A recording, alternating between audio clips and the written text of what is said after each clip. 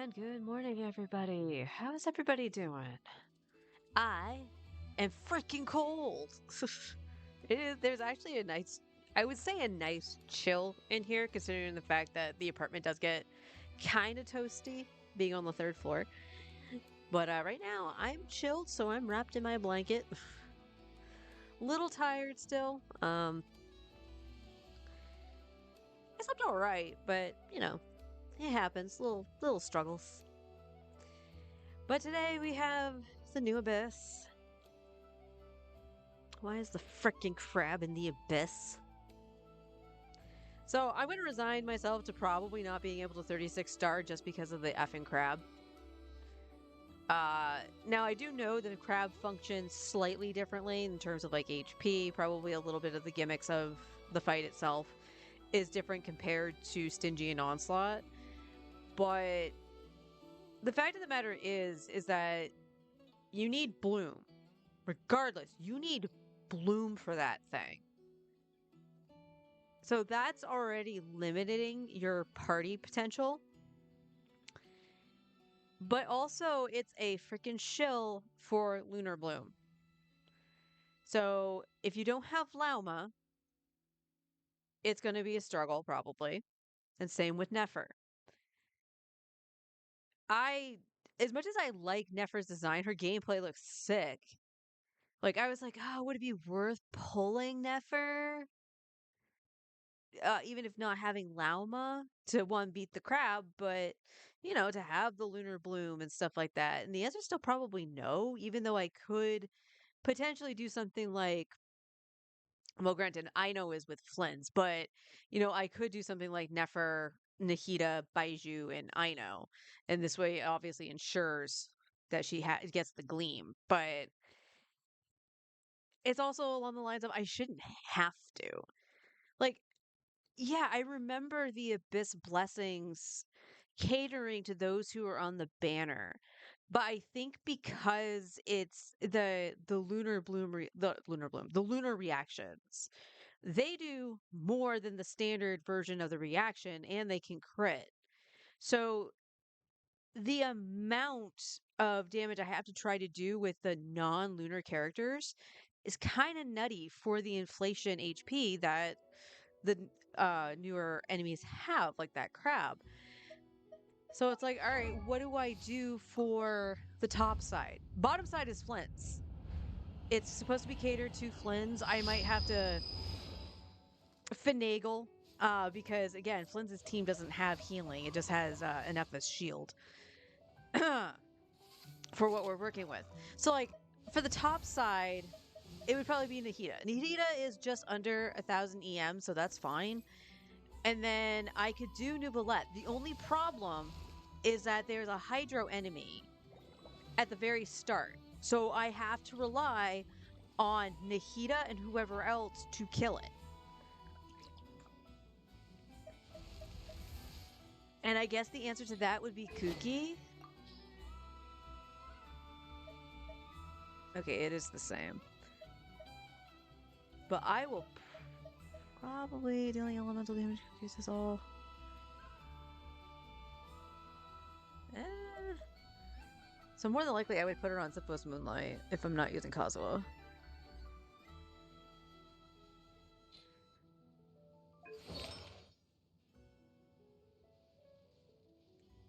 Where the frick is your...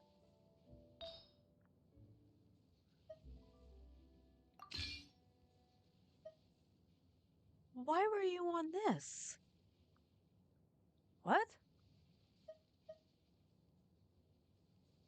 Huh? How did she... I am so confused.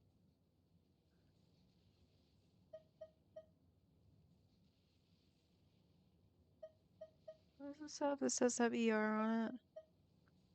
I could level this. And then we have this as back to Paradise Lost.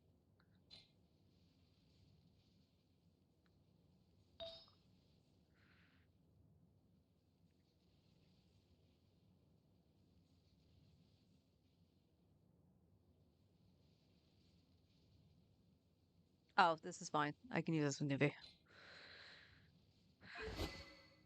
So like it's a matter of doing the hyper bloom with Kuki, or I try to just do straight bloom with Nahida and Baizu. But that's going to be so slow trying to kill that enemy, the Hydro enemy. Also to point out, like the person I did watch do the Abyss yesterday because they were on the Asian server had a key of Akatrazu on Kuki. I don't have that. So her damage is going to be significantly lower. So I don't really know.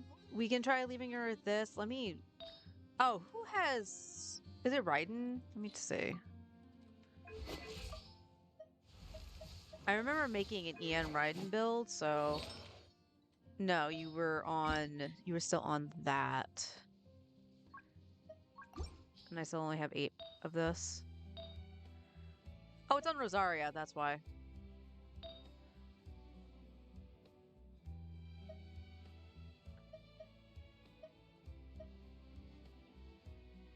Oh, this could be fine. Depending on what that rolls into. And then we did get an EM Sans. So she would keep her goblet, and we still have this. And then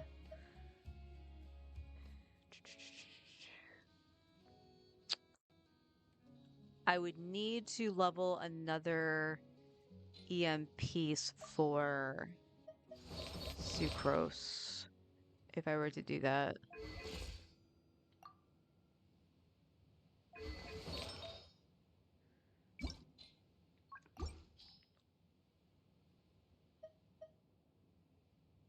Okay, that's already started getting leveled. Crit rate ER.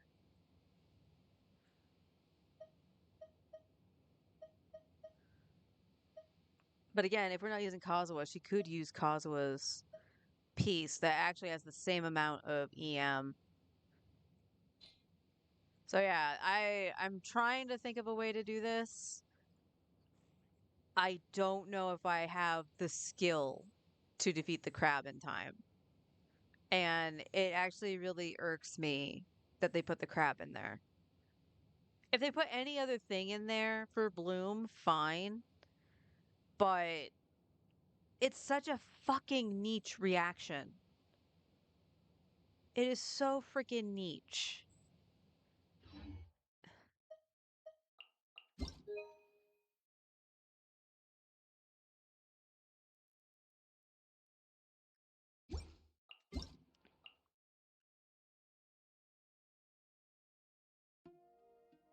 You know, I don't really want to read your letter right now, but why are you giving us Nouvelette's weapon?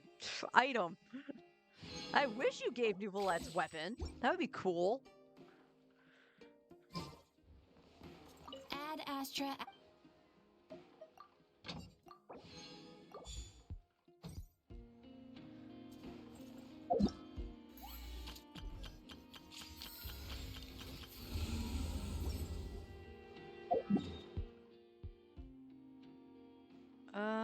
Yeah, we'll do this first. Do this, do the artifact route, because I definitely need the fodder. And then we'll attempt the abyss.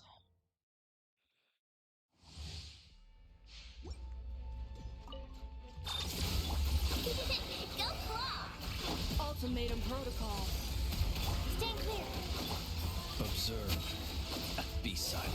Night falls.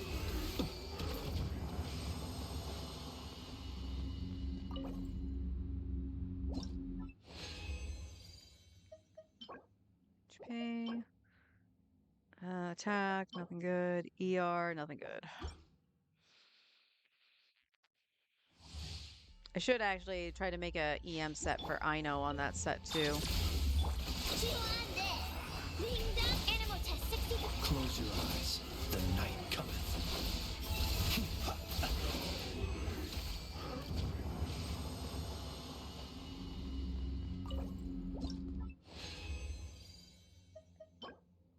Oh, crappy attack. Crappy attack. Unfortunate. Granted, I don't think there's anything beating my offset sands, so take that for what you will. Installation champ. Go claw! Oh, stand clear. Observe. Be silent. To dust.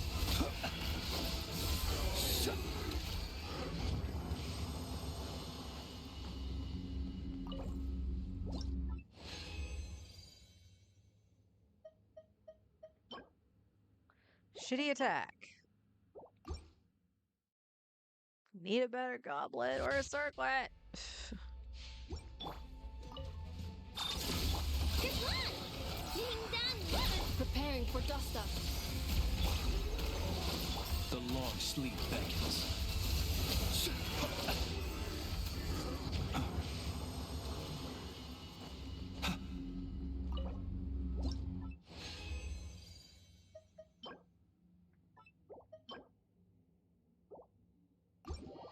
I'm getting a lot of double crit feathers on that set.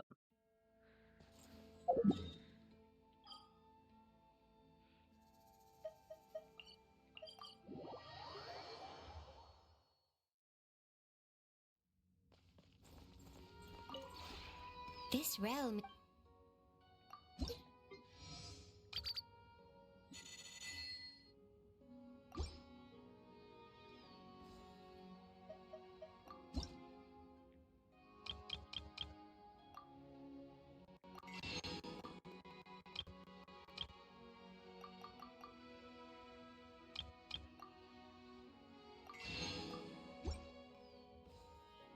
If you ever.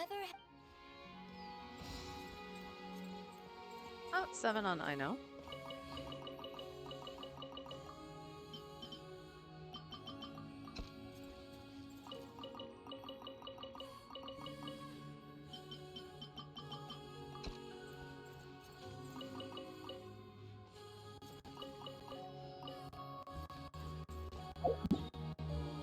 Ah, it's starting with the stutters. Please don't.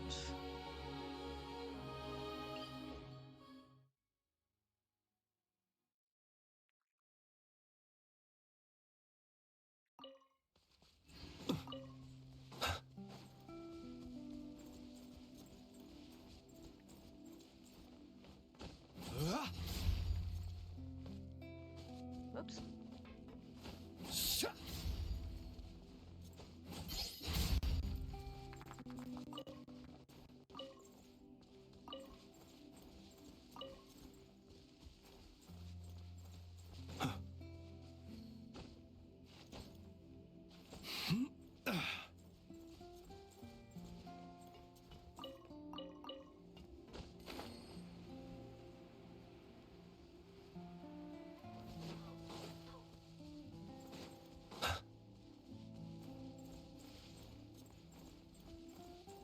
Ah, I'm actually looking forward to trying my capture card later. It should show up today. I'll probably do some test recordings with it and make sure everything is set up correctly before stream tomorrow.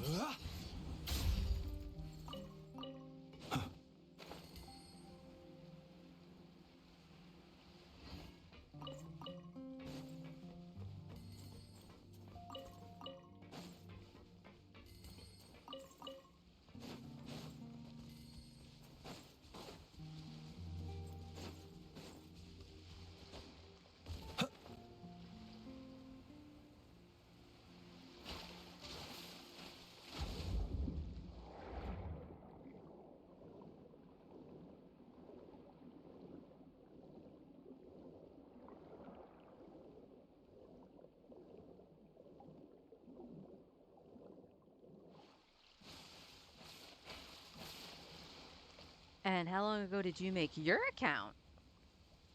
32 minutes ago. Yep. Mm-hmm.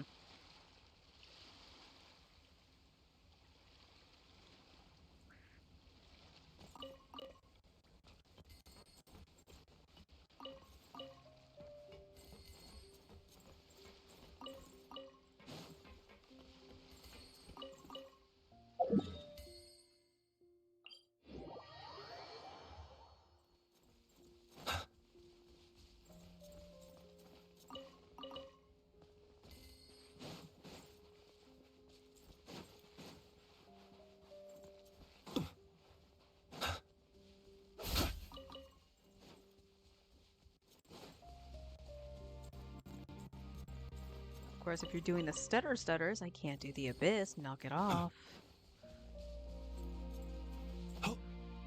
Want to point out, the remote play worked pretty well yesterday. A couple stutters here and there, but otherwise it was perfectly fine. Until I went on to Star Rail and then it decided it wanted to eat its face.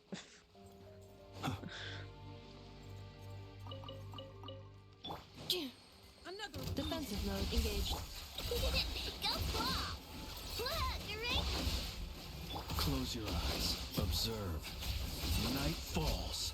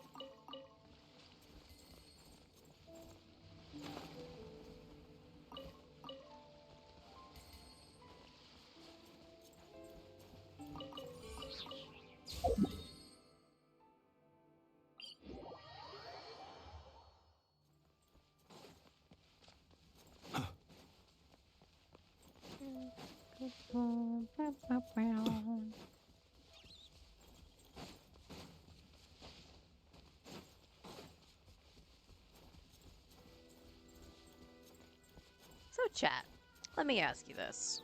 Because I've said this a couple times, that I'm glad I have the free-to-play experience on Genshin. But I actually think the better way to play, for me, is at least BP Welkin. I have to know from the free-to-play players, do you ever feel like you're missing out on a lot of things because you are free-to-play? Like, just by not even getting the Welkin, that you feel like you're missing out on a handful of wishes to possibly get to the 5-star. Not necessarily actually winning your 50-50, but just getting to the 5-star. Because I've gone, on my free-to-play account, I've gone twice? Yeah, it was twice on Malvika. To Hard Pity. Once was a 50-50 loss, and the other was not even getting the 5-star because she was so far in. And I say she was so far in because it was a guarantee when I tried the second time around.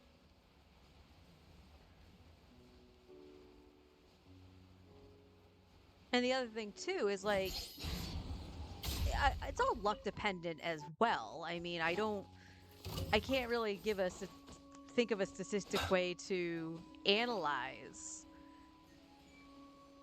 you know, how many wins and losses you're going to have on your account, because you can go through a complete luck streak, right? Like, look at my Star Rail account. Like, that caught up to me. I lost on Evernight.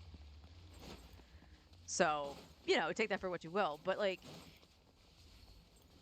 if you continuously lose as a free-to-play player, like, what keeps you playing if you did, or did you just outright quit? Hey, Brian, how you doing? I'm just genuinely curious. Because I think if I stayed free to play initially, I probably would have given up the game by now. Genshin, specifically.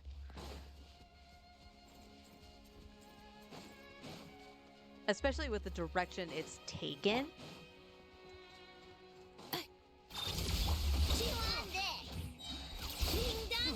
Animal hypostasis emulation.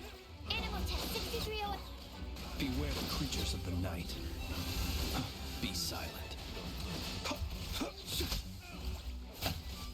Do you fear the dark?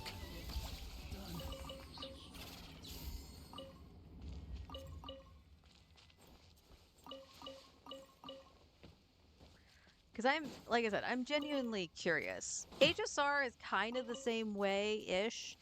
I've been getting the Battle Pass pretty regularly. The Express Pass I don't get too often. I only grabbed this past Express Pass was because of Anaxa, because I was gonna go for his E1.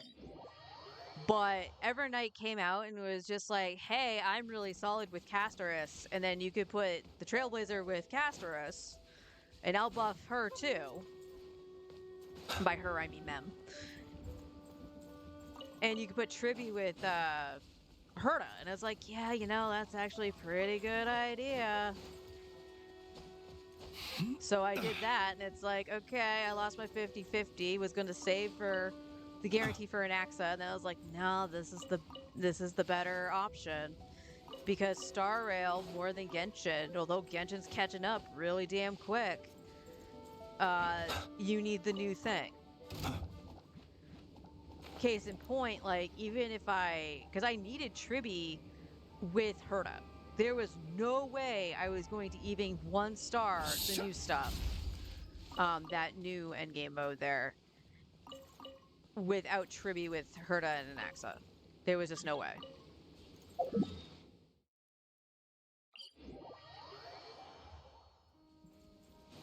And then I couldn't even clear, didn't matter where I threw Fine on. It's just I couldn't clear it because I didn't have a proper sustain for him. And it's like, oh, well, Finon can go sustainless because he's on the field solo half the time anyway.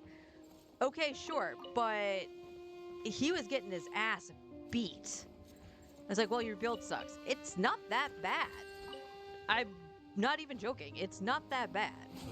He just needs more speed. And it's just like, oh, shit, you know, if I got his light cone, I wouldn't have that problem. So it's why I'm like starting to like look at the light cones a little bit more. And it's funny because Anaxa and Seredra both had 4-star event light cones catered to them. And I leveled one of them. I leveled the one for Anaxa initially. And then I'm like, oh, ignores defense. That sounds awesome. And I don't know why I thought the light cone over is E1 because the E1 does the same thing.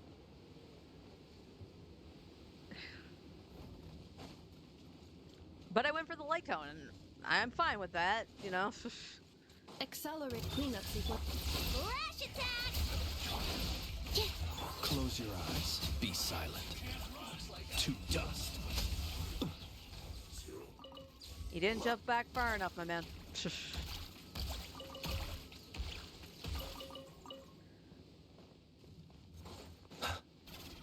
But yeah, I really only just get the battle pass on Star Rail, unless there's a character I really want or a light cone I really need. Then I'll grab the Express Pass. And usually it's enough. Star Rail has so many events going on at the same time, with enough time to sit there and frickin' do them, by the way. So you don't have to just jump right in or wait like 5 days on something that lasts like 10 days to go in and do it. I will praise Star Rail for that. So you can get enough Jade. As it was yesterday after doing the 31 pulls. Yes, it was 31 because I just got one random one with the... And it's not Genesis crystals, but it's the equivalent. I don't remember what they are in Star Rail. Because I got that from the Express Pass. I haven't gotten the 5-star yet. That's fine. That's fine. But I was just like, oh, let me go take a look at the light cone in Herta's shop for preservation. It won't, the passive does nothing for Dan Heng. The high base attack from a 5-star light cone, sure.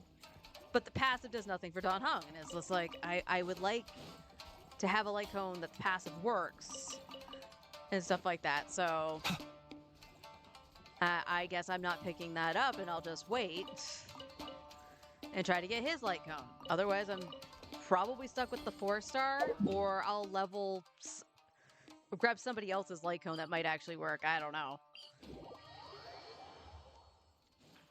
Because the biggest thing that's holding Dan Heng back for me is the attack on the light cone. Because he has attack on like everything he has. I actually did luck out with that, and most of it got rolled into. And no, I'm not going to go for perfection. But if the rolls are so shit and miss the stats I need, then yes, I will re-roll if I can. because I'd rather use the item to reroll than try to farm another piece of equipment that has the stats I need, because dear God, it takes fucking forever. Case in point, I still haven't gotten another usable goblet or circlet for Flynn's.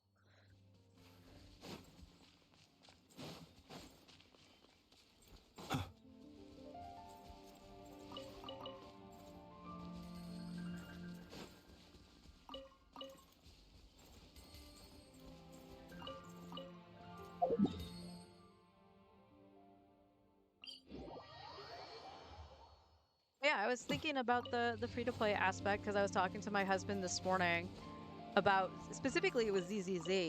He unfortunately lost his 50-50 on Lucia.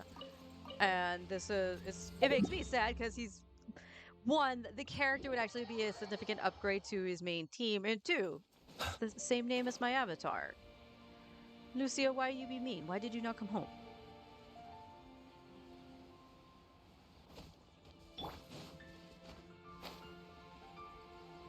But the amount of losses he's had on Defensive mode. I almost said Star Rail on ZZZ. Oopsies. The long sleep beckons. Close your eyes. Did you seriously like avoid all the lightning by standing under here?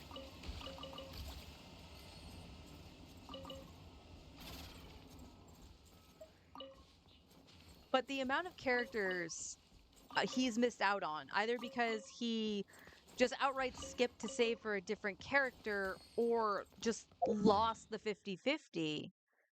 So he can't get enough of the wishes to be able to get the character. Because more often than not, things don't come early. More often than not, as I pointed out in Star Rail, and this is true to Genshin too, I see my 5-star typically around 76 pity. Anywhere between 76 and 78.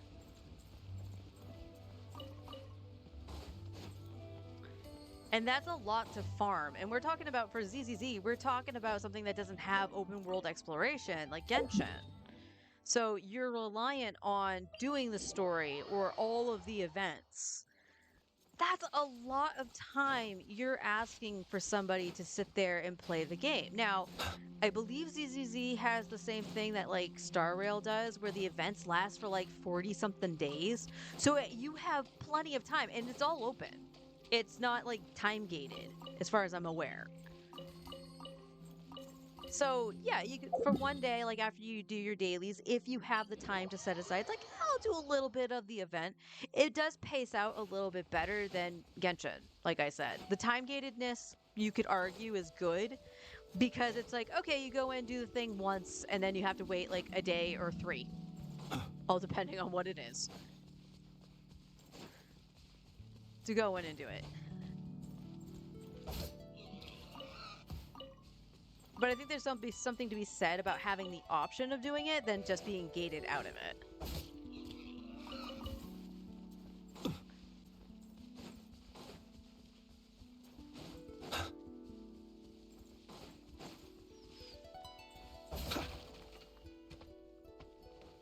I swung. That's not gonna bode well for me in the Abyss now, is it?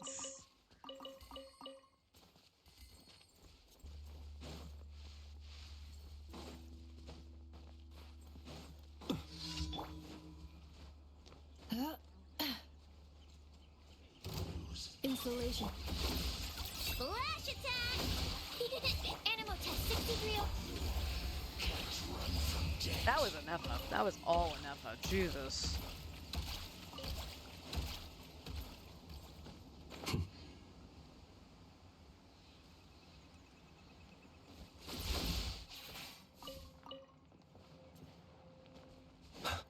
So, before we get into the Abyss, I want to actually one-hand in my shit, but we're gonna continue the mini tangent, alright? Just the mini tangent. Let's change my party. Change to my friendship.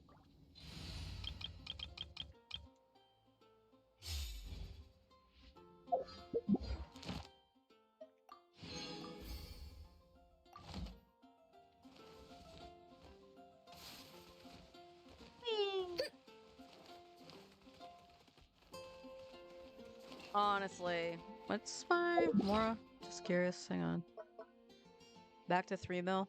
I probably should actually get Ino to 90. Ad Astra. Thank you for complete. We're well together.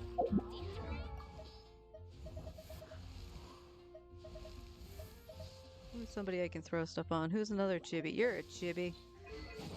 Oh, you have stuff on you. Diano? Diano.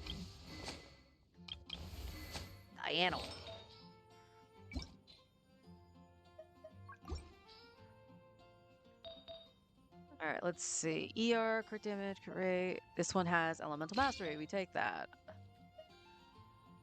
That one's leveled, has EM. Do I open EM, ER?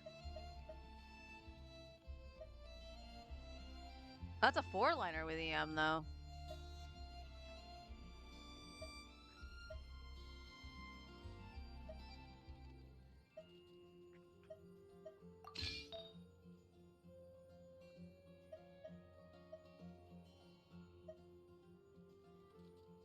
Nice. Barbara, why do you have this? I'm gonna have to go see what Barbara has. Barbara's supposed to have Sing Cho's shit. Oh, it's because it's Ino's. Because Ino has Sing Cho's Noblesse. Well, this one's better anyway. I don't think. Do I have an EM goblet? I do.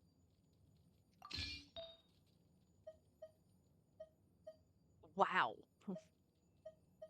Okay, great. The substats are shit. But I actually got EM on all the pieces. So that would probably be an offset piece regardless. So, alright, let's see what's on Barbara. Now, why am I doing this? On the off chance that I actually need to move Ino to another team. That's why.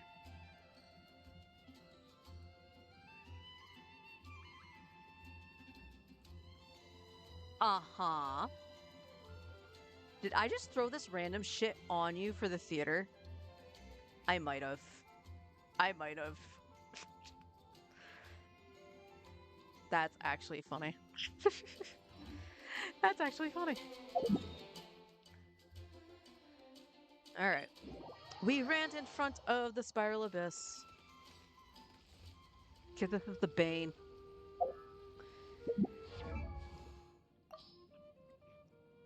Let me get a sip of my coffee. I'm gonna need the caffeine.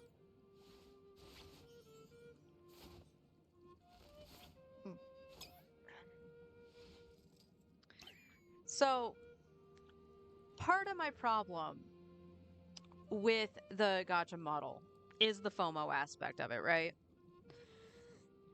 You have the fear of missing out that you either spend money you shouldn't, or you spend money you shouldn't because you don't have it in the first place. You accidentally overspend because you're like, oh, I'm so close.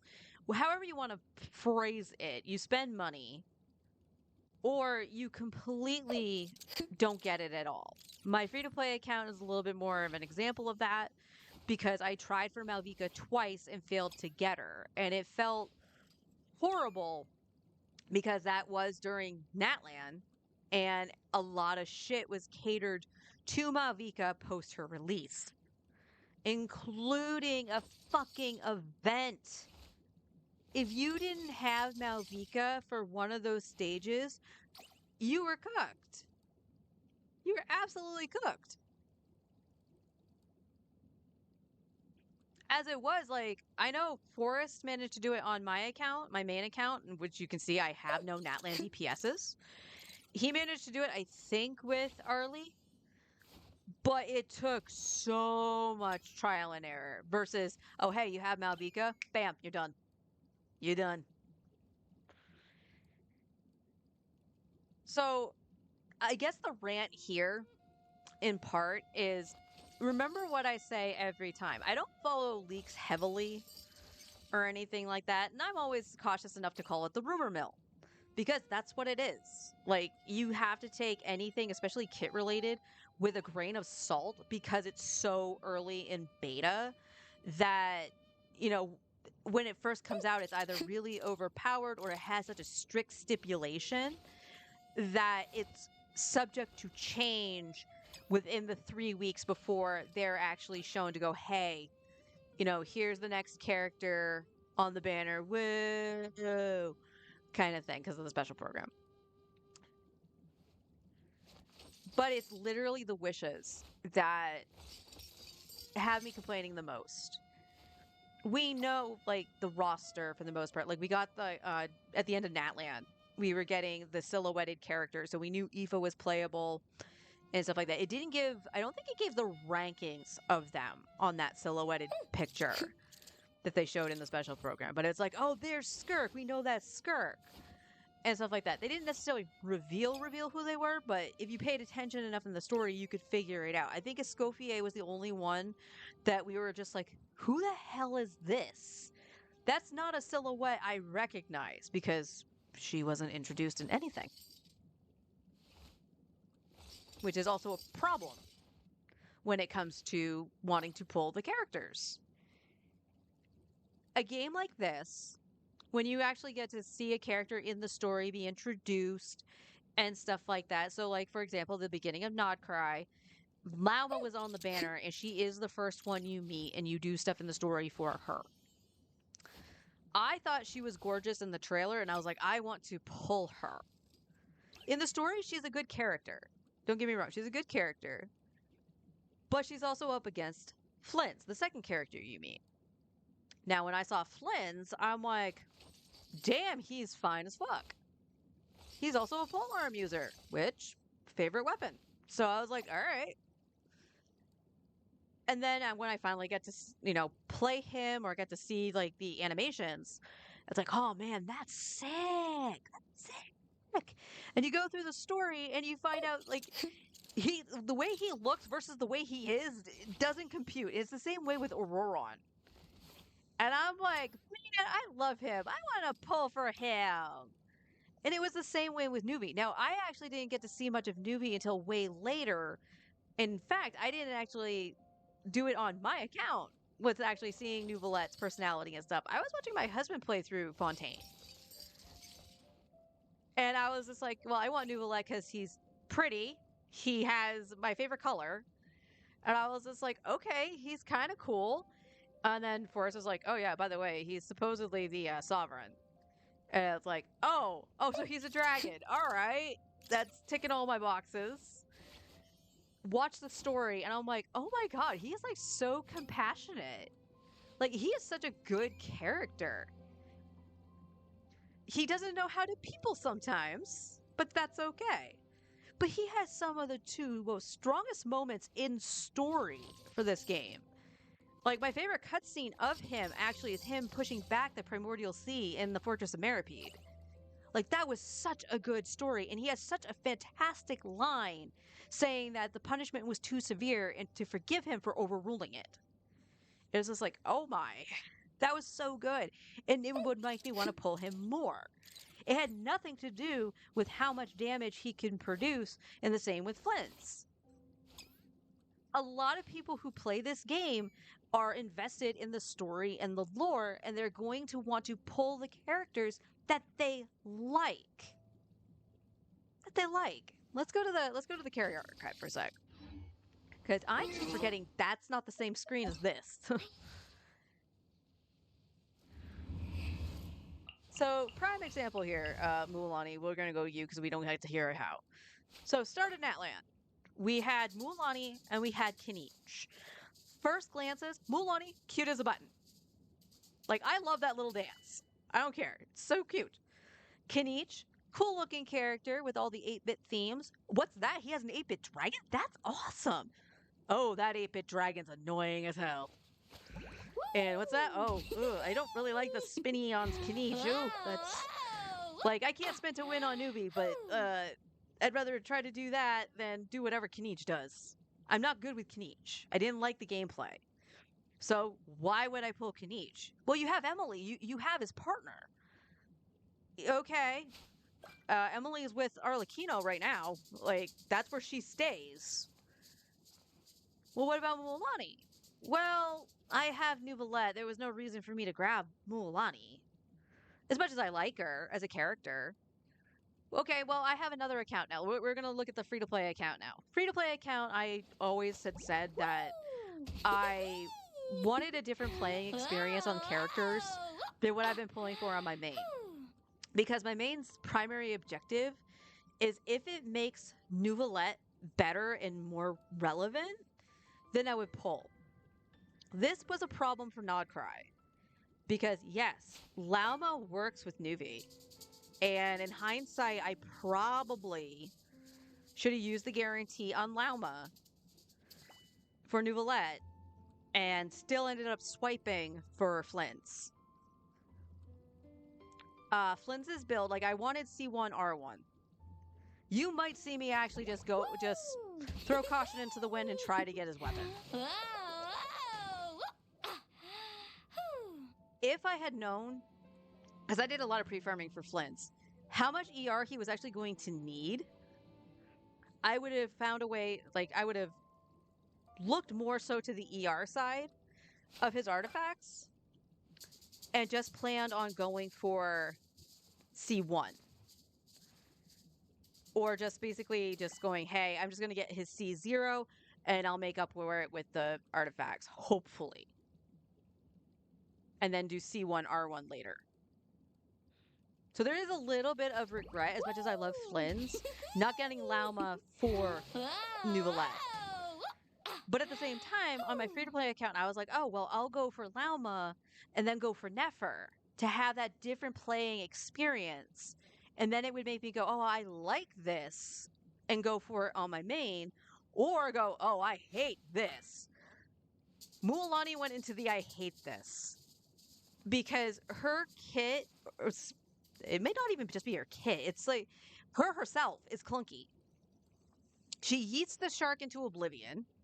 You don't have that problem with Nuvi. The only problem with Nuvi that I can't explain this at all. Like, I'll skill, get the balls to show up on the ground, do everybody else in the rotation, and then all of a sudden they're gone. And I'm like, I should have had plenty of time to pick those up. I don't know why they vanished. Or the charge just gets canceled. He's not getting hit or anything. The charge just gets canceled. That being said, you know, those are little like buggy things in the game. I can't do anything about that. But the frequency that Mualani will yeet the shark into oblivion is a lot. Like, I've seen it happen way more often. Now, Forrest and I have actually adjusted her build on my free-to-play account. And she functions a lot better than she did. She's on R3 of the craftable weapon. She now has Mona in her team so she can get hydro particles and stuff like that. It's been actually really good. But it doesn't change my opinion of her to want to pull her. Because again, I have Nuvolette. If you have the elemental check and it's functioning, I think the average player isn't going to pull what's technically the new meta here. And you want to know the other funny thing? I have seen other players, other streamers, call her like the new meta, that she is better than Nuvi. But who do people rely on when they want Hydro DPS? It's Nuvolette.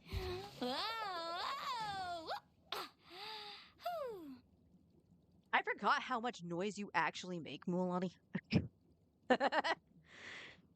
So there's that, okay? Like, I like Mualani as a character. If I was just a pure collector, absolutely I would have pulled for her. But because I had Nuvi, that's the thing other people think of. It's just what they have on their account already. Do I need her? No. And the other reason I didn't pull for Knight, aside from not liking his playstyle, was the fact that I have Alhaitham. Alhaitham's damage kind of fell off a cliff. But I had Alhaitham. And lo and behold, watching other, some testing and stuff like that, apparently he works with Lauma.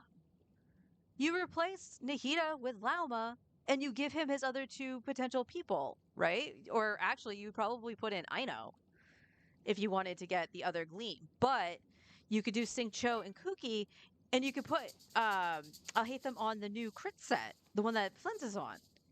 And it's like, oh yeah, that it only needs at least one Nodcry character.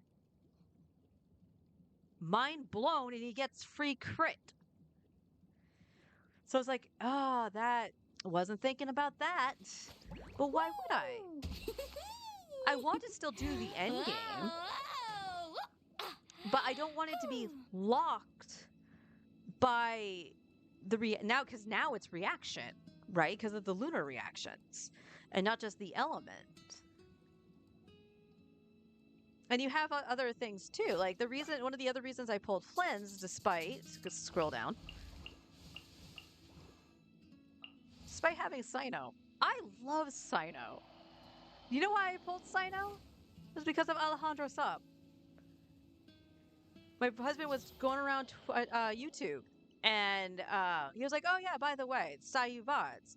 And I was like, "Yeah, okay, VTuber." He's like, "Yeah, that's the voice of Cyno." And I was like, "Oh." So I watched a few videos of him and stuff like that, and was hooked. He is such a funny dude.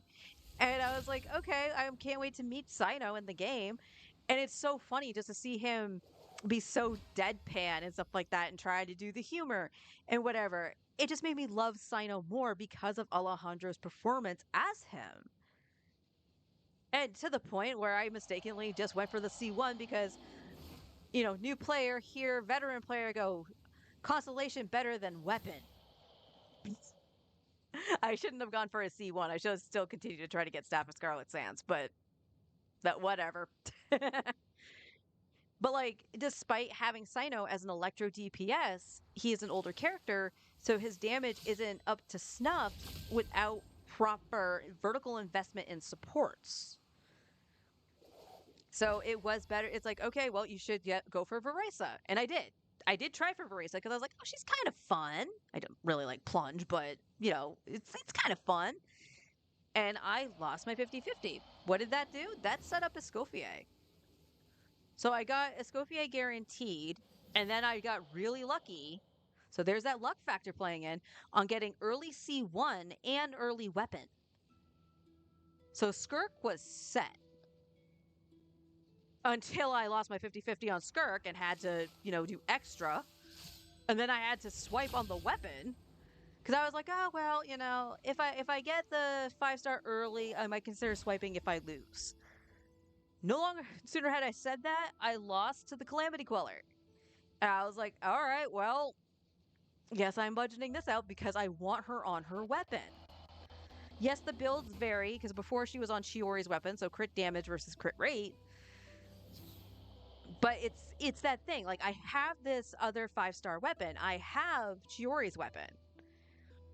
And it's like, well, who do I put this on? Well, I've put it on Alhaitham. Right now it's on Farina. And stuff like that. It's just like, I want this weapon freed up to bounce around for certain builds. So if I have to use Alhaitham, but I'm also using Farina, I can put it on Alhaitham for his build and put Farina back on the Favonius. Because it still works for her.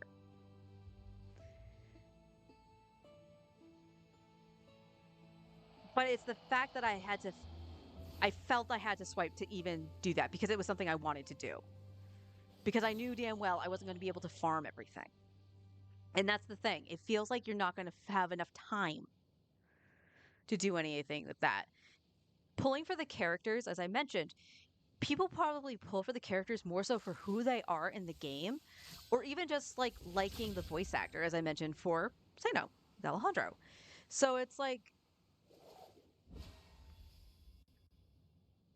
I don't know the percentage. Like, I would love to see statistically the percentage of people who play this game and play it for meta and just go straight for meta instead of the fun of getting your favorite characters and playing your favorite characters. Let's go to Disgaea for an example. Hi, honey. How you doing? Let's go to Disgaea for an example. In the OG Disgaea, Disgaea 1, and even D2, you had the Disgaea Trio, Laharl, Flan, and Etna. And then you got to make your units. So for me, making my units, this involves at least 2 characters of mine. My avatar, Lucia, and my favorite OC, Sora. I will always find a way to make them if I can and want to continue to play as them because of the attachment I have to them. In terms of the story characters, my original playthrough was standing because I only used Laharl. Um, on the playthrough I did on stream, I ended up using Laharl, Flawn, and Etna, but also making sure I built a cleric and a caster in replacement for Flawn because I knew she wasn't available in the final fight. Flash forward to Disgaea 7, which we are still currently playing through. We're doing DLC, and then a whole bunch of grinding is going to take place. A lot of that probably will happen off stream. But you had Fuji and Perilka at the start. And I was like, okay, I'm going to make Lucia like this. I'm going to make Tracy. Tracy's another one I usually use as well.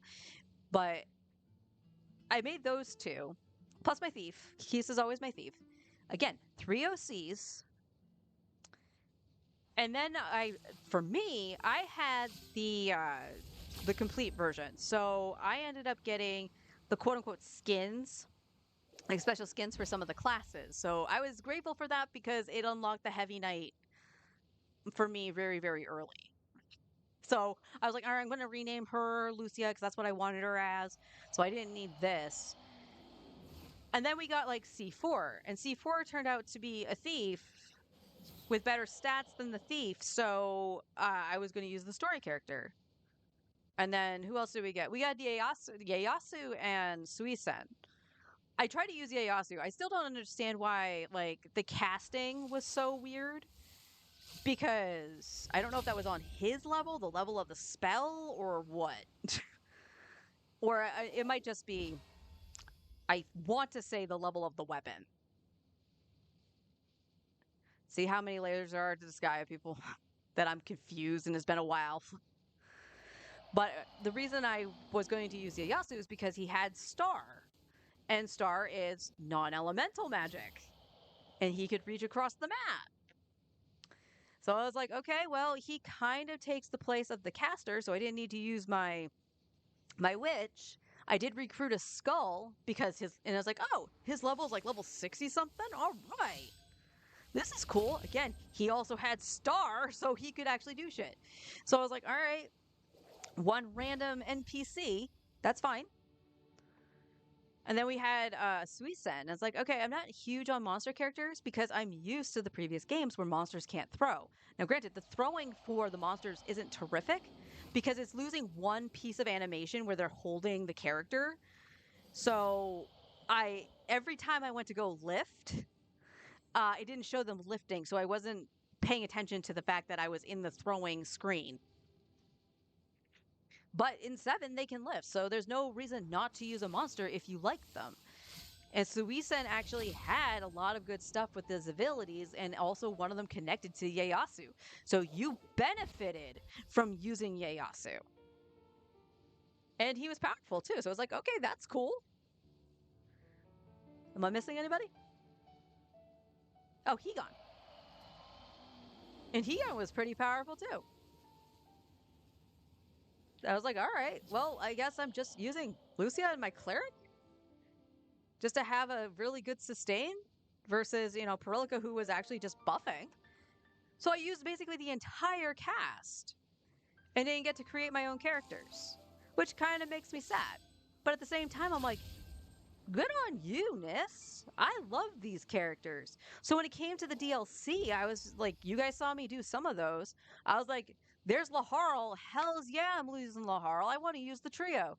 What's that? There's Etna. Etna can use axes. I hadn't had an axe wielder for so long. And there's Rosalind. I'm like, yeah, Rosalind's all right, but I still rather use C4 for, you know, guns, and she's also my thief. I was like, okay, Adele can use fists. Pause. I was like, so can Fenric. And I'm a big fan of both Fenric and Valvatorez. So I'm like, all right, that's probably the next DLC I'll try to do. I want to do that. But there's 10 characters you can put on the field. So you have what? Fuji, Perilka, C4, Higan, Ieyasu, and Suisen. So that's 6 characters. Laharl, Etna, Flawn, that's 9. I only have 1 left. But I want to use Valvatorez and Fenric. I want to use, you know, I still want to use Lucia. There's not enough. And you can't do that. And it kind of is like, it feels the same way because there's just so many favorite characters you want to grab and build because you like them. But not knowing when they appear is also a problem. And that's my biggest gripe. You can have that silhouetted mark, right? And you can figure out which characters they are, but you do not know when they're going to appear. And you don't know when the reruns appear. So, spender or not, because again, me budget spender, okay? Budget player. Nuvi is my top priority, but I don't know when he's going to appear. So I have to rely on the rumor mill to go, oh yeah, he's rumored to be, like in this case, he's rumored to be in 6.2. So I'm like, okay. So this right now, 6.1 is going to be Furina and Arlie and Zhongli as the reruns. I was like, I wanted C2 Arlie, but if Nuvi is there, then I shouldn't spend anything. I should do this. And it's just like, well, I don't really want to miss out on Flynn's weapon. But I barely have enough to maybe even attempt the 5-star. I don't even think I have enough. I think I have like 40 pulls. Unless I got stupid lucky. But that's the thing. Unless you're stupid lucky. I wish they were more forthcoming with the prospect of the banners. The 4-star problem is a whole nother issue. And for anybody whose favorite character is a 4-star character, I feel so bad. Because it's like, yeah, they're my favorite. I want them C6. Look how long it took me to get Aino. It wasn't until I was going for Flynn's C1 that I was getting that. And I think he was like an 80-something pity when I got the 5-star. So I got incredibly lucky near the end getting Aino. But my husband, who has been on both his fucking accounts, has been going for at least C2 Aino and has only managed one copy of her. Brand new 4-star character. It's rated up. What the hell is Akabe doing here?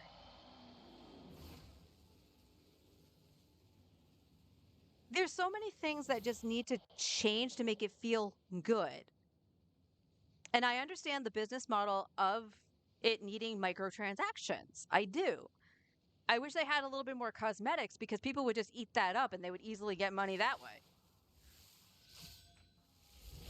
But I wish they were more forthcoming and sooner forthcoming on the information of the banners. Because it's like, okay, here's the special program. Cool. We don't get to see the 4-stars until like literally a day before sometimes. A day before the banner drops. Because sometimes those 4-stars are also what make people want to roll on the banner. Because here's the thing.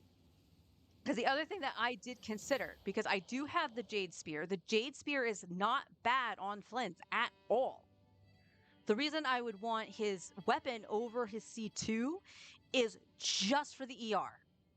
It is just for the energy return, and then he has zero problems with the build I have. But his C2 is damn good, and I'm like, do I just build pity with what I have on the banner and go for his C2? Because if I win and get his C2, excellent. If I lose, then I just hold on to it for what? Arlecchino? Or if it's confirmed, freaking Nuvi. And that guarantees my C5. But I have no way of deducting that. So it comes down to like, well, I could do this. And I'll make sure I have money set aside to swipe. Like, that should never, ever, ever, ever be the thought process. It should never be that way. Ever. I'm going to put the asterisk on the fact that Nuvi is my favorite character, and it's what I would want to spend my money on. But that's because of love for the character and not to make the character play better. And we were talking about, Forrest and I were talking about the light cones, and I had mentioned the light cones as well earlier. that their kit, part of their kits, it feels like part of their core kits are now just tied to the light cone. So there's like no option. There's like no remembrance light cones. So a lot of players who didn't pull for Castor's light cone just have a high HP light cone on her, which I think is Bailu's. So if you had Bailu's light cone, you could just throw high HP on her and be done with it. And the same thing kind of goes for Dan Heng. You can throw a high attack-based light cone and then you're done. But that kind of, to me, defeats the purpose of what the light cones do. You want the passives. At least I thought you did. Maybe I'm confused. I don't know. But it's just maddening. It's just absolutely maddening. And yes, characters need to evolve with the game and stuff like that. So yeah, the older characters are going to get, snuffed out and stuff like that. They're just gonna get pushed out and whatnot. But, newer characters can make older characters good. Ayaka became good again because of Escoffier. And now Alhaitham with Llama. So there's things to be said about that, to be able to play your old favorite characters. But at the same point, it's like, okay, my old favorite character will go, I think, Escoffier works with Wriothesley too.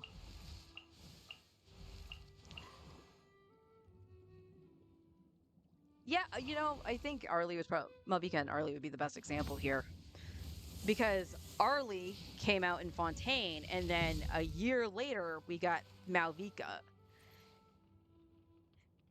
And they're kind of like, they fill that same niche. The thing about Malvika, though, is that she can also be used as, support. She can be.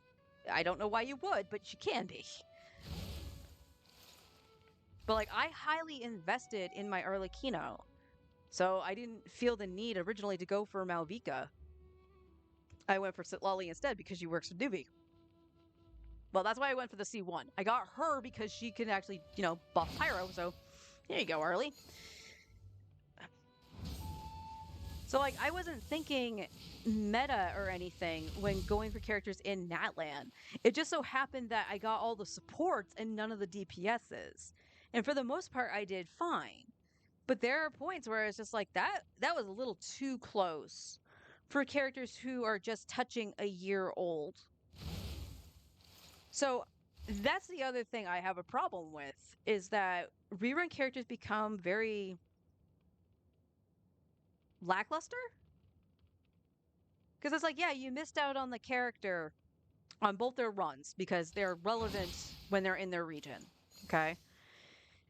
And then it's like, okay, here's the new region. Here's a rerun. So here's Furina. Furina is in a lot of teams. I still think she's a good pickup. But it's like, you got to stop and think, well, is there going to be a character that's going to outstage her? Or upstage her? Outstage. And the answer is probably. Rumor mill is going to be Columbina.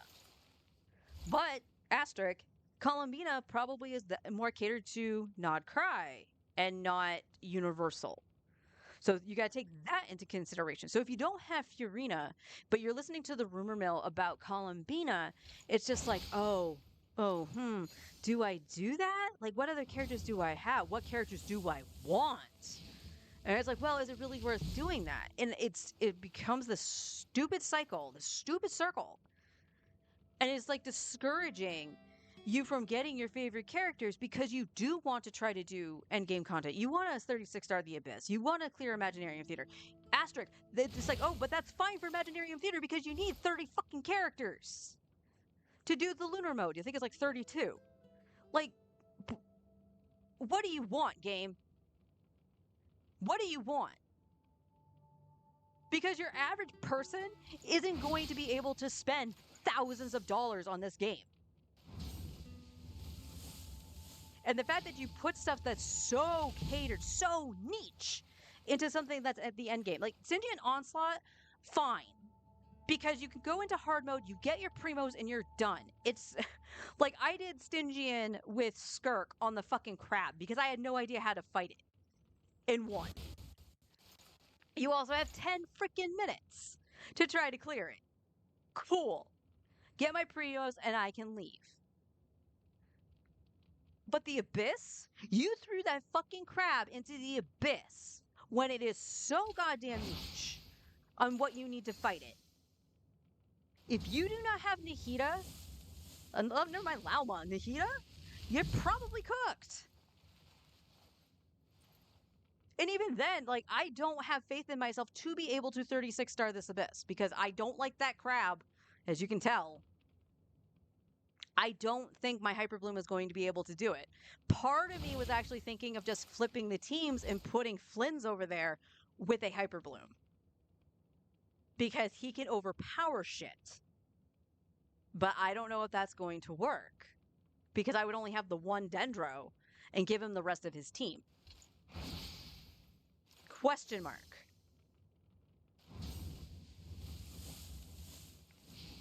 All I'm saying is I want them to be a lot more forthcoming with who's on the banners, who is coming out when. Similarly to a season pass, because for a long time there was like look at Street Fighter, right?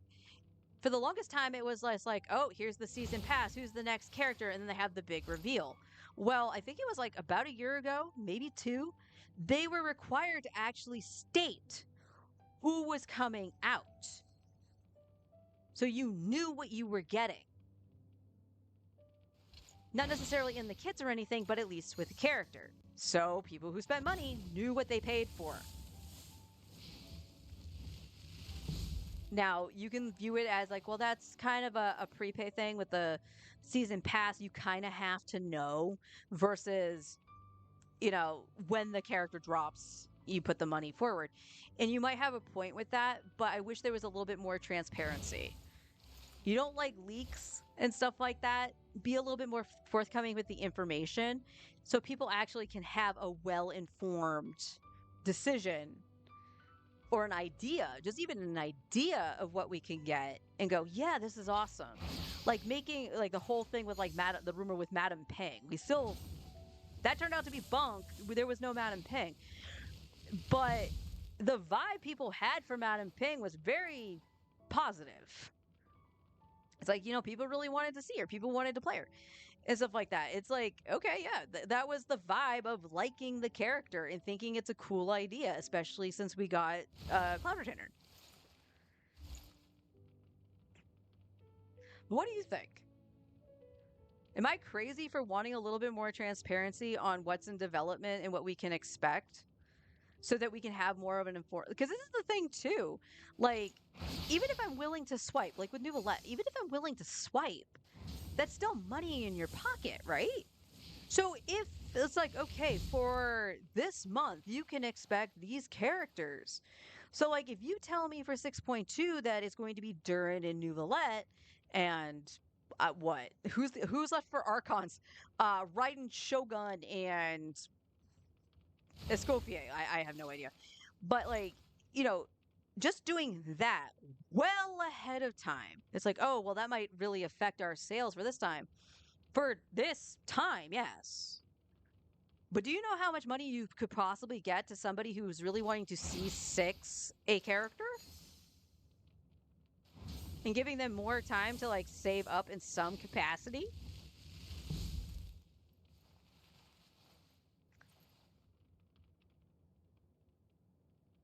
It is just irking me a lot with the end game because it just feels locked. And yeah. Am I stalling because I don't want to fight that crab? Yes. I need to turn on the fan.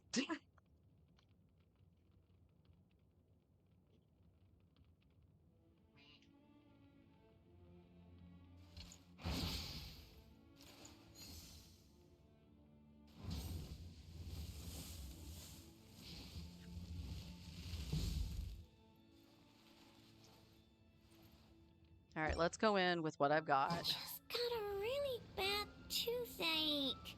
Why? Because you don't want to fight the crab either. Because you don't want to fight the crab either. Just eat your cake.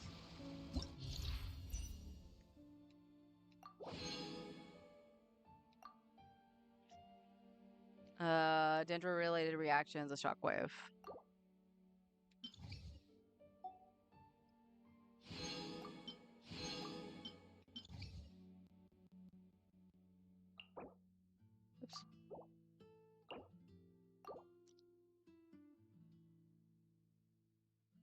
I'm gonna hit the right button eventually to say, check the damn enemy so I know what the hell I'm fighting.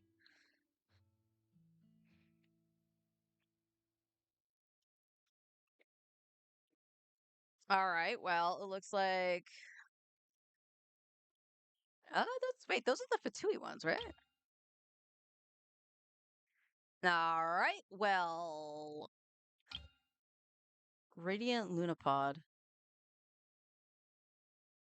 Is that Hydro? The frickin' Wyab.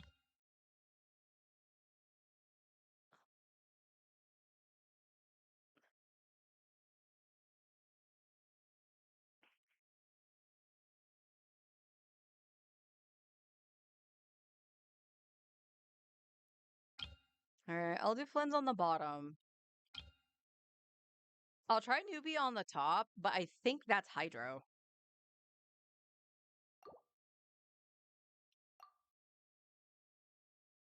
Oh. Oh, I see. You want Electro and Dendro. Yeah. Uh-huh. Screw you, Dendro. We'll see.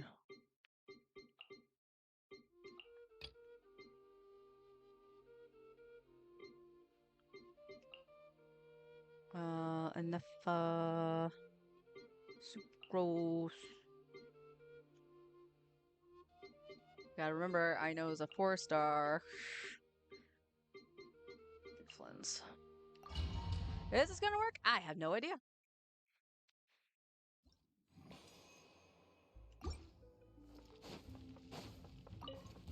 Bow your head. Strike a pose! Time to shine! Letting brave names echo! As one with wind and cloud, Wind Strider.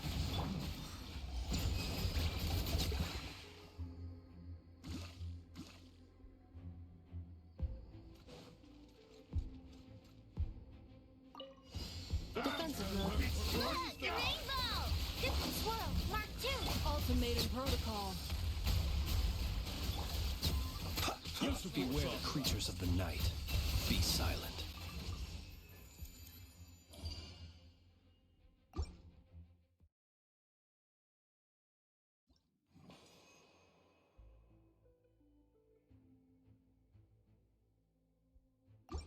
Either or. Settle. Shower me with Did I scare you? See, there's the problem with the balls again.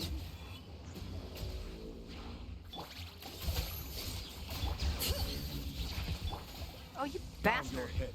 Wind Strider.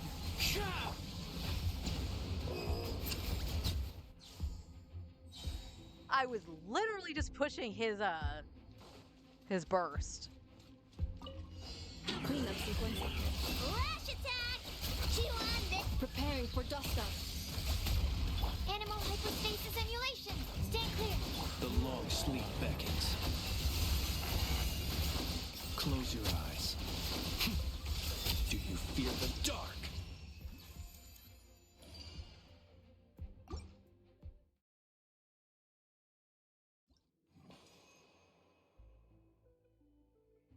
Take energy recharge. Silence. Yoo-hoo! Bring it.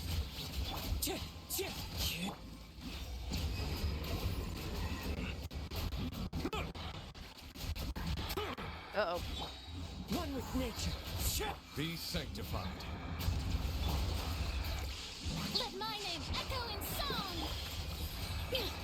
Let the mountain's veins boil! Fallen leaves. Adorn my night. Wind Strider.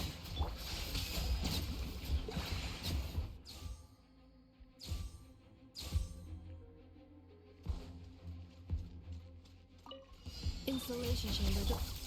A rainbow! Animal test 60. Be silent. Where the fuck are you going? To dust. Close your eyes. Didn't even get its shield up.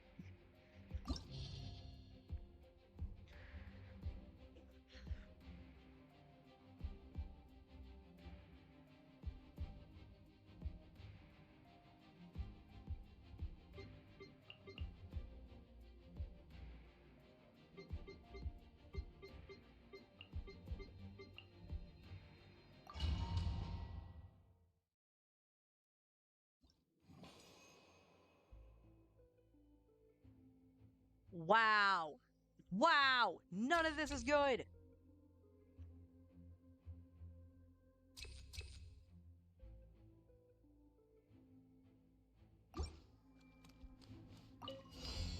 I see everything. Make yourselves at home. Out of my way. Dissipate. Committed to memory. Yeah, yeah. This might hurt a little. Yeah, yeah, yeah. Committed to memory. Yeah. Our bond is strong. This might hurt a little. Settle down. Shower me with praise. Time to shine. Committed to memory. The tides beckon.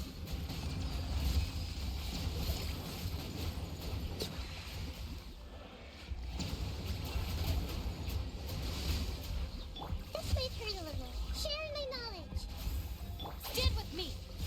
Yoo-hoo! Bow your head.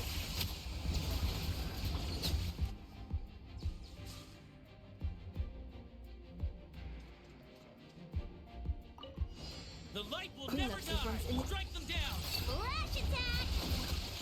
Annihilation mode. Beware the creatures of the I night. stand against the long night and purge the darkness! Observe. Night falls. Do you fear the dark? Defensive mode engaged. Enhanced animal module 75.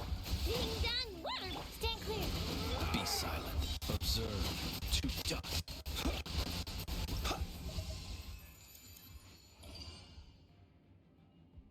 Well, I at least played that smartly.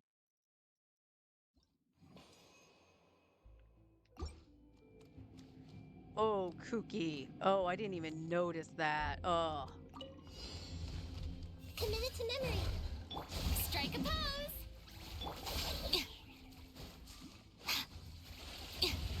Let my name echo in song. Let the mighty be humbled. Settle down. Uh-oh. Bow your head. Be not perturbed. I am unscathed. Oh, good job, Nikita. Our bond is strong. Take care of the gang.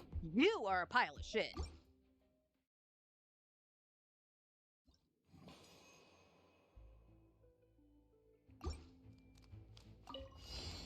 Hey! Shower me with praise. Dissipate.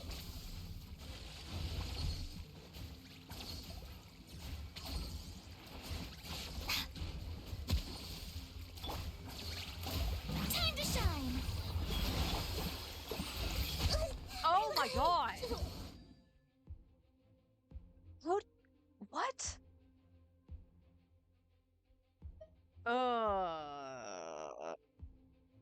Ooh.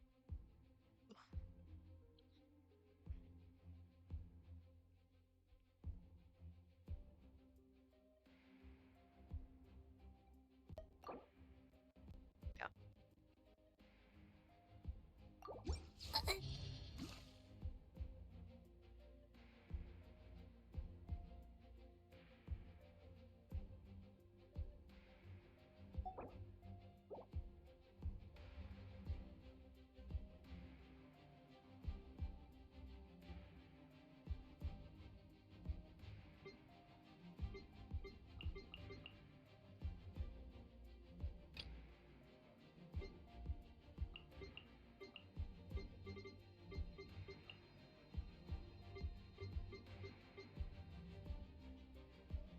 This is a nightmare. This is an absolute nightmare.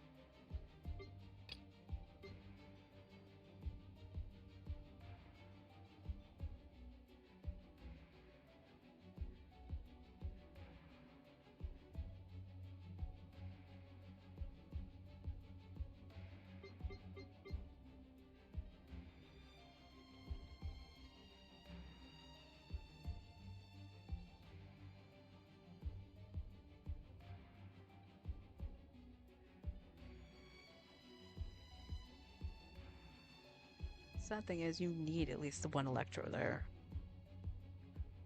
But let's see. I'm gonna make this way worse. Also, I don't even know how Kuki got down that far.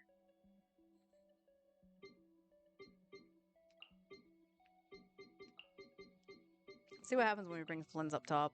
And I'm gonna bring Newbie down here.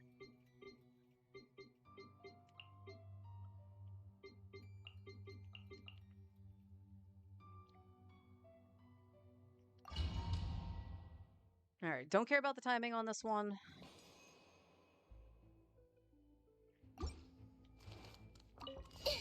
Grow! Cleanup sequence initiated. Ultimatum protocol.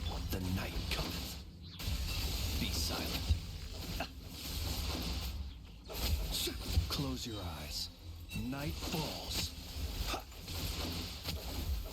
Commit it to memory. Make yourself a home. Look, a rainbow! Installation chamber. Be silent. Observe. Oh shit. Nope, Flynn isn't gonna work. To dust. Preparing for dust up. Ding dong, weather bob! Kerplop! Grow! Beware the creatures of the night. Be silent. Close your eyes. Do you fear the dark? Flash attack! Chew on this. This may hurt a little. Observe. Close your eyes. To dust. Observe. To... Yeah, we don't care about the stars on this floor. The light will Settle never die. down. Let my name echo in song! You should... Strike it down. Hear the echoes Why of am the I valley. lagging so bad? As one with wind and cloud. And purge the darkness. What the? Silence. Newbie! The tides beckon.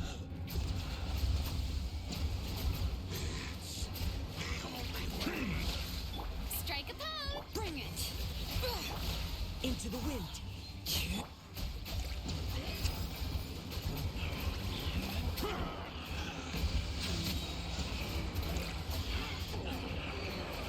Let the mighty be humbled.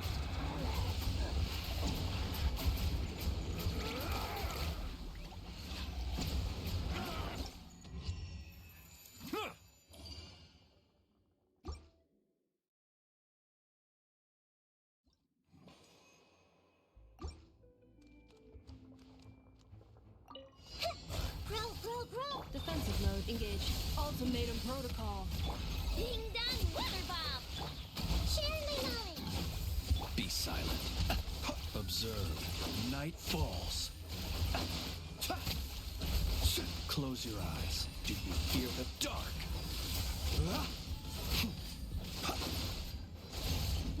Commit it to memory. Installation chamber deployed. Look, a rainbow! Be silent. Observe. Yeah, dude, but he does not dead.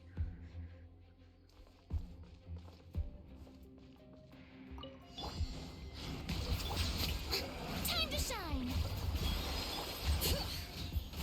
Letting brave names echo. Clouds high. The birds call.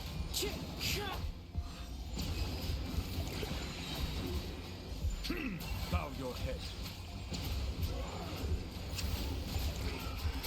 Be sanctified.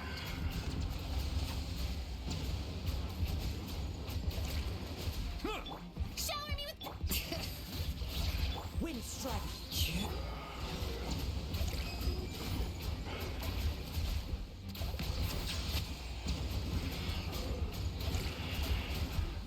Bring it. Hear the echoes of the valley. Let my name echo in song! As one with wind and cloud.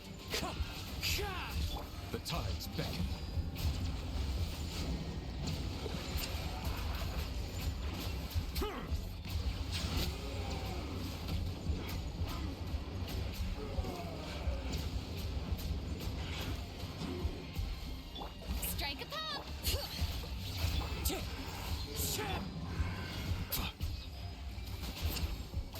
god, that's the second time.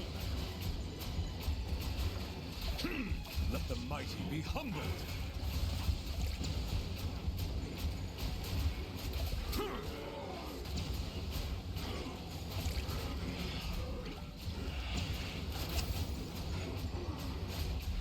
Settle down.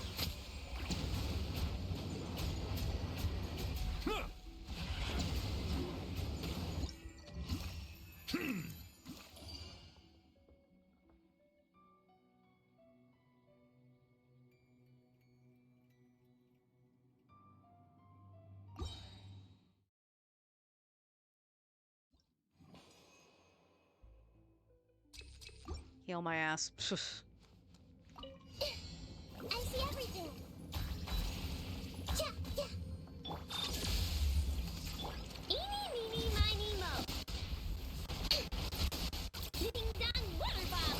Hey. Yeah, yeah. Preparing for dust up.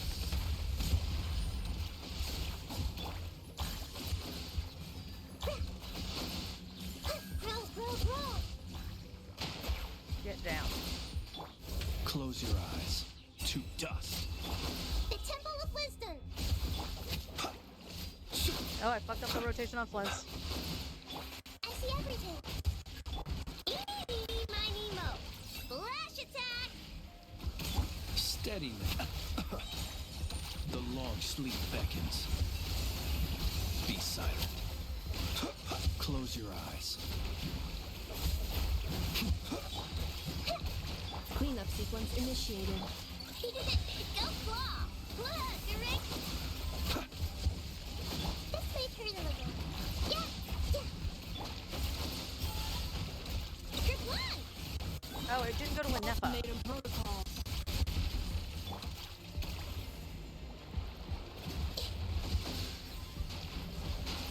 Hey. Flash attack. The night cometh.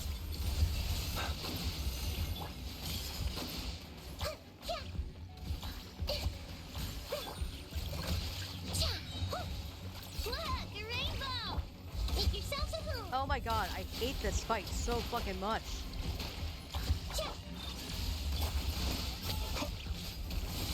Observe. Do you hear the dark? Night falls. Flash attack. Annihilation mode. Close your eyes. Do you fear? Yeah, I'm not gonna kill this in 50 seconds with Nuvolette, because I don't have Electrocharge. You supposed to authorized. Time to shine. Bring it. Letting brave names echo. Clouds high. The birds. Bow your head. The tides beckon.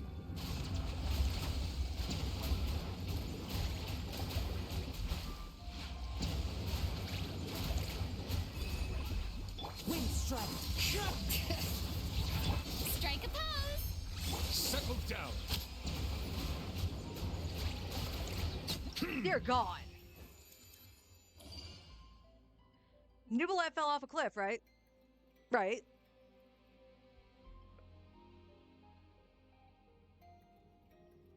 That crab is bullshit.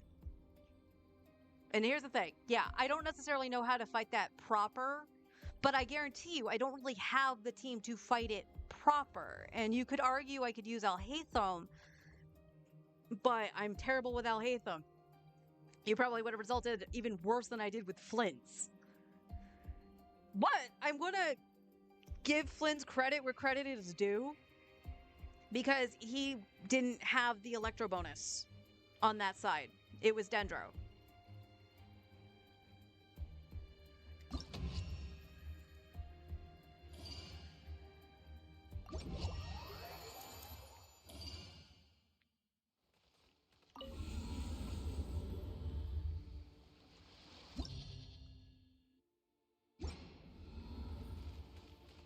Also, good job, I know. I if they're gonna do stuff like that with Dendro and whatever, I hate to say to pull Lauma just for that reason, but for me it would make sense just because I do have Alhaitham. And that unfortunately was something also that was an oversight. She is good for Nouvellette as well. She can be used. But I wasn't thinking about a character I haven't really given a chance outside of the Imaginarium Theater. And the problem with the theater is half the time he can't even be put with Electro or Hydro.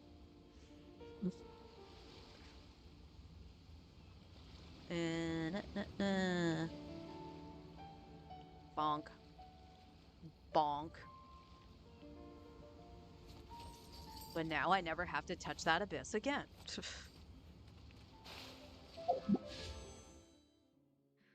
28, 41.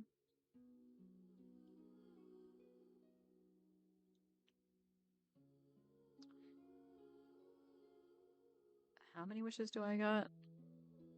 28, 15 plus 41, 28. About 7,000. So 69, 43.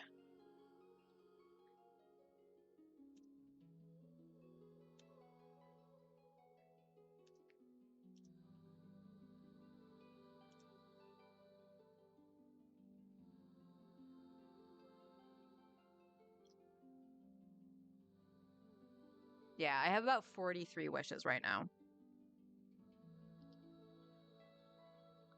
43.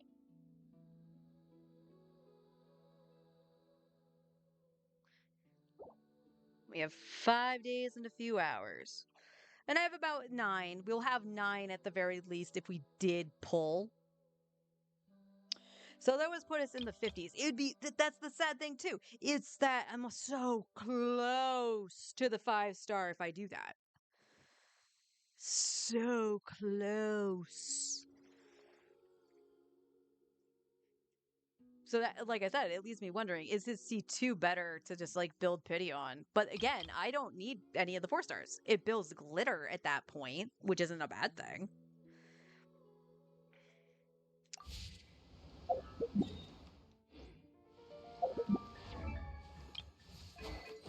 Like I said, credit where credit is due for Flans. Next 6 seconds after using elemental skill, when Flint's next normal attack hits an opponent, it will deal additional 50% of Flint's attack as AoE electrical damage. Standard lunar damage. Well, Flynn's is on the field. His electro attacks hit an opponent. That opponent's electro resistance is decreased. Okay, you want his C2. Yeah, I knew his C2 was good.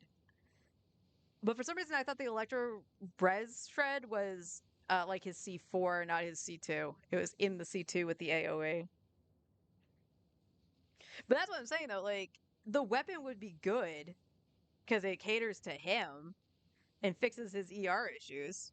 But and this is the other thing too that I'm like I want to invest in Flint's. I really like Flint's. I like his gameplay. I love that his team comp doesn't share with anybody. Yes, I do use a Nefa with Nouvellette on occasion, but that's when I can't use Flynn's. Like when I still have the stupid horse that's immune to it's immune to Electro.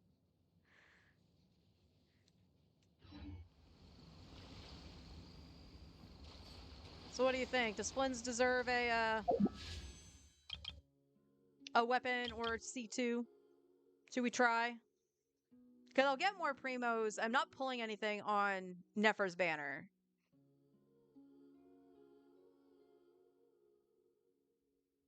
As much as I would like Farina's weapon wouldn't be bad though. Because then it would free up the Chiori's weapon again. In addition to getting the newer weapons too. So now I'm talking myself into Farina's weapon of all things.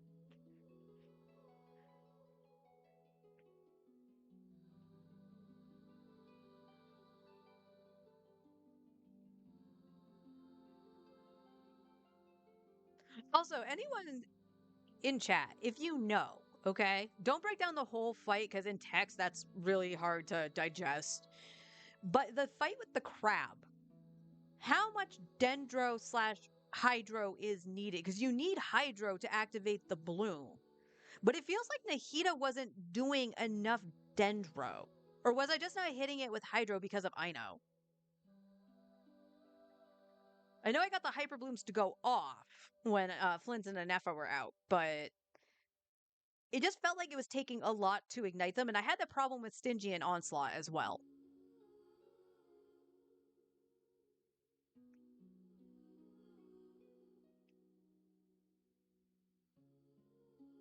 Hmm. And then there's early. I still want early C2, but we have nothing new about the banners yet, so we don't even know the 4 stars. Which again, for Nefer is not really a big problem, because I would be considering the weapon anyway.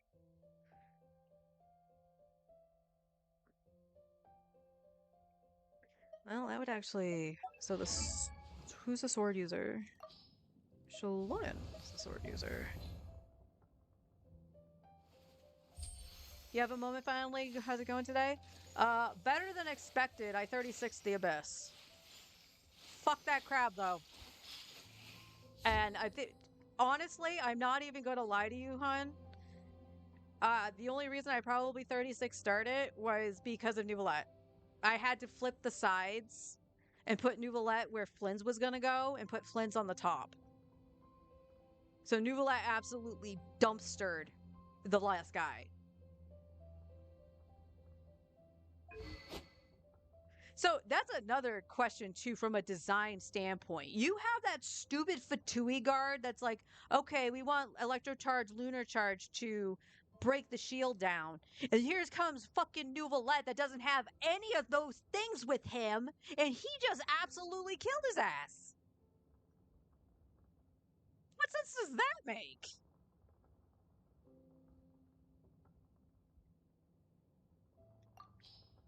Okay, so the sword. I did start leveling it. Increases elemental burst damage by 20% when the equipping character's energy capacity does not exceed 60/40. Their elemental burst damage is increased by an additional 1628. So I think we've said this before. This one is technically like a 4-star weapon for Skark if you needed one. And I think the other character that we deduced that could use it was maybe Kaching. So the sword for me isn't great because I have Kaching on she's actually supposed to be on white this like Wolfang. I almost said Wildfang. I was like, that's not right. I just didn't have Hydro and Tiki Team. I'm sure I'll be able to do it on my normal account. Yeah, I think you'll be fine. I'm just trying to figure out like how much is actually needed because it felt like I wasn't triggering the bombs as quickly as I should be. And again, I went with wacky. Here's Flynn's premium team with Nahida. Fucking Nahida. Like, you got to keep in mind, my Nahida is also C0. So, her constellations might help there. I'm not really sure. I'm assuming they would have.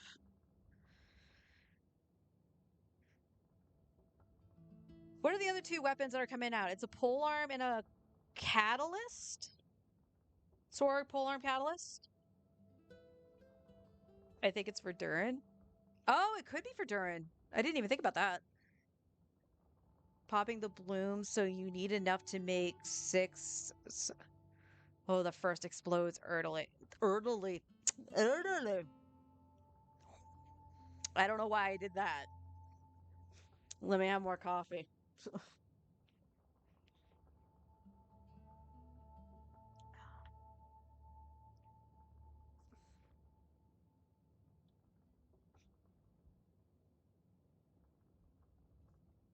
Just trying to think, because we still don't necessarily know what the weapons do. I just pounded a coffee. Man, I have like one cup left. Like wreck it. I have one cup left, and I swear to God, I feel like I need it. Like I need caffeine today. Um, let me quickly check. Blue Sky. I don't think Genshin has said anything about the banners yet. Yeah. Normally we would see it in game, but I usually see it on Blue Sky first or on Facebook. So they haven't revealed anything yet about what the 4-star weapons are. Or what they do, rather. I've seen, again, the rumor mill I've seen. But I don't know if they're true or not. If they are true, it's kind of tempting to try to get a couple of them for some of the 4-star characters I have. Which would mean going for Furina's weapon in my case. Which isn't bad. Like I said, she's on Chiori's weapon and she can make use of Chiori's weapon. But if she gets Tranquil of Splendid Waters, then that goes back on Alhaitham.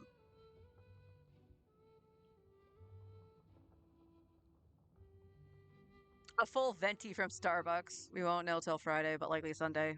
So I'm gonna bank on Sunday, actually. We typically have been seeing them a Sunday or Mondays. Full venti from Starbucks. We'll say hi to Venti. Huh. But this is the decision making. Like this is where I envy Wales. Because they're just like, here's the credit card, I'm getting everything. Me, I'm going, money go reserved now for newbie. Flynn's got his fun. Flynn's, although I do want to invest in. It's not necessary to upgrade Farina, though. Like, that's the thing. It's not really necessary to get her signature weapon. All it does is just transfer that sword back to somebody else with Farina's maintaining the DPS that I have her with. But she can easily just go back onto a Favonius. Speaking of which, do I only have like one spare Favonius? Yeah, no. Okay. I have an extra spare that's on Layla. Layla could go on this though, because I do have one.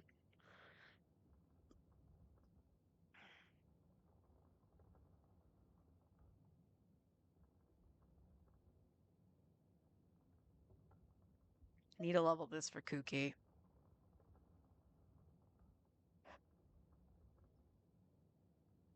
So I found the one guy that streams ZZZ. He has almost every character, so I asked what he has spent on the account. It became a F2P flex from his chat saying, don't go for every character. Not the question, my guys. Yeah. Yeah.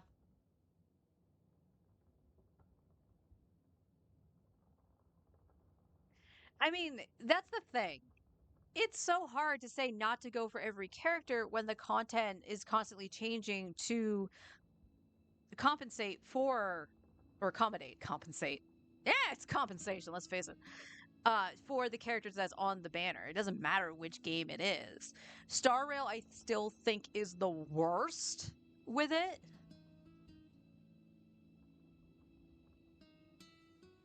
F2P Brain Rot is real. It's such a eye-opening thing. Being able to spend even just a little bit versus not spending a dime. Because this is going to be the question I have for you guys. When you look at it for an F2P perspective, comparing it to other games. You have other games that just come out, you have all the resources in there, you can build your characters, get new characters, like in story and stuff like that. But say with Shalona would be considered a DLC character.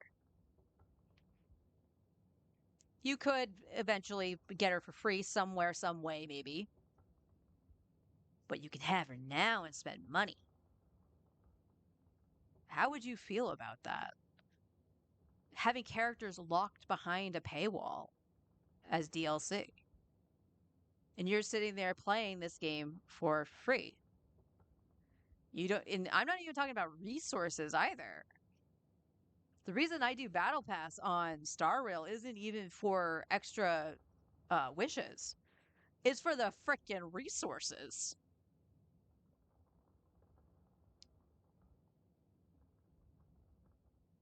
What do I like in other games? Getting everything I can. Exactly. Getting Cyrene and then only getting dot characters. I honestly should think about trying to do a dot team. So like Hyacinth. I almost said Hyacinth.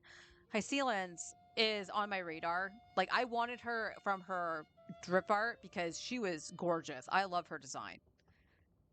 But then it's just like, oh, you need Kafka. Kafka, Kafka, Kafka.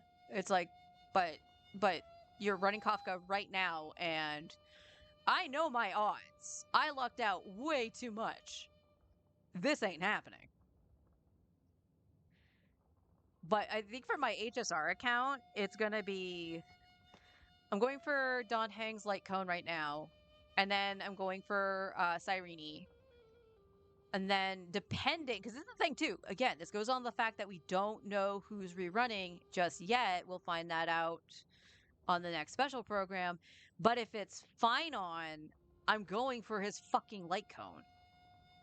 Because goddamn, my Finon needs it. I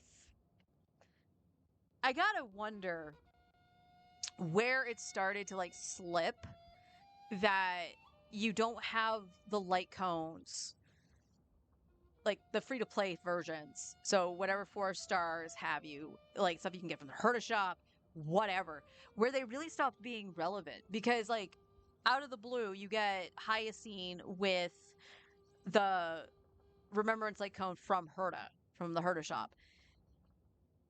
And even the trial versions that you get to use in certain points have her with that light cone because there's no other Remembrance light cones in the game outside of the ones from the fucking Battle Pass. Like, what sense does that make? Like, you're obviously going to say, well, money. And that's the only answer people can give. Stop putting everything behind a freaking paywall. People will pay for certain things, but you don't have to make everything behind it. Let's see. ZZZ getting Lucia, then going BP Welkin on it to keep it. Oh, you're going to do the BP Welkin on ZZZ? Okay. And doing only 2 accounts that way. If it gets too sucky or money is tight, I'll drop ZV. That's fair. That's actually fair. But like as we're talking about this, I've mentioned it time and time again. The way I like to play Genshin and even Star Rail is the Battle Pass Welkin, and it's for Genshin. When I found out what the Welkin actually did, that is probably the best bang for your buck in these games because it gives you at least what, at least it gives you at least a 10 pull across the month. But Forrest was doing this, and this is what is always considered, I guess, a whale tactic, quote unquote. He would take the 90 primos he would get from the Welkin and actually do the one top up for resin that costs 50. So he would still have 40 in reserve for a wish, but he could get extra resin for the day and actually get something done if he was so close to finishing a character or just needed a little bit more Mora to finish off an artifact. It actually helps in multiple ways, not just hoarding it for the next character. You don't enjoy HSR enough to BP Welkin it. That's fair. Again, it's fair. Star Rail is the worst of the 3, in my opinion. Now, granted, ZZZ for me is totally objective just because I only watch my husband play it. I don't personally play it because I don't like the gameplay. There's a couple other things I don't like about ZZZ, but we won't get into that. But I think Star Rail really is the worst when it comes to the end game and its power creep and stuff like that. Like, you can watch what I did on like APOC and stuff like that. Like the moment I got Evernight and I could see the just the growth of the team with Evernight in it, because I was doing it with like her with a level 70 light or 60 light cone, and her traces, one was at level 9, which was her ulti, and then the rest were like level 2. And it kept slowly climbing up. And the team obviously sang with Tribby in it, but it did okay with the Trailblazer. But on the other side, it's like, okay, I did test Herta because it was a team my husband could do. And I was like, well, what's the difference between our builds and our healers? Because at that point, he had Ling Sha, but I don't have Ling Sha, I had Locha. So what was the difference with that? It's kind of those kind of comparisons that need to be like, okay, I can't compare that. That's a completely different character. Da, da, da, da, da. But I did do it with Finon, and I did it with Hypercarry and Axa, and it was like, oh, Finon does better than Anaxa. And it's like, oh, well, now Anaxa's doing better, and I did nothing different. What the hell? And it's like, I actually have to wonder, how is it going to look when I get Dan Heng? And then the points on both sides were almost equal. There was 100-ish point difference. Like, I think it was less than 100-point difference between the two sides. Castor is definitely being the better of the two. But Hypercarry and Axa absolutely wrecked it when I put in Dan Heng. Like, just removing Locha, putting in Dan Heng was that big of a difference? And for a free unit, Dan Heng is very, very solid. Don't get me wrong.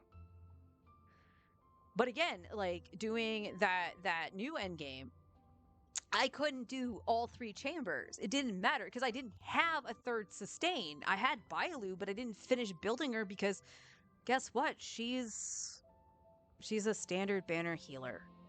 She carried my butt. Don't get me wrong. She carried my butt all the way up to the point where I am now until I got Locha.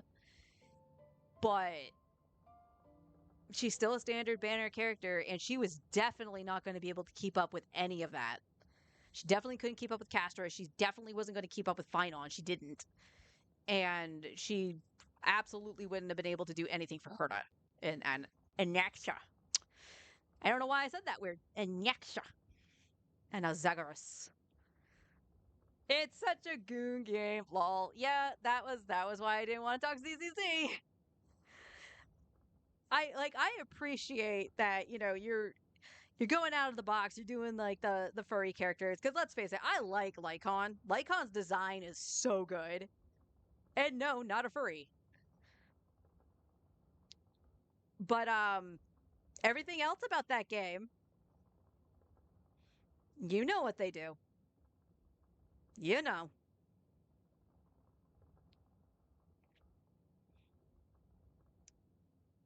So yeah, it's kind of that struggle. I'm okay with doing BP Welkin.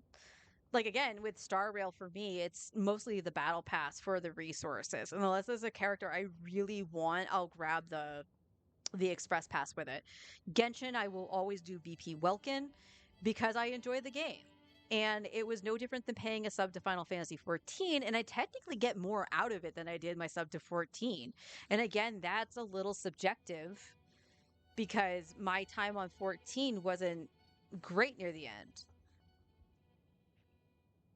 Like, there was a lot of problems I had with 14 itself going, I don't think this game is worth paying $15 a month. Again, subjective. But I don't feel it's bad. So, like, if you wanted to get into Genshin, okay? And we're going to use Genshin as the example because I feel it is the one that benefits the most from doing BP Welkin. Ask yourself if you're okay with being free to play. Well, what does that entail? Like, what is it like doing that? This is why I don't mind that I have a free to play account, because I did get to experience that and going, man, this is hard mode. Because the amount of mental gymnastics you have to do is insane. Because you have to think about who you're pulling, when you're hoarding and saving and stuff like that. So when I started right out of the gate, like I said, on paper, the Chronicle Wish sounded like a good idea because it was all characters from Mondstadt. So I could easily get a 5-star character from Mondstadt and have access to all of their Ascension materials.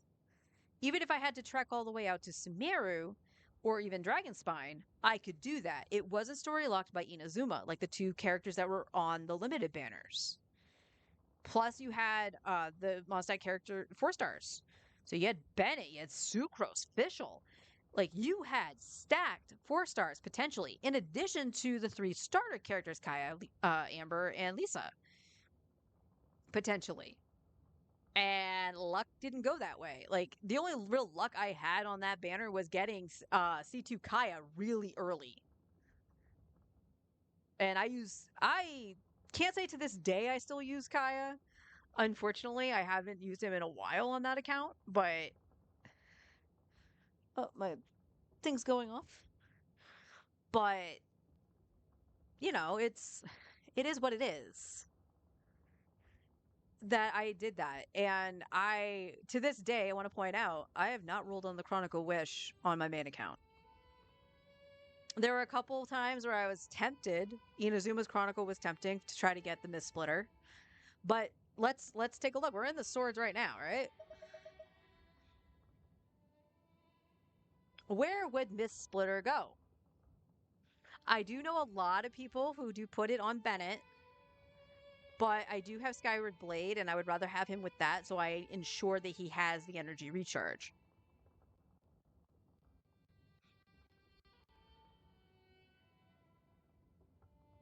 Honestly, here's the funny thing. I think, honestly, if I had Mist Splitter or Haran, I don't think I would have pulled for Skirt's weapon. I don't think I would have needed to. But at the same time, wouldn't that fall into the same category as this? Because it would have been that offset. So, like, I could have thrown it on Farina for all I cared.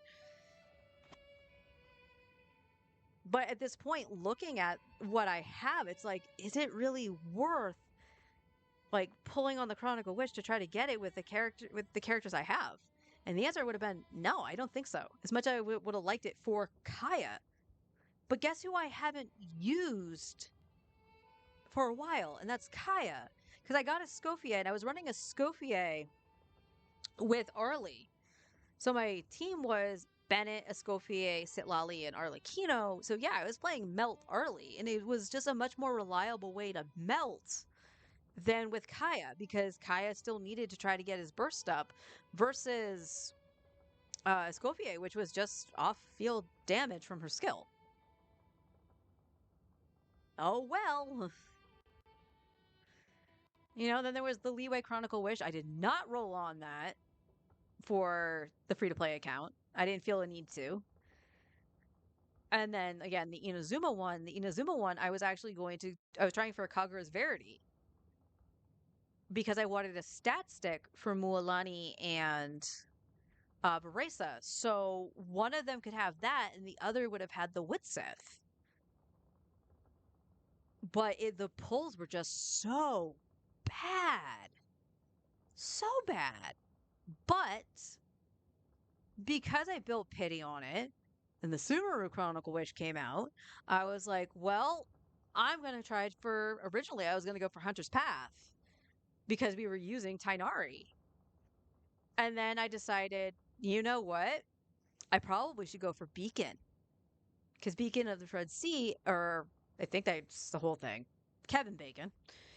The whole point of that weapon was, for the longest time, was it was such a universal claymore that that was the stat stick. It was a crit rate claymore. I can't say that. Crit rate claymore.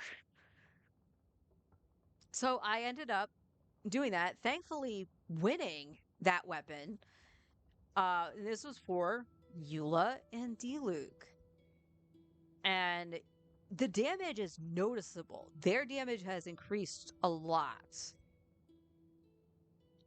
But it's not enough to use them in current endgame. So it feels kinda wasteful. And if you're free to play, that was a mistake. That was a big mistake on my part to do that. But here's the other problem, and I don't think this is taken into consideration when people are asking for help on their accounts. To try to, it's like, well, you need to be more mindful of what you wish for. It's like, well, what's your weapon situation look like? Now, funnily enough, I honestly should try to get more favs. So going for Flynn's weapon isn't a bad idea because the Fav Lance is there. And I think I only have 2 Fav Lances, one at R5 and one at R1. So it's like, I probably should think about that a little bit. Little bit. But on my free-to-play account, I honestly don't know how many Favs I have, if I'm being honest. But the one thing Forrest and I pointed out to each other as we are like, working on it and stuff like that, it was just like, man, the account really needs some 5-star weapons. It just needs that little bit of oomph in terms of power for the primary DPSs specifically.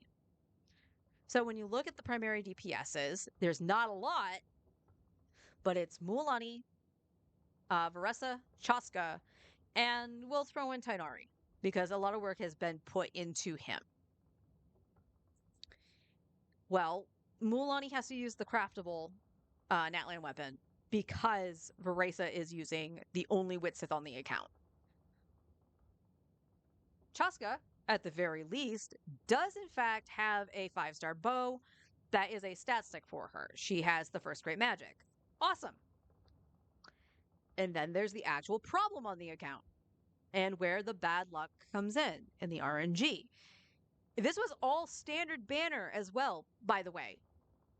There was no loss on the weapon banner to get this weapon. No, no, no, no. This was all on the standard banner. And that was 3 times in a row when the 5-star hit. I got the Amos bow. 3 times. So I have an R4 Amos bow. To put that into perspective, that's 3 weapons I could have gotten. I don't care if it was the Skyward Harp for another bow. I didn't care if I got that, because at least it would be another weapon. It could have been a crit rate weapon on Tainari, and I could have adjusted the build that way, you know what I mean? Or it goes on Fischl. But that didn't happen. It was the Amos bow, and it's like, I have no reason not to refine this. And that's where some other problems come in. So if you're free to play and I can't even say you're losing at that point because you're just getting the 5-star on the standard banner. It's just 1, 2, 3, 1, 2, 3, 1, 2, 3, whatever, how many wishes you're doing a day on that banner for whatever reason. It just, whenever the 5-star comes, it comes. You don't win or lose anything. It's just, here's your 5-star. So if you ask somebody for like an account review and they're looking at your weapons and they're like, oh, you need more 5-star weapons, and they fail to notice you have an R4 Amos bow, it's a little bit on the reviewer at that point and being like, oh, so just such bad luck happened and stuff like that. And there's only so many resources you can put towards that. The problem also with the power creep now, or even adding a thing like Imaginarium Theater. Imaginarium Theater is more of a horizontal investment where you want multiple characters leveled and built to do the end game. And now it's up to like 32 characters you need. And we're not talking just like out of your whole roster. It's literally elements.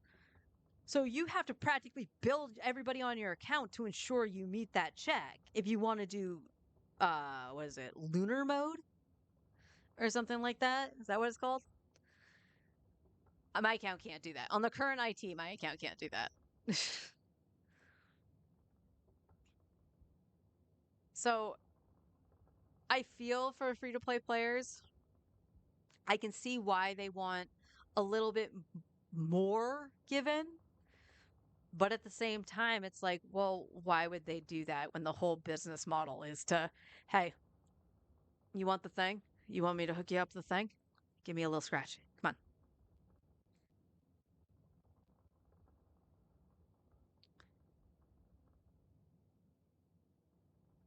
But even now, like I said, even with my main account where I do spend, I'm very particular about what I want to spend on. I originally wasn't planning on spending on Flints because the whole goal was to get his C1R1. But when I lost 50/50 twice, I kind of had to if I wanted at least his C1 because I was like, I need something to help his energy because again, Rumor Mill, it's like, okay, go ahead and pre-farm because you're going to be farming this new set for Lauma. I was farming the other set for Inefa. So I was like, all right, I can farm Flints. Well, what does Flints want? Does Flints want Electro? Does he want attack? And he's like, oh, he wants attack. Okay, that's cool. They were at least right about that. But nobody mentioned his energy. And it wasn't until he came out and testing was happening, it's like, oh, he needs a little bit more energy than just having another Electro with him and stuff like that. And it's you read his C1, it's like, oh, he gets energy back from this. You read his weapon, it's like, oh, there you go. It's part of the vertical investment if you don't just stack ER on him. But now we have to play the game of what's better. What's better for your account? And that's what I'm trying to figure out right now. Because I have to make my decision in 5 days.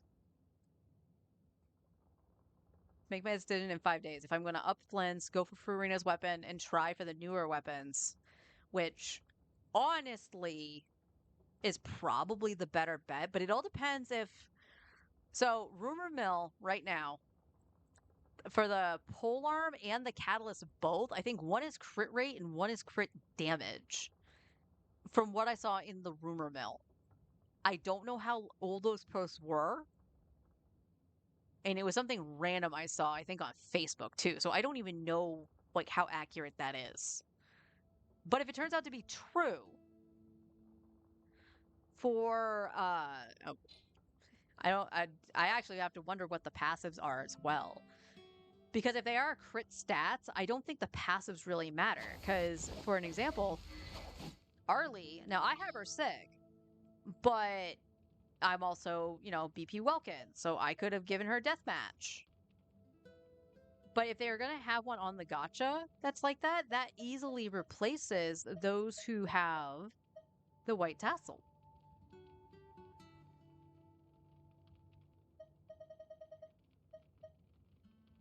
That just looks psychotic.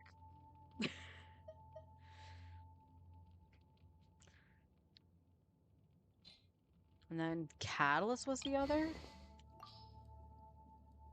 Well, I mean, for me, it might not matter depending on what it is. Because I do have Nuvelettes and I have Lost Prayer. But,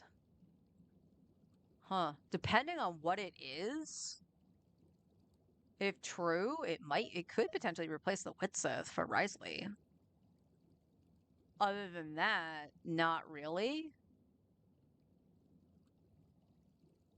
And then Polearm was the other one. That's early.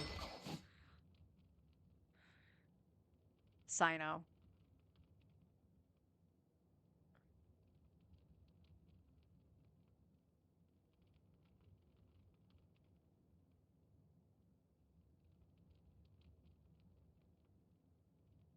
The only person I can see really needing it on my account, depending on which crit it is, if it is crit, is Sino. And what did I just say, like, before going into the Abyss? Sino got outclassed, so even though he was my Electro DPS, I needed someone stronger, and that's why I have Flints. Or one of the reasons I have Flints. So is it worth, like, it's worth getting something for him for theater, but at the same time, it's like, do you really need it? We're also going off the random factor that I get a weapon off the off the weapon banner that I need. Do you know how long it took me to get the Ziphos? Do I need to explain this again?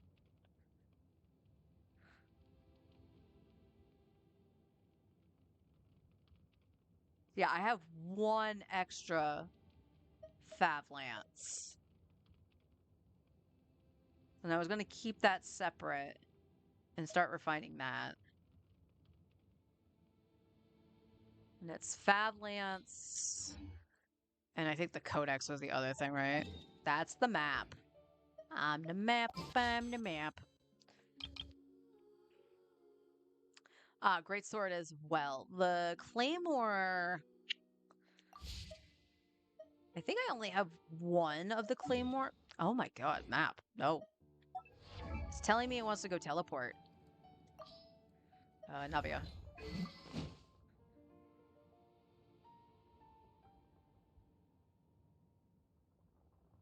Mine's only at level 60. It is R5 though. And then I have. Technically, I would probably keep one and keep this. So I technically have R3 of another one. So 3 is this sort of the only one I. That's going to be kind of funny. You have the one that's equipped because your ER is boo honky. And then I have an R3. So I have 2 that are refined. So I don't have the third spare. And then the bow, I believe I only have 2. Because I should have one on Farazan, I should have one on Oberon.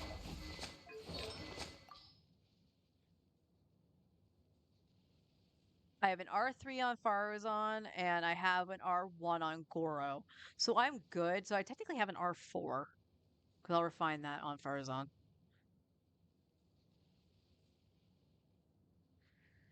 Alright. Hmm. That's that. Ugh.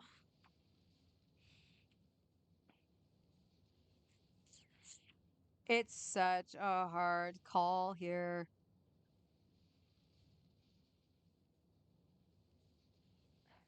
And I gotta go get my lunch and then flip to Star Rail.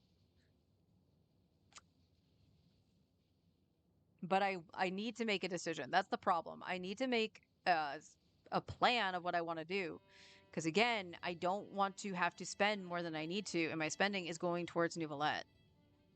Like, plain and simple.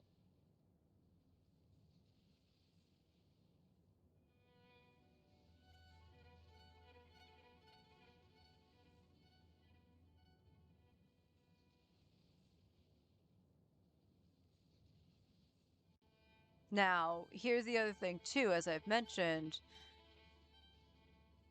Granted, my Tainari is only like level 40 or 50, so he's not going to be using anything.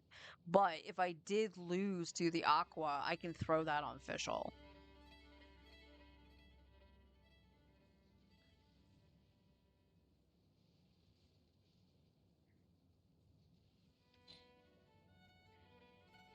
And this is only coming from the fact that I might need extra of the Favoniuses. And this is just because of Stingy and Onslaught. Even with on Fearless, I see that you do need a lot of energy. But Lion's Roar is absolutely useless, and I have the 2 people that use sack bows at R5. Which kind of lends me to wanting to get his C2 and just get his R1 later. But I don't need any more of the 4 stars.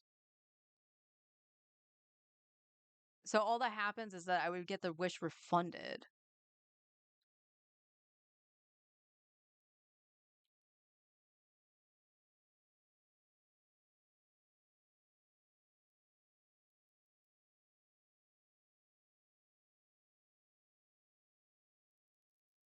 And if I'm struggling as somebody who can swipe a little bit, right, to figure out what is going to be good, how bad is it for the free to play players?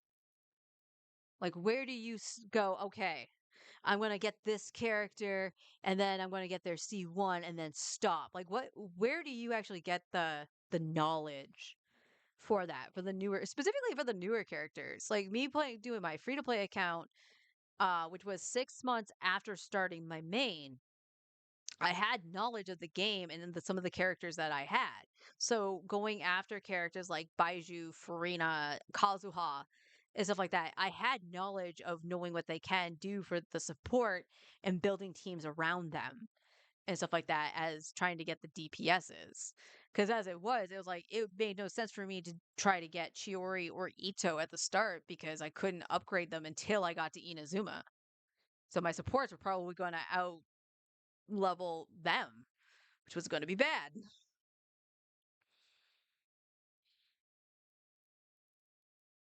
I don't know. I just don't know. And I see that pesky 4 hours and 40 minutes as well. So technically, I have less than 5 days to figure it out. But it is only 40 something wishes.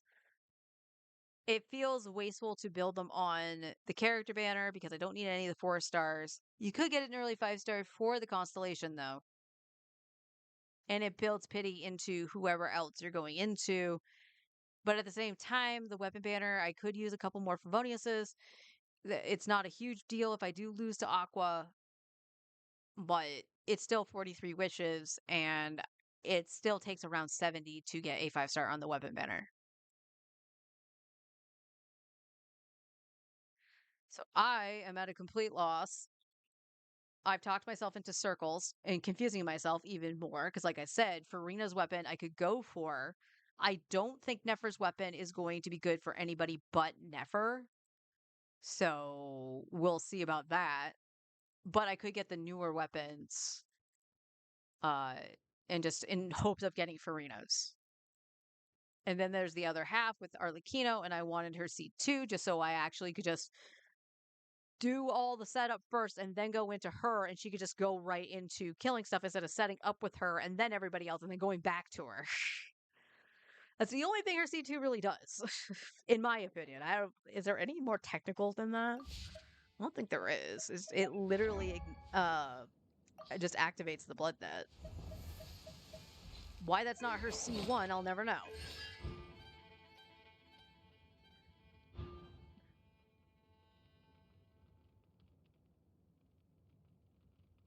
You know, Zora's.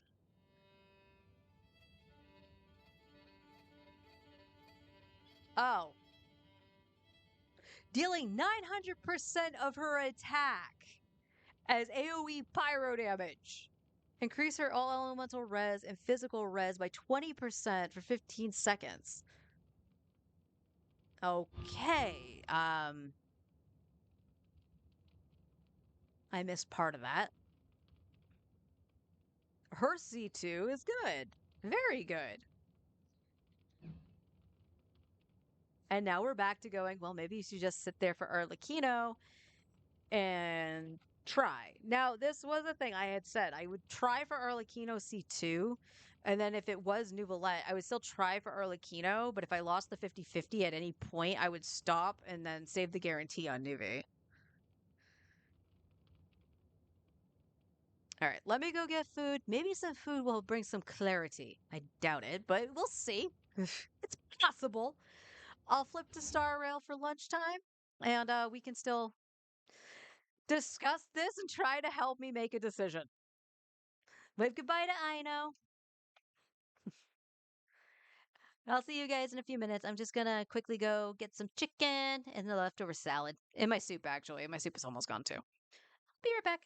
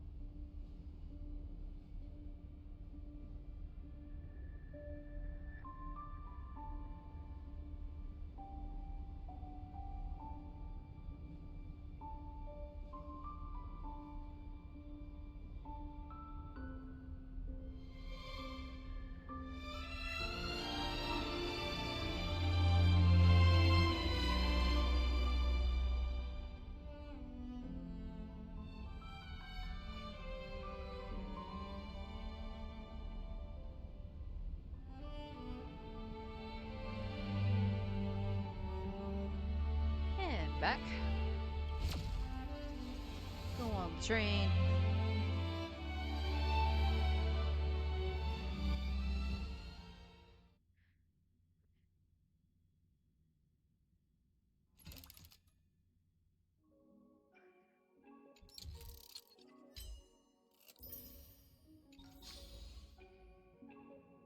Oh, we got a message from Dan Hong.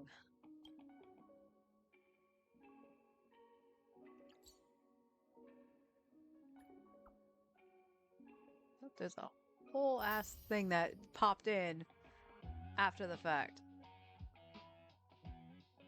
'Cause this is all I saw, and I got to say something, and it wouldn't let me scroll.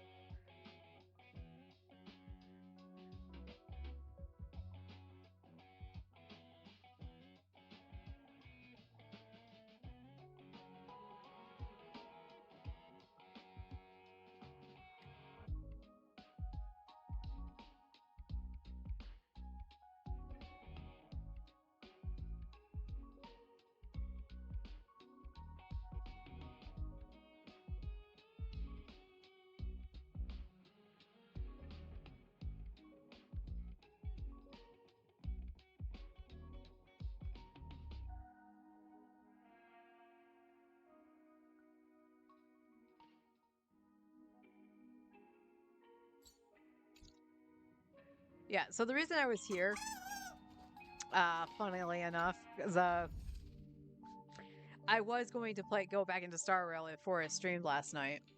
He decided not to. But here is why. I apparently haven't done like the higher tiers of Simulated Universe on multiple levels, on multiple worlds.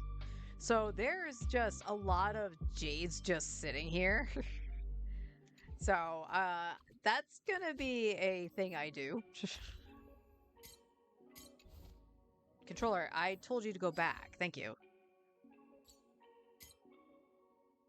You have all that. Alright. Here's the question. What do I actually spend my stuff on?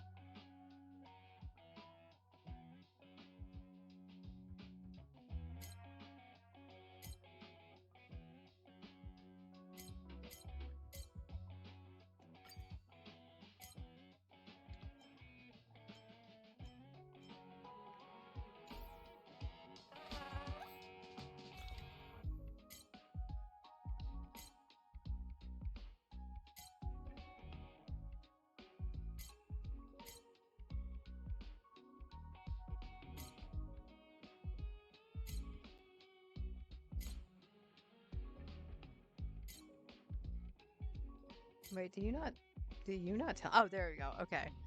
I still have 2 million? I still have 2 million credits, surprisingly. I have lots of XP books and lots of this, so I probably don't need that. Oh, it's whatever the stuff for his traces were. Probably we need more of it, right? Well, it's max level, so I can't check what they were anymore.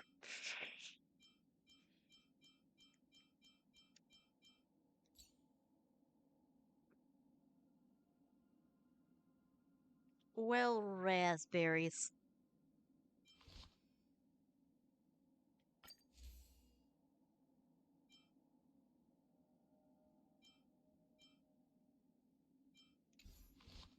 God, the attack on this is so fucking low.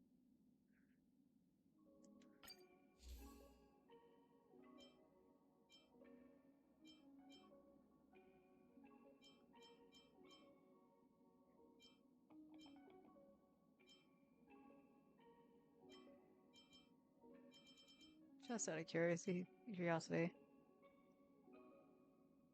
Oh wow, Surger's Lycon is actually really high in attack. These are 400. Okay, that's even just like 100 or so attack below. Jeez. More reason to get his Lycon.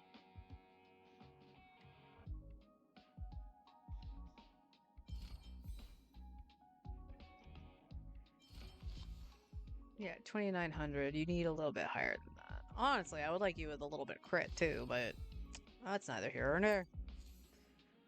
That rolled into it once or twice. That rolled into it once or twice. That's an attack-based thing. That's fine. And that rolled into it multiple times. This is attack in and of itself. And this has attack in it.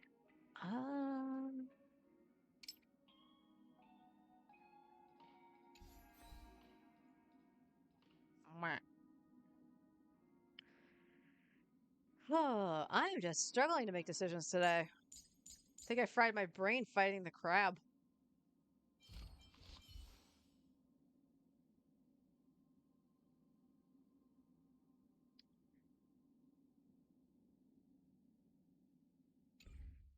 Sadly, there's not like much else I can do for.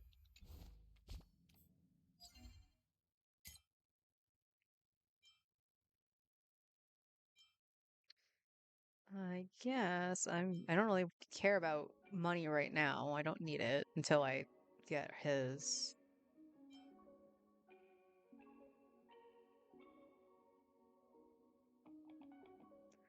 But of preservation. I'm going to assume that's probably what his light cone takes.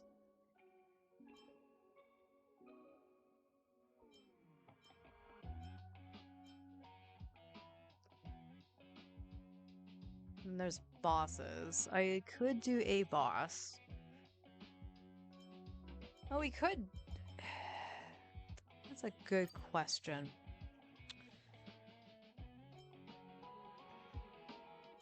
You know what? Like, granted, she's not the best anymore.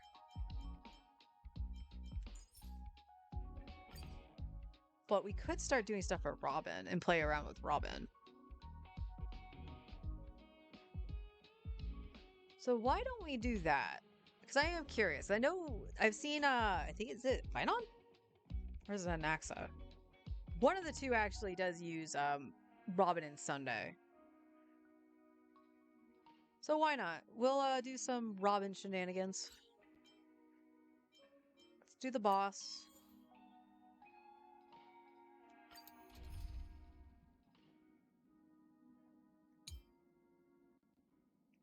Yeah, why not? Let's see how this goes.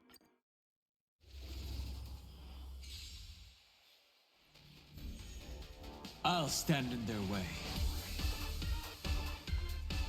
You are. Earth shatters, heaven trembles! Step onto the board. I will watch over you and guide you on your path. Torment and doubt, farewell. For tomorrow! A future will come! It's of no consequence.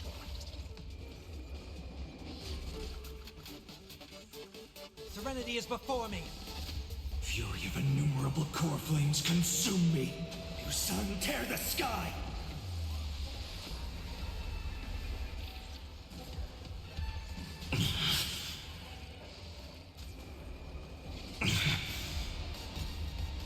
Empty shell!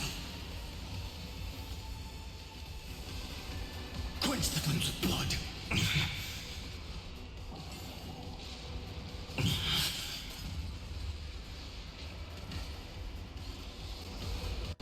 Remember agony!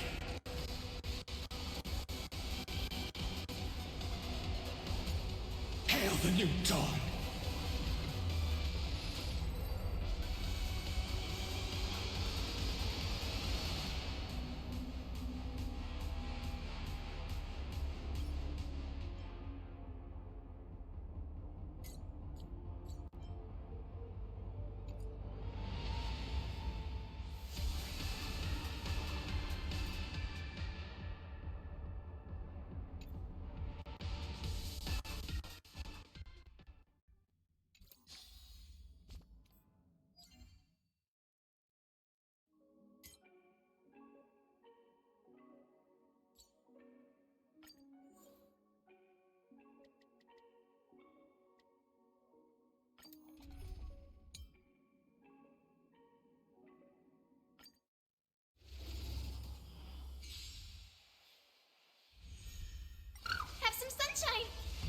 With this divine power, I reforge all things.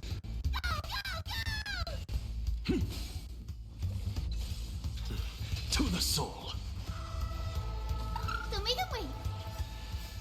Dispel the gloom. Restore the skies. Let's go!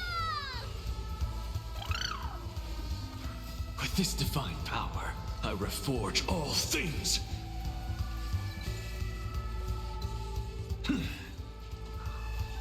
Insanity. Endless riddles. Nothing but a void.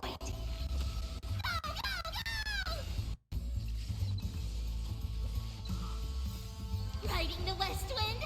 Away we go! Have some sunshine. With this divine power, I reforge all things. Let's go! The Omega Wave. Expand your thinking. Watch it crumble. With this divine power, I reforge all things.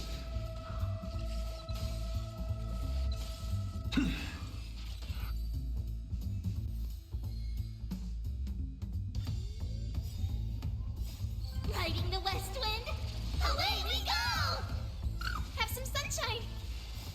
Dispel the gloom. Restore the skies. Go, go,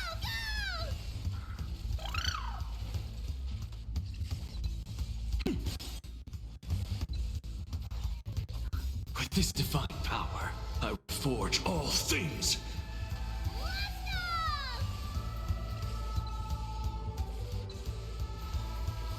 Endless riddles. Nothing but a void. Go, go, go! The Omega Wave. Open sesame. Glimpse the unknown. Have some sunshine.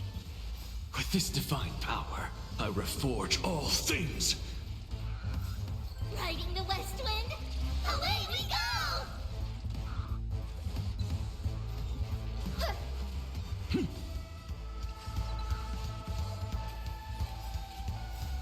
Dispel the gloom. Restore the skies. Let's go!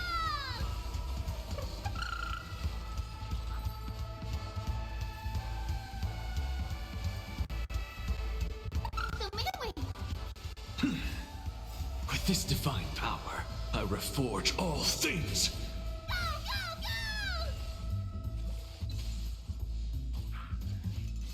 So tiring. Expand your thinking.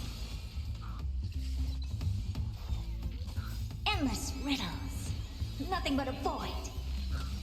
Let's go! Have some sunshine. Open sesame. Watch it crumble. Dispel the gloom. Restore the skies. Go, go, go! Riding the west wind. Away we go! Huh.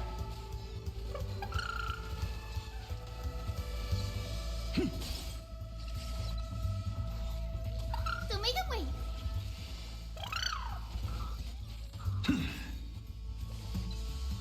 With this divine power, I reforge all things. Let's go! Riding the west wind. Away we go! Have some sunshine.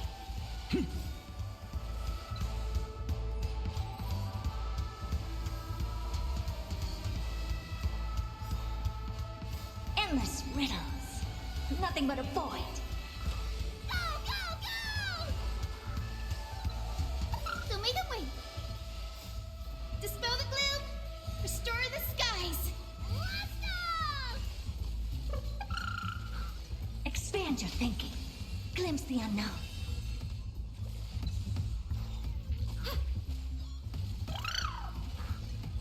With this divine power, I reforge all things. Go, go, go! soul. Have some sunshine. Riding the west wind, away we go! So make it wait. With this divine power, I reforge all things. Let's go! Insanity. Endless riddles. Nothing but a void.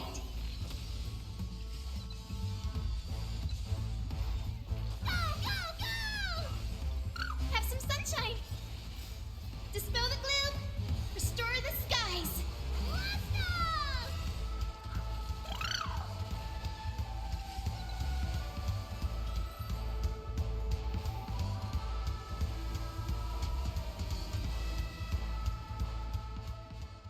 All right, let's see. Part of this is also her light cone. She doesn't have a light cone on her, really. She does have this one. She does one attack. Increases the wearer's attack by 32% after the wearer uses skill. Increases attack by 16%, stacking up to 3 times. I think that this is fine for Robin. This is the one that was for Seredra. So, first and foremost, and we got this to 30 before, so that's not too bad.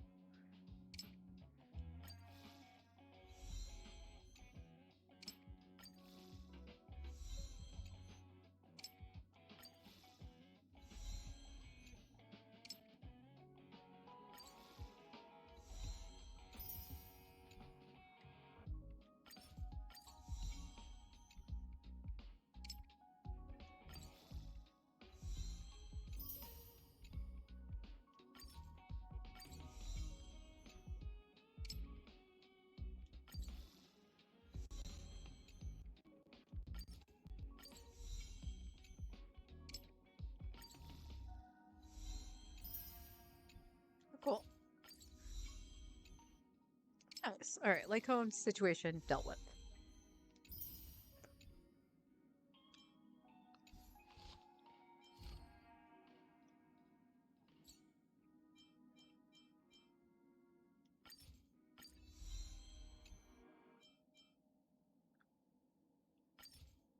All right, she has all the stats now? Yeah, she's got all her stats now.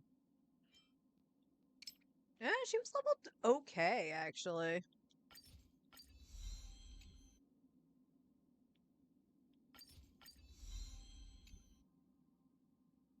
Alright, we're gonna just go and get her to 8 on some of these, because now I'm gonna actually need some credits.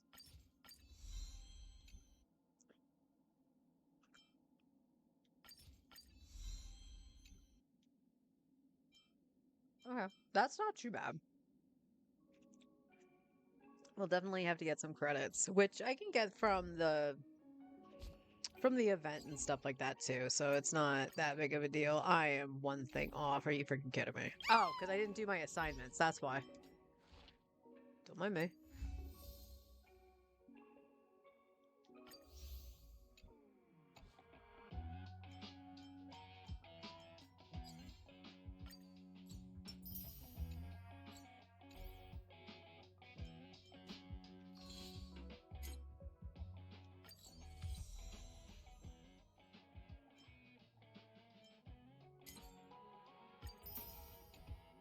Alright, we'll get some credits on the next one. There's no more wishes, right? Yeah. So yeah, the Star Rail one is not really about wishes. Definitely about the resources. I have 5 off. Pooey.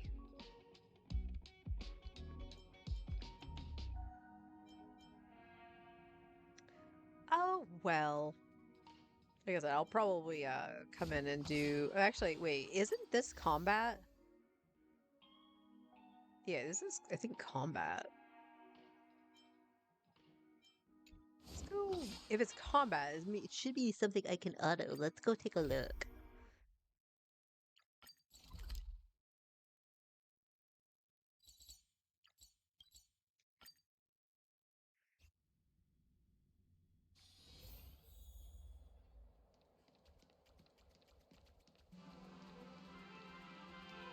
My friend, have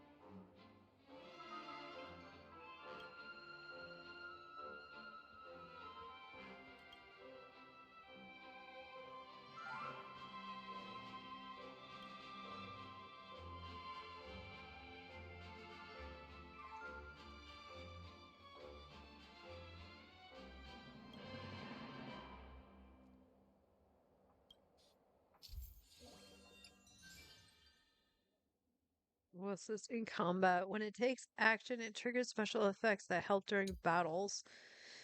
As you unlock more stages, more comedians will join the show. The comedian in your team will put different surprise gifts in the surprise box, providing various benefits in combat. The comedian can charge the surprise box by gaining giggle gauge. The higher the giggle gauge, the stronger the effect. Okay. Reach at least 5 points on the giggle gauge. Eliminate 2 waves in 3 cycles, 3 waves in 3 cycles. Oh, it's quantum. Okay.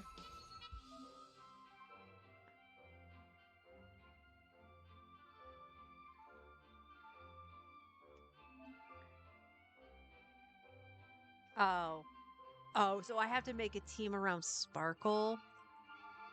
I mean, it's still going to be freaking. Oh. Interesting. All right.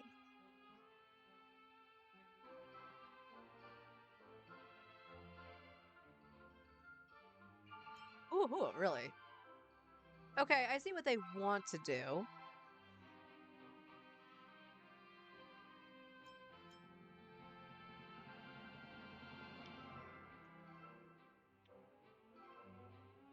But what if we, instead, we use Tribby, we use Castorus, and we use Hyacinth? Let's see what happens then.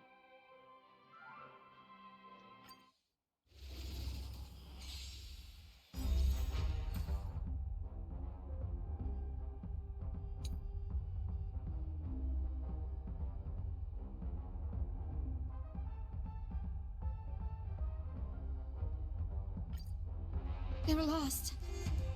All right, let's see what happens. Riding the west wind, away we go! So make them wait. Dispel the gloom, restore the skies. Go, go, go! Don't move. As you wish. Embrace a new life. Blast off! May death protect us! Huge news!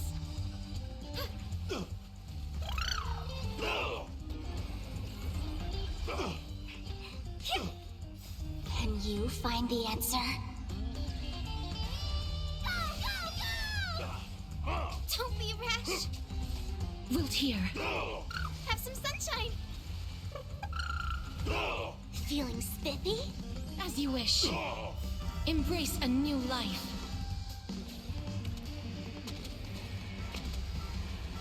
May death protect us! Stay close. Here stands the Silvermane Guard. So make them wait. Dispel the gloom, restore the skies. Go, Mika.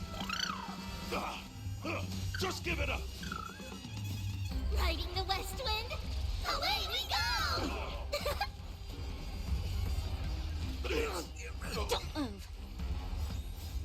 you find the answer? Wiltier, Have some sunshine. Feeling spiffy? as you wish. Embrace a new life. Go, go, go! Don't make him wait.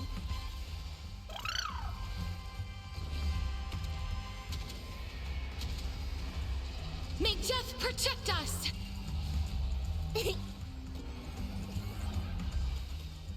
Have some sunshine. Dispel the gloom.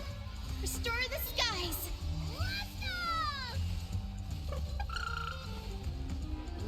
Unfortunate.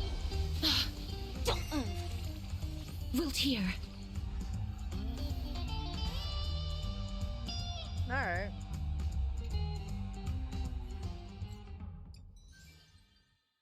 And again, we can always go back and do stuff too. I don't want to use Sparkle. And now I have two other characters I have to use? Fuck you! Let me just use my people. Alright. Let's give them their team. Let's see what they want. We're just gonna use my Trivy. So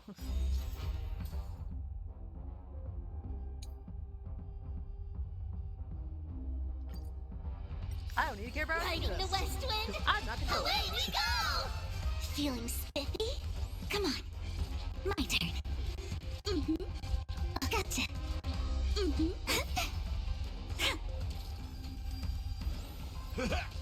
Delivering warmth.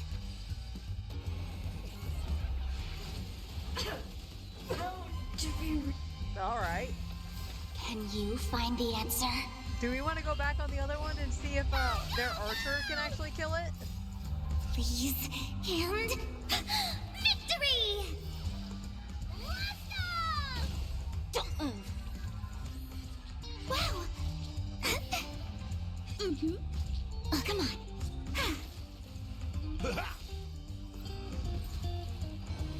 Luke.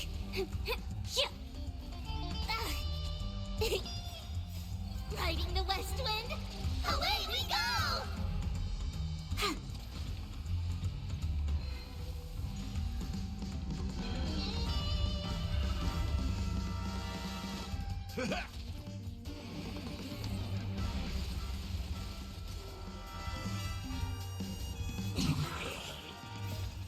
Please, and victory! Go, go, go! Feeling spiffy? Can you find the answer?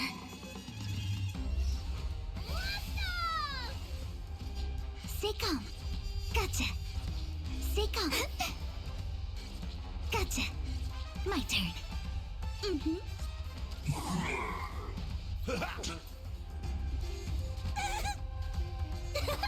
Don't move. Come on. Gotcha.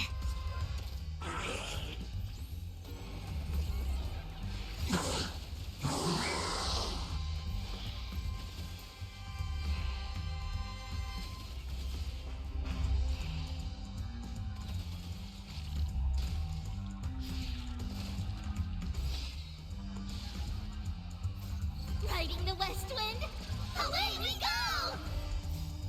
Please, and victory! Go, go, go!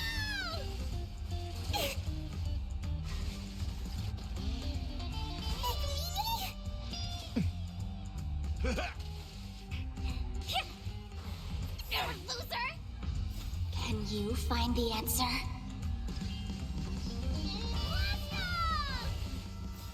My I was gonna friends, say, she's a half-life. He hasn't... indulge yourselves!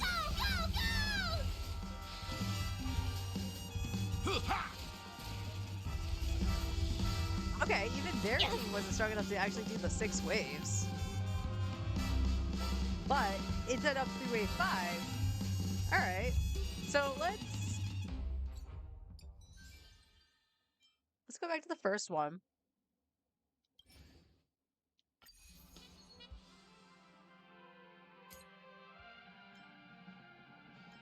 And we'll take out Castorus and that, and we'll put in the 2 that they want. and see what happens. The game is on. Riding the west wind, away we go! Don't move. Get them!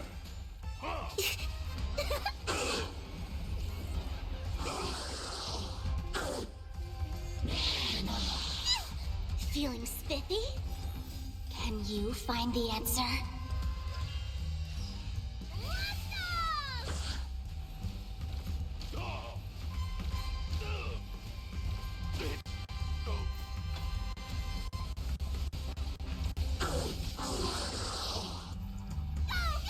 Okay, his I can turn the voice on. I just haven't. Strength! That should just Fiends be or on devils? automatically. I'll crush them all! Don't move.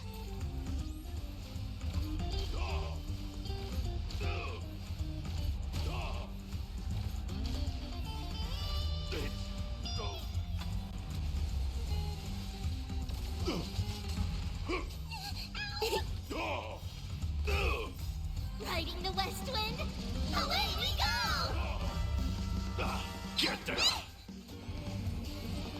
It's...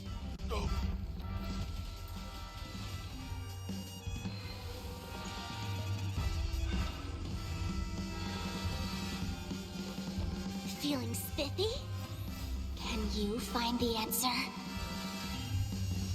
Go, go, go!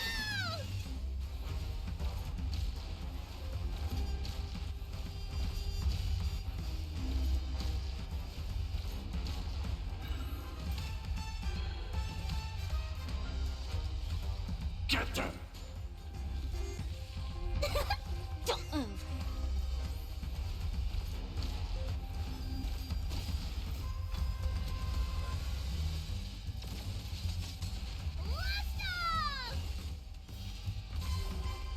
Yep.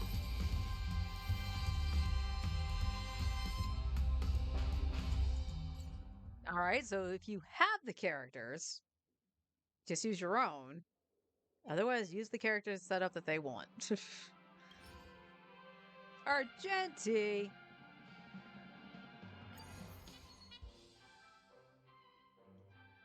All right. Ting Yun in the Trailblazer. Okay.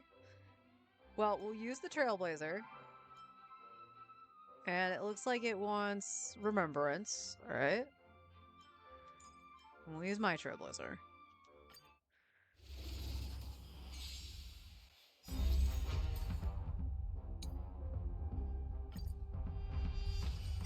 Bust. Or maybe I'll take it all.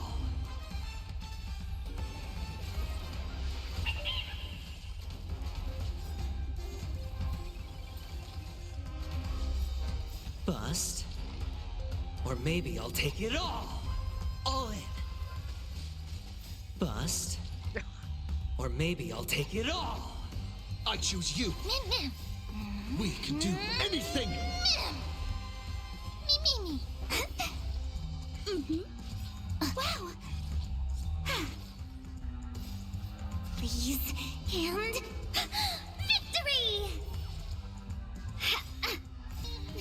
Fight as one. No dirty trick. Watch your head.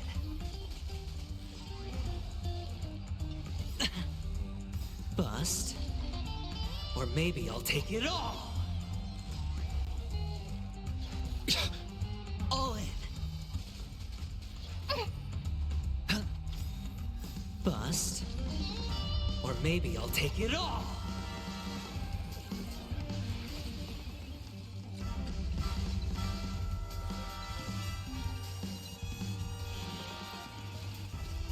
Alright.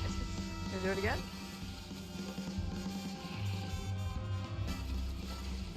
Nice.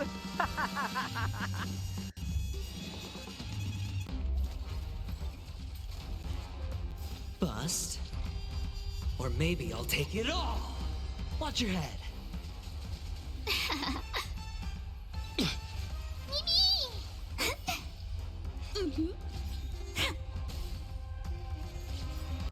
Bust.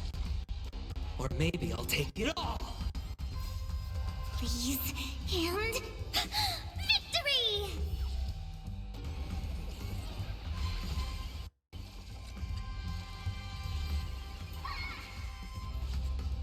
Bust. Or maybe I'll take it all. All in.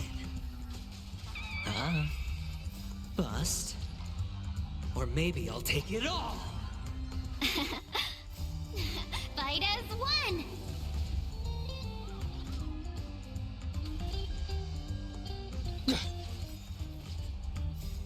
We can do anything!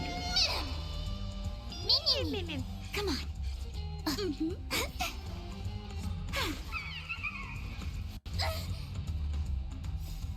Freeze and victory!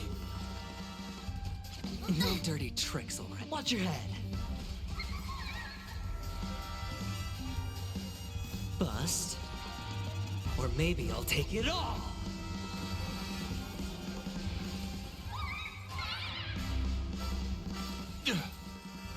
Rise to There's the our Jessie. challenge! Stay calm. Rise, yeah! All in. Bust. Or maybe I'll take it all. Behold, this symbol of pure beauty! Rise, Can we talk? bear witness. To us! Fight as one! Freeze and The flesh victory! wound! Yeah, I'm not gonna. What? Yeah, no, I'm not gonna beat him, but that's alright. Pledge thine loyalty! Let the duel Funny enough, I think commence. the last combat event they did too, I couldn't do urgency. You'll pay Watch for your that. head. Bust. Or maybe I'll take it all. Oh, loser! All in. We can do anything! Me. Gotcha. My turn. Behold, Damn, this got it down to symbol the of final you're fighting a phase. gentleman. But still, I got all the quote unquote stars.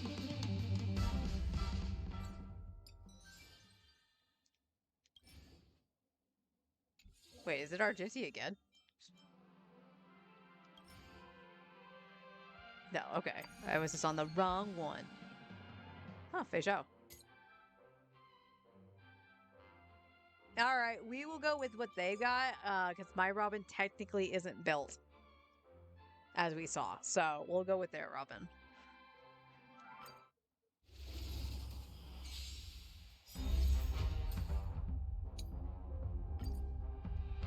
Bust.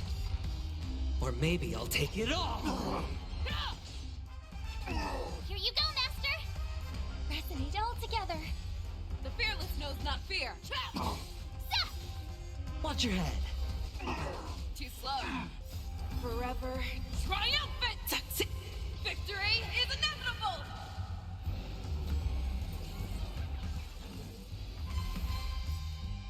Forever triumphant! Victory is inevitable! Oh, Anky Monkey. Bust. Or maybe I'll take it all. Yeah! Azure Dragon, White Tiger, less carbs! Watch this! Oh, I get it! Never hesitate! I won't do. Zap! All in. Stars Echo! Forever triumphant! Victory is inevitable! Yeah! It's on me. Bust. Or maybe I'll take it all. Damage sustained. Fearless knows not fear. Too slow. Zap! Detecting damage. I won't do. Awesome! Now watch this! Detecting damage. Ugh. Watch your head. Damage sustained. Bust. Or maybe I'll take it all. Forever triumphant! Victory is inevitable! Damage sustained. Damn.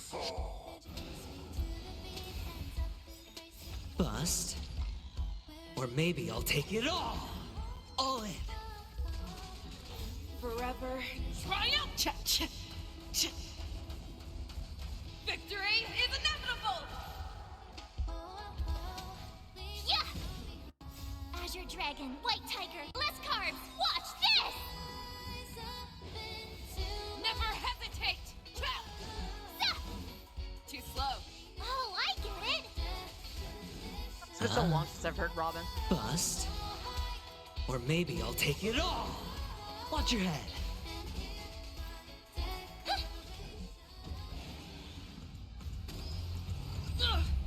Yeah! Forever. Triumph! Victory is inevitable! The fearless Man, why are knows you not fear! blinking? Why are you blinking? Zap! Awesome! Now watch this! It's on me. Bust. Or maybe I'll take it all. All in.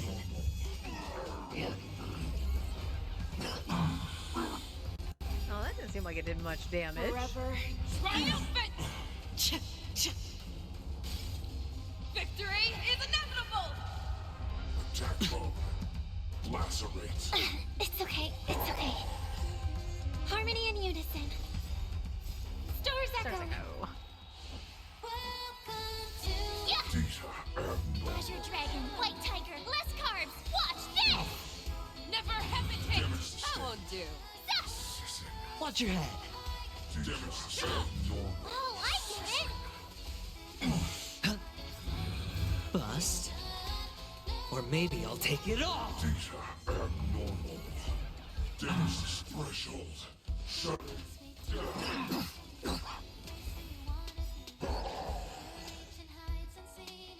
Bust. Or maybe I'll take it all. All in. Forever. Triumphant! Oh, wow. Victory is inevitable! If I have Watch any your head. beef with the way the Bust. multiple bars work, the health Or bars, maybe I'll take it all. is that when there's clearly damage that's still being done, it should still, like, count. You know what I mean? Crimson Moon. It should go over to the next bar instead of being like, oh, okay, the Triumph! animation's done. Now let the bar refill. Victory is inevitable! All in. She didn't kill it? Oh, fake out. Watch your head. Bust. Or maybe I'll take it all. I was almost certain she was gonna kill it.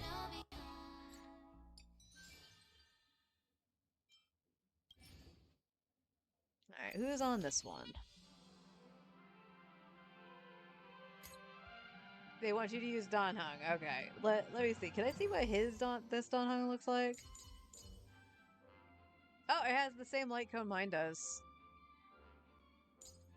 But slightly more attack. Oh. Okay, I'm gonna use their Don Hung.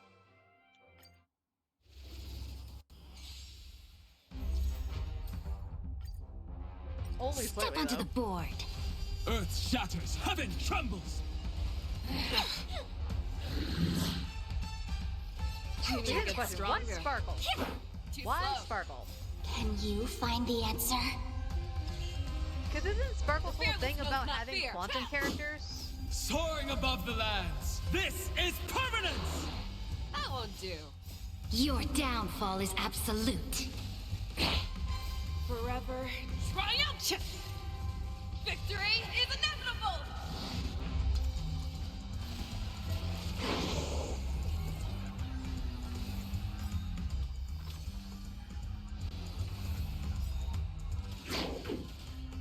Forever.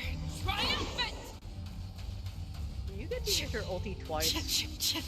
Victory is inevitable! Fight for me. Never hesitate! The fearless knows not fear. Too slow. That won't do. Mountains roar, dragons rise. Don't move. Never hesitate! Trap! The fearless knows not fear. Too slow. Forever. Triumph! Victory is inevitable! That won't do. Never hesitate! Soaring above the lands, this is permanence! Too slow.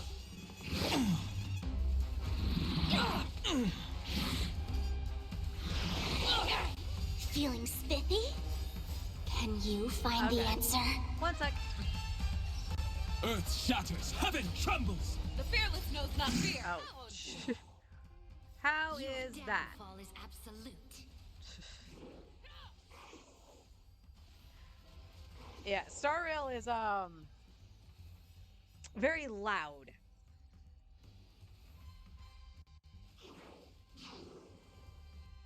But thank you for letting me know.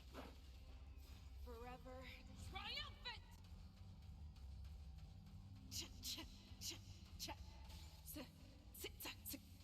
Victory is inevitable! That was a lot of slapping. Forever. Triumph! Thank you for letting me know. I forgot that I had to turn up the master volume for, I think it was Disgaea. Not fear. Soaring above the lands, this is permanence! That won't do. Press the attack. Don't move. Never hesitate.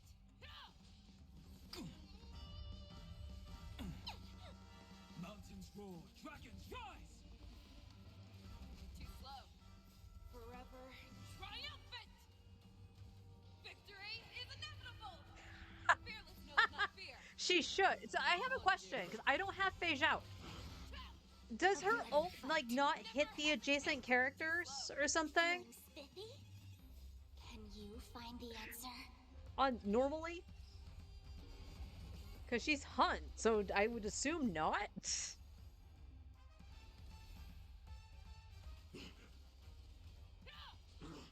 Forever. Triumph! Victory is inevitable! No single target. She's Hunt. Yeah. Forever. Triumphant! Look at her go. Victory is inevitable! Soaring above the lands, this is permanence! Your downfall is absolute. Fearless knows not fear. That won't do. Never hesitate. Too slow. Earth shatters, heaven trembles! The fearless knows not fear. Press the attack.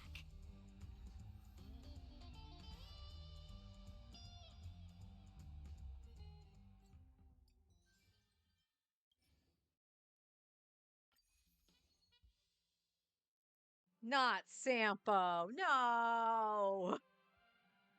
Miss Earl seems to be good for a few months until they get overshadowed by any potential character. Yeah. No, that's exactly what it is. And Star Rail is the worst with it amongst the Hoyo games, in my opinion. Who are you powering up Sampo?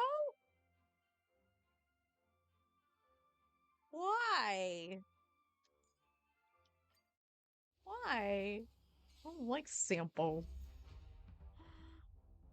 Sampo uses ultimate and additional. Oh yeah, it's Sampo that they're. All right. Step onto the board. Don't move. To betray my customers, I charge extra. Oh, I just don't like Sampo as a character.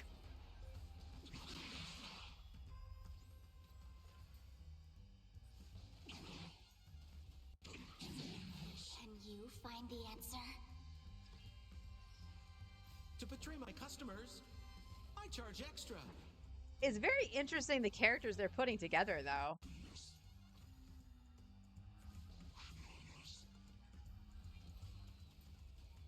Get there!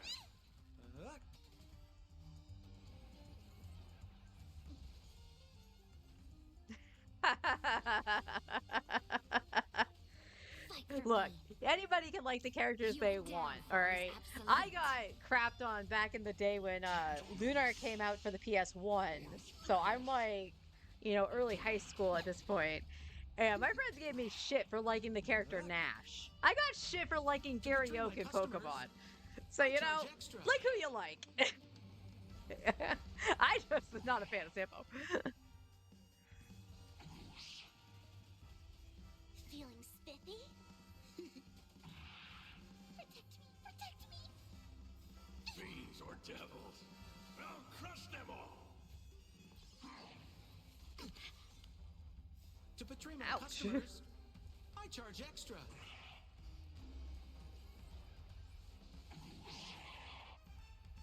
There is something hilarious about the trash cans taking them out. Press the attack. Your downfall is absolute. Don't move. Can you find the answer?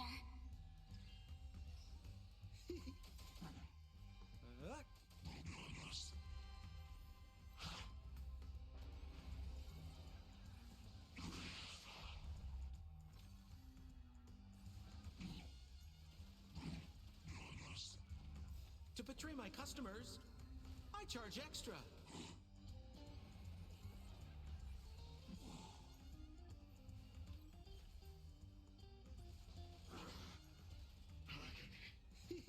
Feel the wrath of the trash cans. A bloody fight. To betray my customers, I charge extra. Oh, Masumi, thank you for the follow. I appreciate that.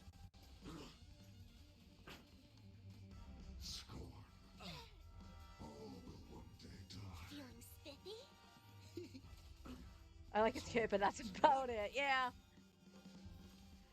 To betray So my the funny customers, thing is, like, watching charge him extra. fight and everything, I saw those animations and all that first.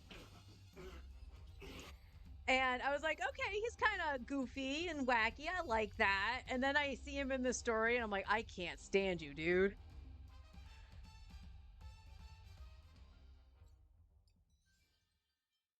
Oh, we're on the final one. Okay. Oh, and it's all the bosses. You can freely humble the comedians. Okay. Surprise guests will be open from the left.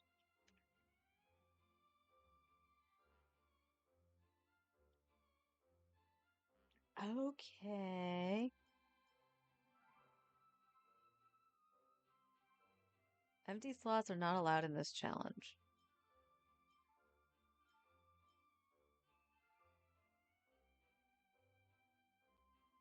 So do I just choose from the comedians? That's kind of nutty. Okay.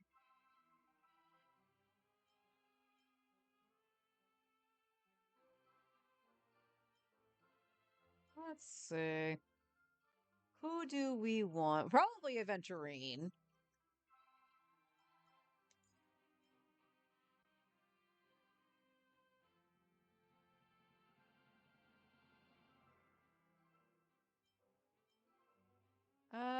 Let's go.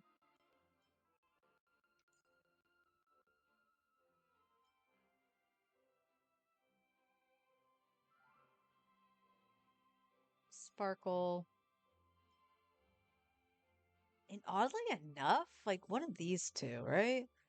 Let's do QQ. Let's try QQ.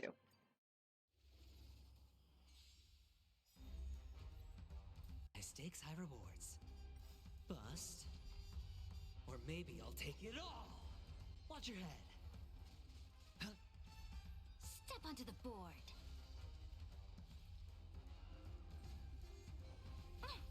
Don't move. Come on. My turn. Stay calm. Gotcha. So, Your downfall is absolute.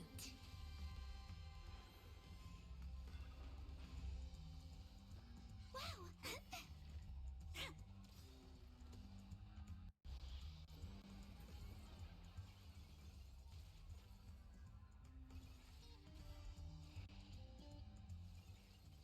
my frames are not liking that.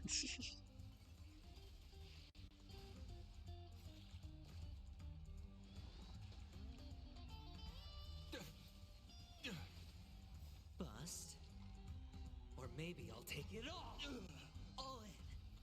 I unfortunately don't have any elements for Argenti. And victory! The flesh Bust. Or maybe I'll take it all. The flesh wound.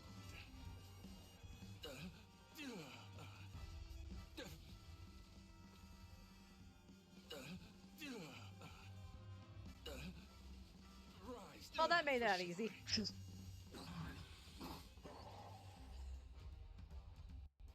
Can you find the answer?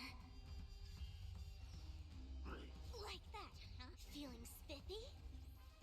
Gotcha. Seiko, my turn. Wow.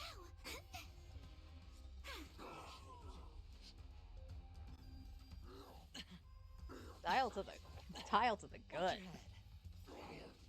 Bust. Or maybe I'll take it all. All in. Your downfall is absolute.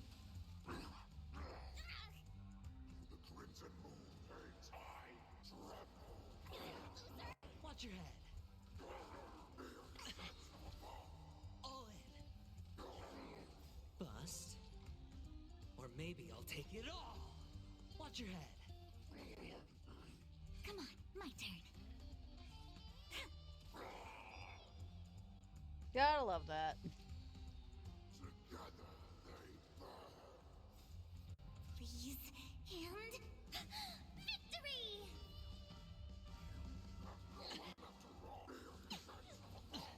All in. Bust. Or maybe I'll take it all. Watch your head. Can you find the answer? Seiko. Wow, my turn.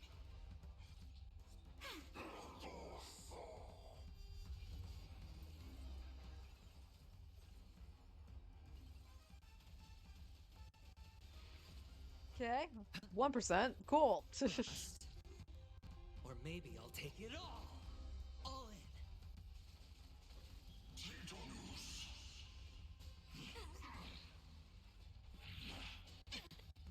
Watch your head. Bust. Oh, my connection's maybe I'll take it being a all. little wonky now. All in. So I apologize for that.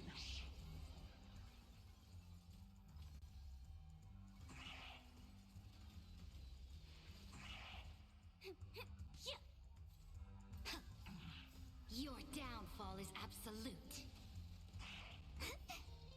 Come on. Please and victory!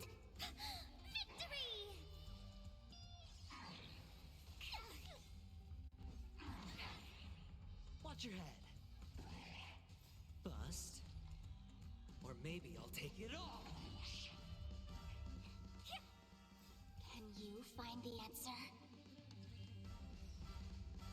Spend freely. Bust.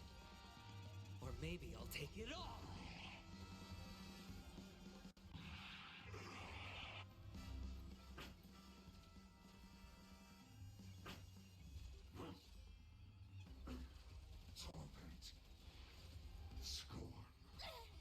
I think getting it down to half health but doing nothing. Bust. Or maybe I'll take it all. Seiko. Come on. Hey! I wasn't actually expecting to kill it.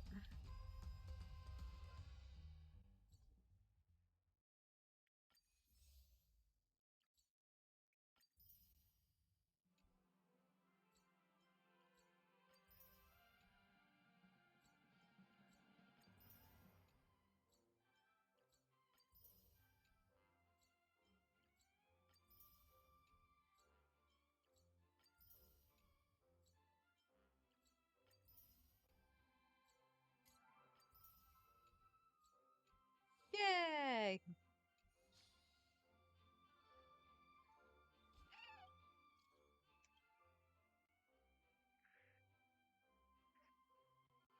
What did you do, piece of cake?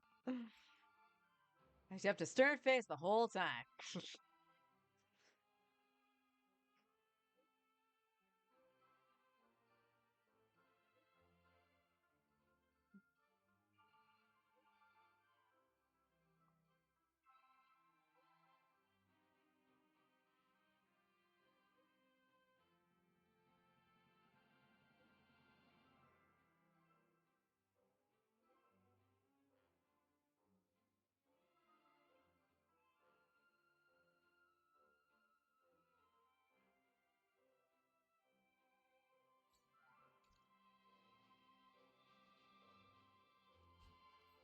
What the hell is that guy dancing over there?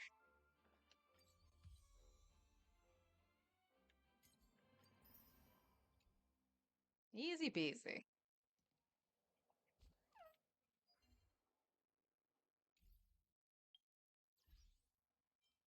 Oh, that's right. We got an achievement with Archer, right?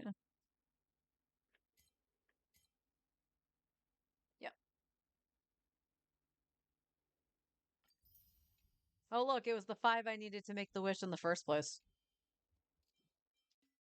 Shamandi. Make sure I have nothing there. Okay. So we should be at 31. Hello.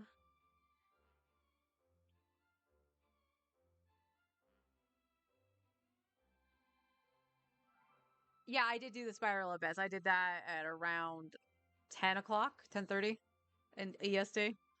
So a few hours ago. I don't like the crab.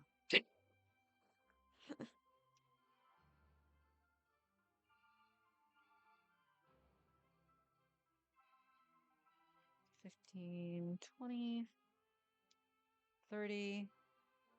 Yeah, so we're at 31. Early? I would like an early, please.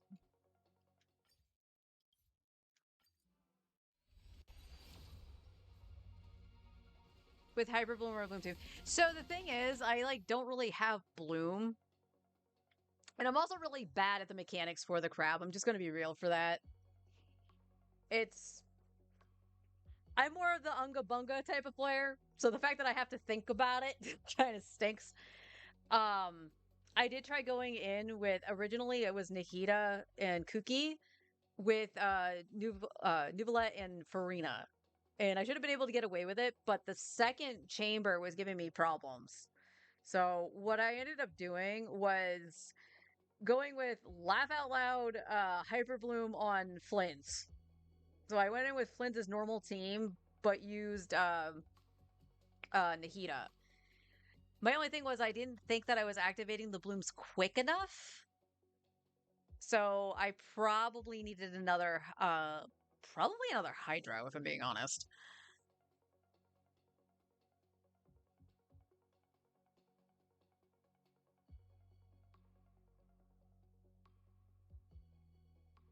Nahida skill once. Yeah, it wasn't doing that for me. So I think I needed more Hydro. Because the only one I had was Ino. But the reason I flipped to Flynn's was just to try to overpower, more specifically, overpower the second chamber. But the thing that I found funny on my run was I put my Nuvolette Premium on the second side. Now, it is worth noting my Nuvolette is C4, R1. But I wasn't expecting to go against the Fatui with the shield and absolutely dumpster him in like 40 seconds with Nuvolette, with nothing that the chamber should have wanted. Because I didn't have Electro on that side at all. Yeah, which was what I did.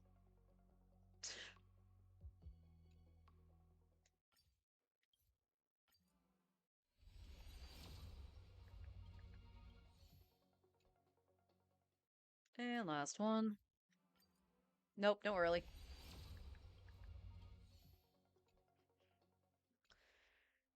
Huh, unfortunate. Alright, so what do I got left? I have stuff I can farm, and then I got these 2 events. Which I am definitely doing off stream. I don't like those. I was not a fan of those minigames. This is probably cute as fuck. I'm so salty I lost on his light cone banner today. Oh, I'm sorry. I'm crossing my fingers that I don't lose to the light cone because I really want it, but I also want to make sure I have stuff saved up for Cyrene when she comes out.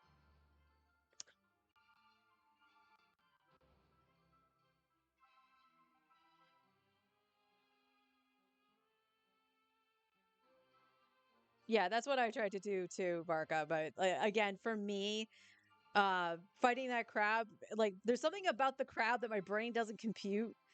So now I was just like, all right, let's just see if I can power through with Flynn's. And the second chamber was so much smoother doing that.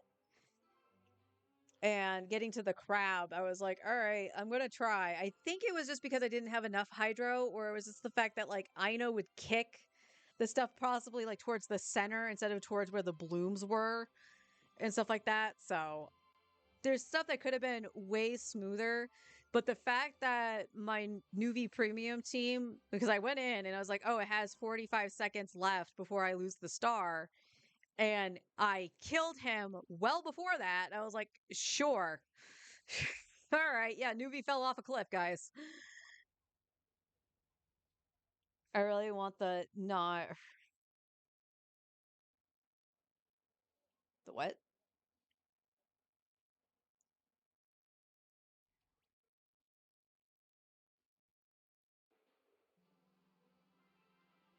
So yeah, like in terms of the abyss, I'm not happy that they put the crab in there, and it's just because it's such a niche fight that yes, you can semi overpower it versus like in onslaught where you technically have to just outright hit it with the missiles all the time.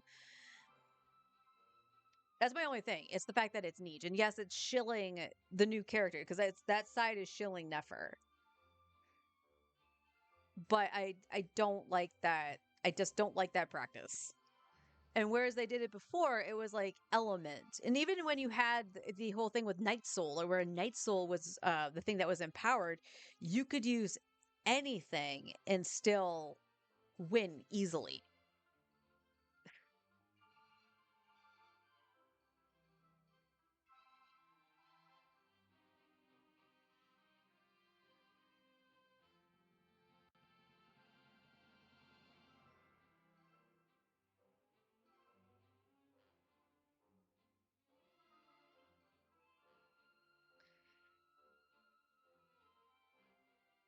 But again, I'm going to bring up the free to play aspect again versus, just a budget player who does BP Welkin, like a subs fee kind of situation versus a whale. Do you guys find it good just to be free to play? Do you find it fun? Because honestly, like me being like, okay, I gotta go and farm all these primo gems on my second account, my free to play account. I like have no desire to do that. I want to be able to get Durin just to see how he plays with the Mualani team I've set up. But it's also along the lines of I got to think about my main, dude. I got to think about what I'm saving for, what I'm building for. Like that was the whole spiral circle thing that I did before, not just going into the abyss, but before I got onto Star Rail. Because I have 3 ways I can go. I have 5 days left on Flynn's, roughly, right? I could go for his R1. So what's on the banner right now? Some Favonius weapons, which, yeah, I could use more Fav weapons, not just to refine, but to have maybe one extra. So, like, I would refine the. Actually, I technically would refine the book too, because my second one is R3. So, like, I could get refinements on Favonius or get a couple extra to just throw on characters for the Imaginarium Theater while trying to get Flynn's weapon. If I lose to the Aqua, it's not the end of the world, but I don't really need the Aqua Simulacra. But Flynn's C2, fantastic. It's absolutely goated. I could easily go for Flynn's C2, but at this point, for the stuff I have, on that banner, I have all the 4-star C6. Well, that just means they would get refunded. I would get glitter for them. That's true, and that's not a bad thing. And it would build pity towards whatever if I don't even hit a 5-star. Not necessarily bad. But it's also, do I really want to do that? Because there's plenty of 4-stars I don't even have C6 yet. Though rolling for 4-stars is a very bad idea. So then we go to the next banner. It's like, all right, well, what if I save and wait till Nefer and Furina? Well, Furina C2 isn't bad at all, but I don't necessarily think it's necessary, especially because I primarily run her with Neuvillette, so it's not really that big of a deal. The weapon banner, her Sig and Nefer's Sig, right? I don't know if Nefer's signature is going to be worth rolling on or getting because I'm not going for Nefer, at least not right now. So if I get it, is it just sitting there because nobody else can use it? But then we have Furina's weapon. If I get Furina's signature, that frees up Chiori's weapon because I got that when I went for Shalonen's weapon, in case anybody's wondering why I have it but not Chiori. That weapon can be freed up for another sword user that's a DPS like Alhaitham, and Alhaitham just takes that for a while. But this is also Furina. Furina does pretty good damage regardless of what her weapon is, and I could easily throw her back on a Favonius if I should give the weapon back to Alhaitham.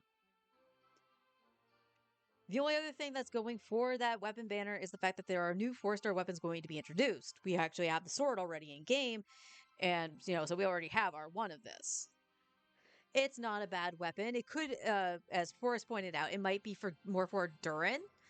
So it's like, okay, that could be a possibility. No, I'm not rolling for Durin right away on my main. That I already do know, unless newbie comes later. But as for other characters on my account, I don't really see a purpose in the sword. But I need confirmation on what the polearm and the catalyst do. Because if it is what the rumor mill is saying it does, which is crit, then it might be worth trying to get some of those to put on some of the characters for the theater. So that becomes appealing. Then we get the other half of the banner, which is Arlecchino and Zhongli. Again, I'm going to state, I don't know why 2 Archons are running back to back, but whatever. But my focus would be Arlecchino. My Arlie is pretty well invested. Right now she's C1 R1. I want her C2. This way it automatically puts in the blood debt, so she's not having to build it up. And I can just go right into the setup and then go into her and start DPSing. This would actually help out a lot in the case of someone like Bennett. So she gets the full duration of Bennett's buff.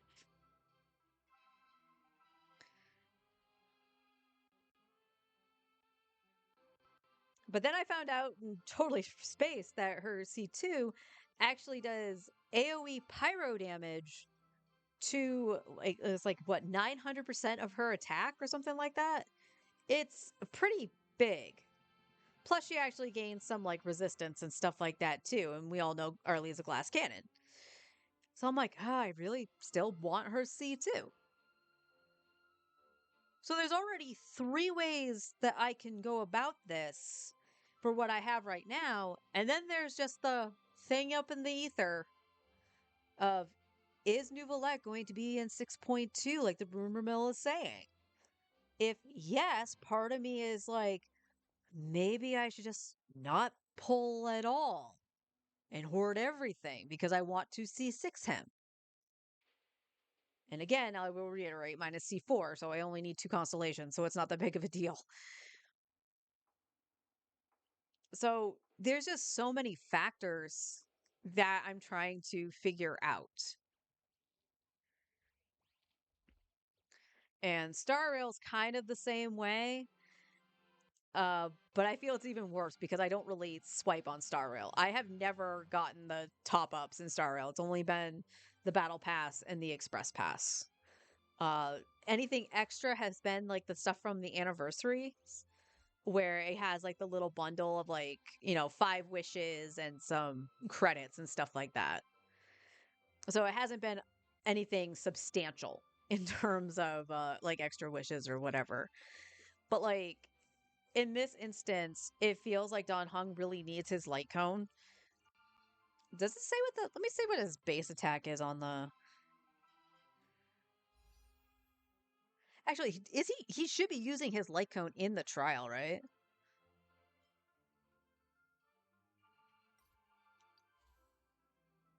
$26. Woo, at level 1. Oh, there we go. Max level. 582. Yeah, that's actually kind of significant. Although what I find funny is that Ceredra's is higher.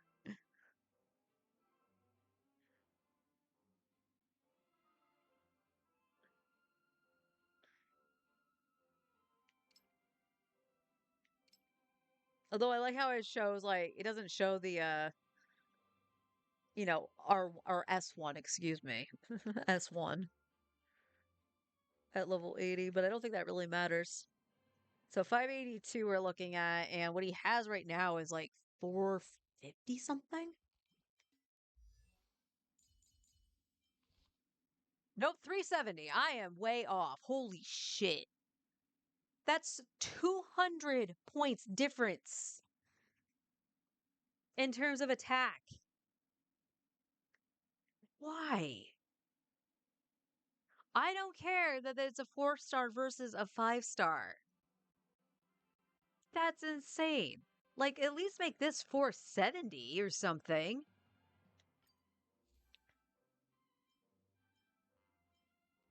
Well, I can't compare it to any other 4-star Legos. But like 529. 529. Yeah. Yeah, hers is 600. 529. That was what? What? What? Hejibujua. What did we say it was? 582. So it's still higher than the stuff you can get from the Herta shop.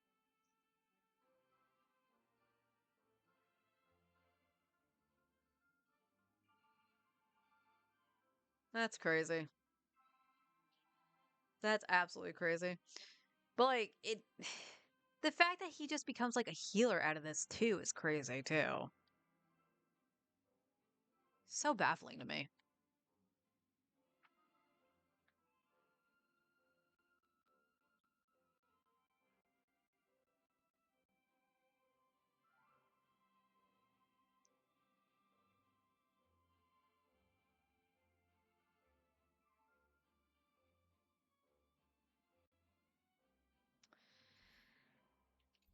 But at the very least I do have a bunch of I have 2 other events to do. I mean, this is just a matter of spamming it. I think you can, isn't it that you can lose and you still get the points for it? At least for Steel Slammers it was. I don't know about the other one. And then we'll go showcase that.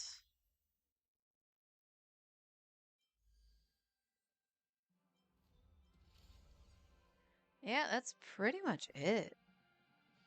Oh, I know what I wanted to actually see. International.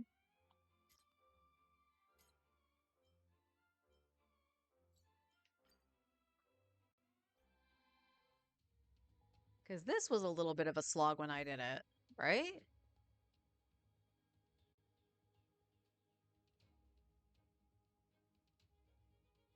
Oh, I know why you were like that.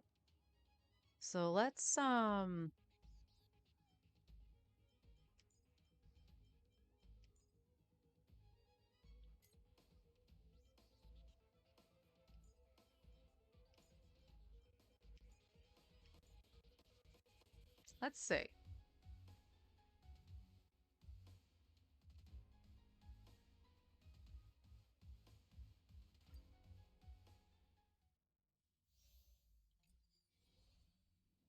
A day of peaceful. A direct offensive. No need to hesitate. Your judgment brought you this far. Light up the dawn. Step onto the board. Mountains roar, dragons rise! Earth shatters, heaven trembles! Soaring over the lands, this is permanence! 8,000 damage. Woo! Hold me back. Watch over you and guide you on your path. I'm fine. Flailing beast, your downfall is absolute. It's of no consequence. Press the attack. future will come. Serenity is before me. For tomorrow. Fury of innumerable core flames consume me. Hail the new dawn. Sun, tear the sky. Yeah, internet's having a little bit of a struggle bus right now. Quench the flames of blood.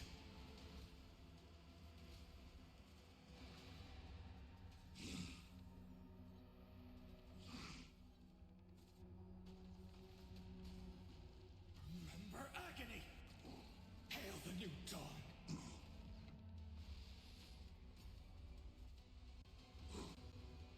Quench the flames of blood.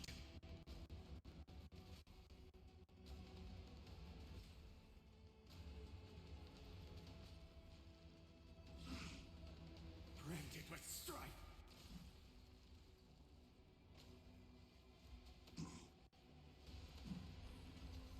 You sun, tear the sky. There we go. There's Jippy. Soul without substance. Hail the new dawn. You sun, tear the sky. Is that all? Resistance is futile. Take courage. All stars burn to ash. Soaring above the lands. This is permanent.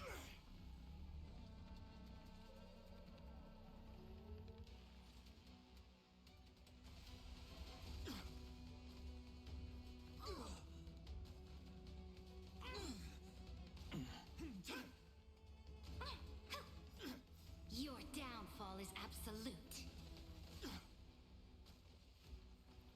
You've got nerve. For tomorrow. Serenity is before me. I will watch over you and guide you on your path. Fury of innumerable core flames consume me. Hail the new dawn.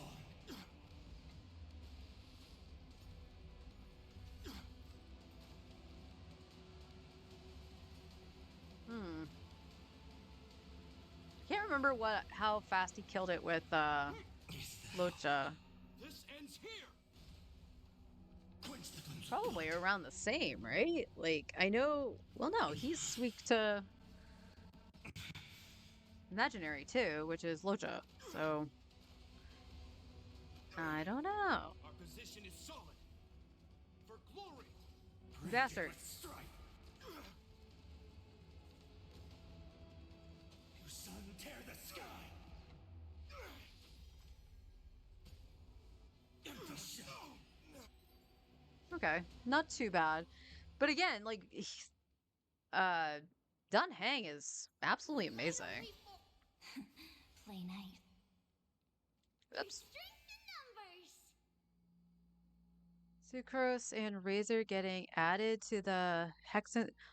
Official Sucrose and Razor potential. Okay. Emerge from your cocoon. Let's see what happens with this.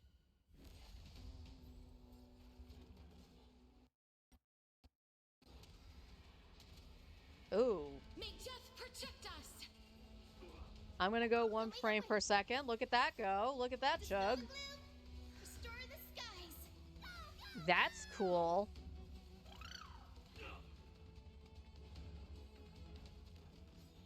Night falls. Good night. Riding the west wind. Away we go. Rise and shine. Merciful Medicus. Have some fun. Till we meet again. Wiltier. Embrace a new life. Go, go, go!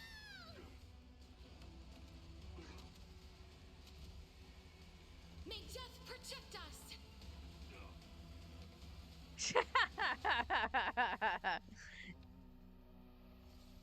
Have some sunshine. Young talent. The show is over. Transmute. Intellectual. Show me the way. Your time to shine. Rise and shine. you wish. Embrace a new life. Amiga. Autocorrect. Mountain commands. I liked Amigo. 80s Amigo computer. My pal computer. Restore the skies. Have some sunshine. Darkness with me. Riding the west wind. Away we go.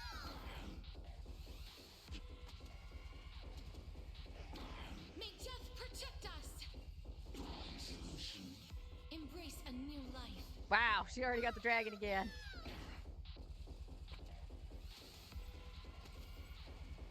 May death protect us. Return to a pylon. Treat our guests nicely till we meet again. Night falls. Good night. Pointless.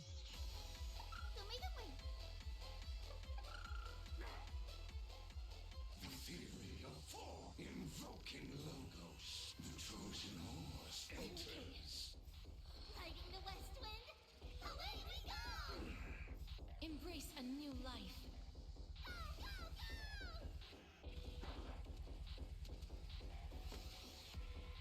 May death protect us. Wilt hear. Pointless. Dispel the gloom. Restore the skies. Rise and shine. Excellent. Have some sunshine.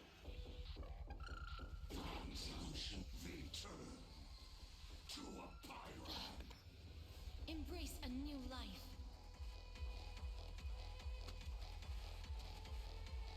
May death protect us. Bronze solution. Have some fun. Till we meet again. Transmute. Protocol warning. Riding the west wind. Away we go. Dispel the gloom. Restore the skies. Go, go, go. As you wish. Show me the way. Pointless. Embrace a new life.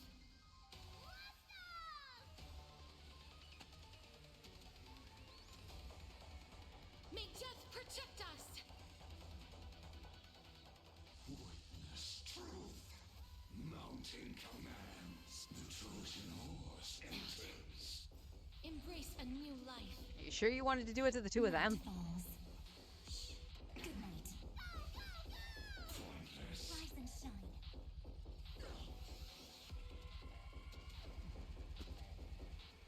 May death protect us. Again. Till we meet again. I think they did that better than Herta. Which is really sad. Which is really, really sad.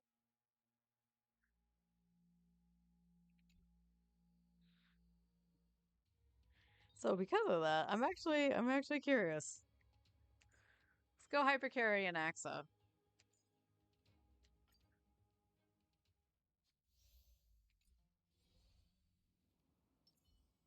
So this was around 2 cycles. A day of peaceful. I'm gonna guess it's gonna take longer. Or crush them from the flank. But at the same time, everybody's on the field for this. So let's see. No need to hesitate. Your judgment brought you this far. Watch this magic trick. Step onto the board. Earth shatters, heaven trembles, mountains roar, dragons rise, soaring above the lands. This is permanence! Although this next one coming should be catered to both Anaxa and to Don Hang, so. I will watch over you and guide you on your path. With this divine power, I reforge all things. To the soul, insanity. Your downfall is absolute.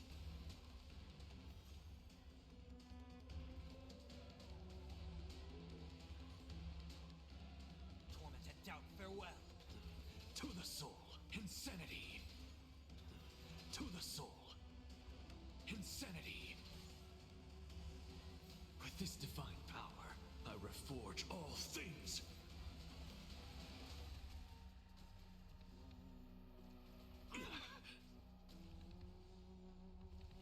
You've got nerve. Yeah, Phynon actually was way more powerful here. Soaring above the lands, this is permanence! A bloody fight. I have it. To the soul. Insanity.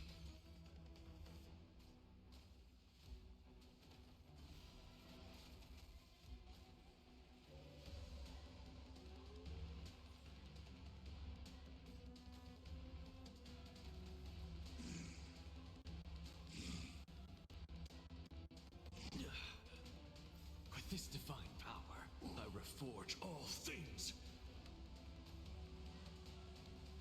So tiring. Your downfall is absolute.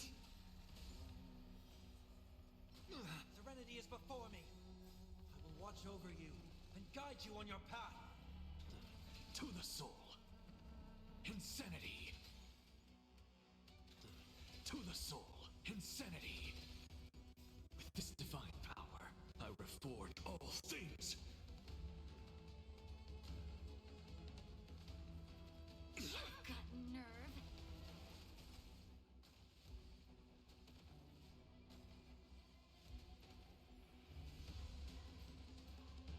Okay, So tiring. almost. Soaring above the lands, this is permanence! To the soul. Insanity. It's of no Flailing consequence. beast.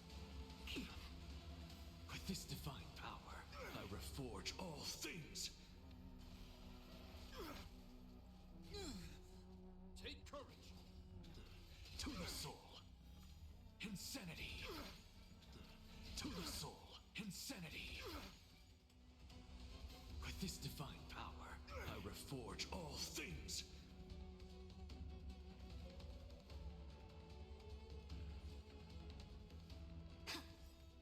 Your downfall is absolute. Mountains roar, dragons rise! Torment and doubt, farewell. To the soul. Insanity. It's of no consequence. Okay, Soaring above the lands, this that should is take out the shield. I have it under Flailing control. beast.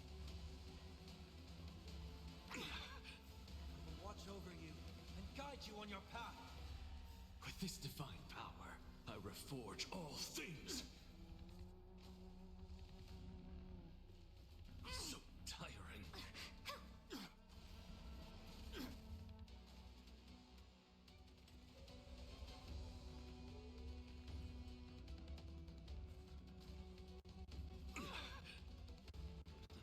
To the soul. Insanity. To the soul. Insanity. With this divine power, So I think it's reforge gonna all finish in things. one turn behind Phynon.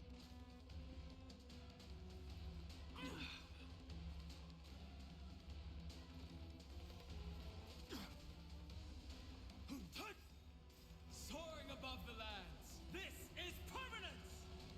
Serenity is before me. To the soul. Insanity. Your downfall is Oh. absolute.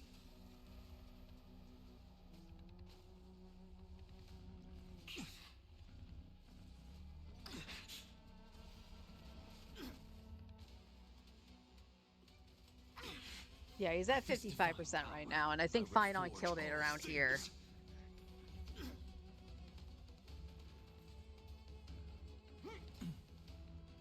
This ends here! I will watch over you and guide you on your path.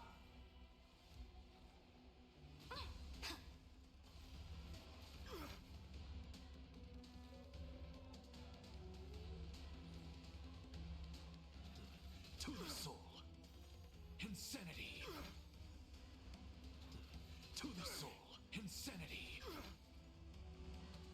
With this divine power, I reforge all things.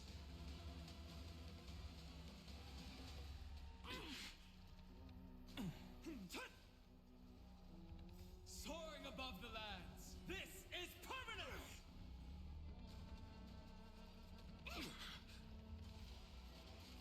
Torment and doubt, farewell. To the soul, insanity.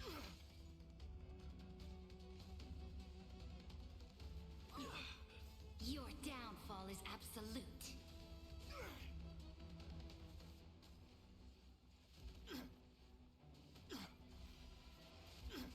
Oh, I was wrong. Fight for me. Resistance is futile. With this divine power, I reforge all things. So Anaxa can work. To the soul, insanity. He is just like a, I would say, a turn behind Finon. So let's see. We technically finished at 27 cycles last time. Yeah, I want to say it is a cycle behind Finon. Play night. There's strength enough. Be careful. There's something.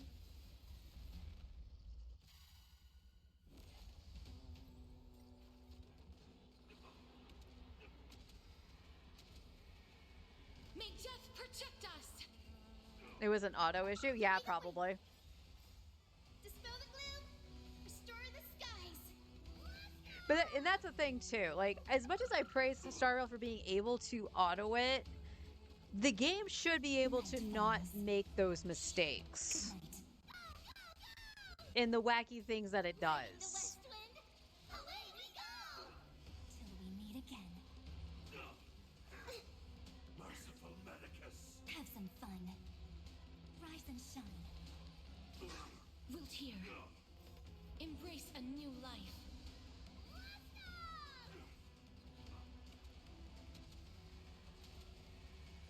May death protect us!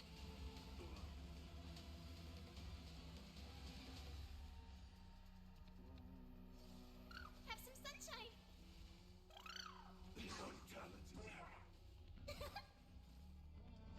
Treat our guests nicely. The show is over. Transmute. Intellechy. Gotta stop them here. Show me the way. Dispel the gloom. I like the song. Till we meet again. Embrace a new life.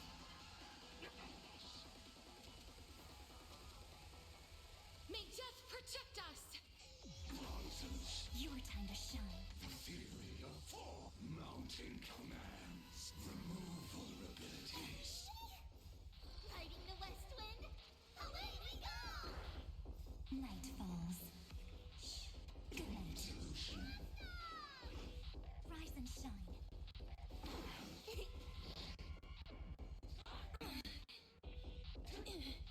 Have some fun. Embrace a new life.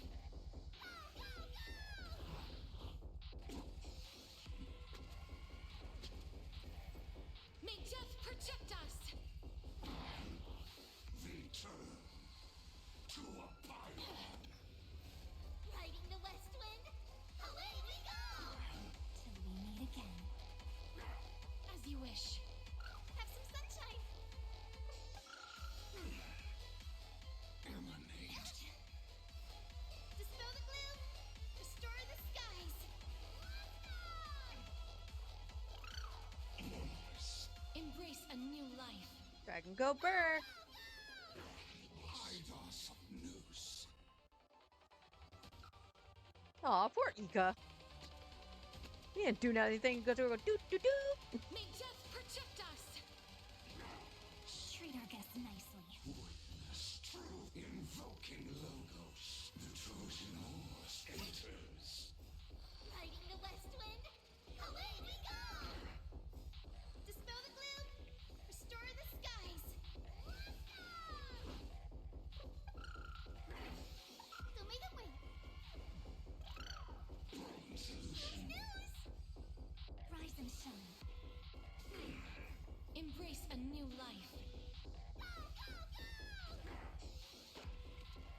Yeah, I think this is going to be a turn behind Finon. Just protect us.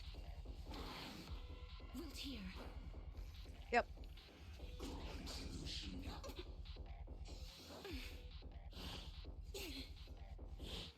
Don't be rash. Have some sunshine. Riding the west wind. Away we go! Dispel the gloom. Restore the skies.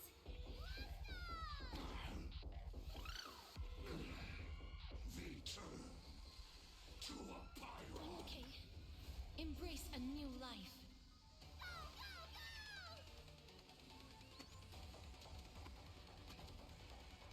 May just protect I don't think he us. did that last time. Transmute. Protocol warning. Night falls. Good night. Have some fun. Till we meet again. As you wish. Show me the way. Embrace a new life.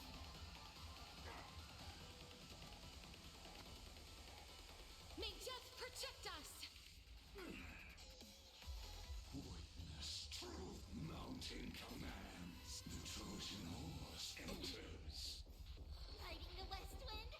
Away we go! Embrace a new life.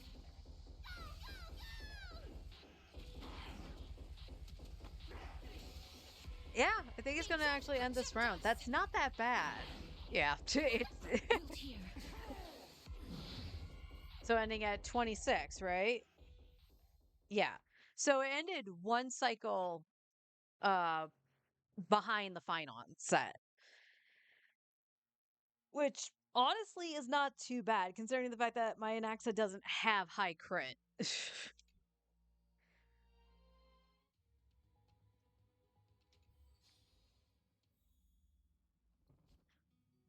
What's my Anaxa? Oh, I was on you. Yeah, 119. So he definitely needs more crit damage. He needs higher attack too. I don't know what happened to his attack. I haven't changed anything on him.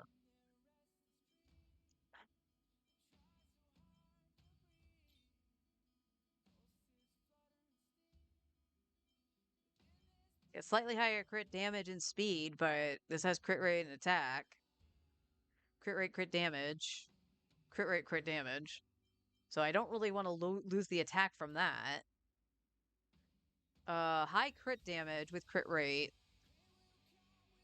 on the main body stat. So no attack there. So that's something that can change. And this has attack and crit damage. This just has crit rate. So I should go for another orb for Anaxa to try to up his damage a little bit. And then he's got ER with crit rate, crit damage.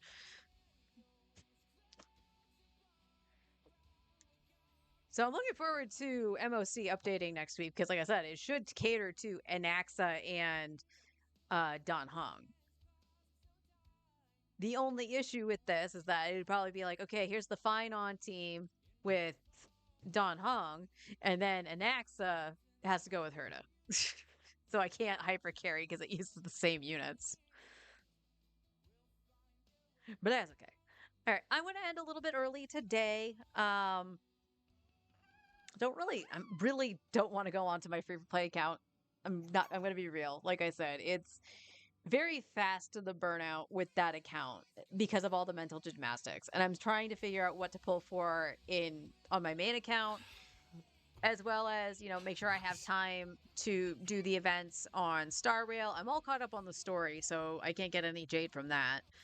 But, finish out the events on here just to try to get Dan Heng's light cone. So yeah, like the free-to-play account is the thing that's going to go on the back burner probably indefinitely. I'm looking at it. I'm trying to keep up with it because, like I said, I do want to try Durin with the Mualani team because we do use Mona in that team. So yeah. I'm glad I cleared the Abyss. I'm glad some people are having an easy time with the crab being in there. If you do, kudos. For me, I just try to brute force it. Because, yeah. Like, I know I was misplaying a lot, but part of it probably was also I know not targeting the correct thing. So, but that also might have been my misplay too. I could have been facing the completely wrong way and didn't even realize it. But I do wish you guys luck in the abyss. Overall, it wasn't that bad. The crab for me, the crab was the problem overall. But trying to use Nuvi on the top side, like I don't know how Kuki got down that far. Unless it was just literally me activating her skill and she wasn't getting any sort of healing from the overheal from Farina. Which would be really strange, actually. But like that second chamber, that stupid Bishop or whatever the hell it is, like that thing hits way too hard. So like there was no like trying to get heals from Kuki. There was, Nahida got like 2 tapped and whatever. And I'm like, well, maybe I should use Baiju. But then it's like, well, what the hell is Baiju going to do? I don't think that would be enough Dendro to try to trigger the cores on the crab. I don't know. Because even when I fight it in the overworld, I remember doing that with Baiju and Nahida with Nuvolette and Farina. I'm like, this is not how you fight this thing. This is not how you fight this thing at all. Nice. Yay! I was going to suggest us doing that tomorrow, but you already did it, so awesome. But yeah, I've shared my thoughts on the power creep. I've shared my thoughts on the Abyss just getting catered. He's playing his video games. Getting catered to what's on the banner. I feel there needs to be a better way to do that. The trials are there to showcase what the characters can do, and I don't think they show enough for you to make an informed decision. And it feels like they put it in the end game, so it kind of almost feels forced. Pushes you up against a corner to go, swipe or don't. Doesn't feel great. But, I'm glad I was able to pull through with Flynn's. And that was something I was thinking about last night, too, like knowing what was in the Abyss. I was like, well, Flynn's is clearly supposed to be on the second side. It was like, could I get away? Because of that, it was, funnily enough, it was the Hydro enemy at the start that I was like, should I just put Flynn's on that side? Because I don't know if my Nahida and Kuki are going to kill that super quick. And turns out, yeah, they can kill it fast enough for Nuvi just to plow through the other enemies on the first chamber. But that Bishop, oh my lord, does that hit hard. And I'm actually surprised. Now, keep in mind, when I went in with Flynn's, I had no healer. Flynn's doesn't use a healer for me. It uses a Nepha. So, Nepha's shield was pretty clutch. He was in no harm's way of dying, even when I got caught in the field. So, that was good. And then it just boggles my mind. Now, maybe it's because it's the end of Flynn's banner or something. So there's really no need to shill.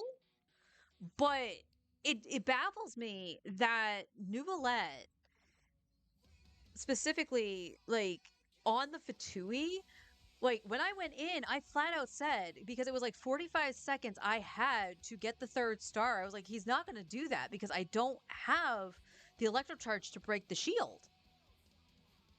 And here he is getting the red shred from Shalonen and Kazuha, plus the buff from Farina, and he just absolutely annihilates this dude. He should get demoted. That Fatui. Like, I don't understand. Like, you don't need Flynn's. You don't need all the other pieces that is trying to say that you do when you can just overpower it with Nuvolette. And I did see somebody else do this, and that was with a C1R1. Let alone my C4R1. So that just baffles me. It baffles me that it's the shill, but it's not the shill. And they put the crab, which is such a niche fight, in the Abyss. It's like, don't put these, like, that is a pure gimmick fight. Like 100%, that is a pure gimmick of a fight. And I honestly feel that that shouldn't be there. You can say that it's easy all you want and that you cleared it with X team and whatever. And it's like, oh, you just have skill issues fighting the thing. And first of all, it's okay to have skill issues when something is that niche. I didn't clear Stingy and Onslaught Fearless because of that stupid thing. And I want to point out, I came so fucking close, like literally the last second. It had like no health, and I missed one of the bombs when I was trying to make it explode, funnily enough, with the team I went into the abyss with.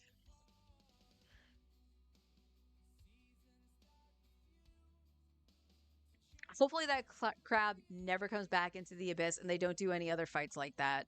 I would prefer to be able to just construct a team to be able to just do normal rotations and not worry about other things on the field to make it come down and destroy a shield, make it come down and have it do extra damage because you're doing other stuff. Just let me hurt it with the builds I have. Is it innovative that they're trying to do something like that? Sure. But again, it's niche. So what happened if you didn't get... Okay, let's put it in perspective from the free-to-play aspect as well. You're practically a new player. You're getting started to going into the abyss and doing stuff, right?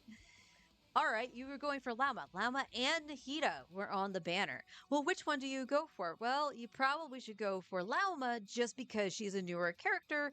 Her blooms can crit because it's Lunar Bloom and everything. She, honestly, she does way better off-field Dendro than Nahida does. After watching a few people play her with, like, Alhaitham, it's actually really interesting.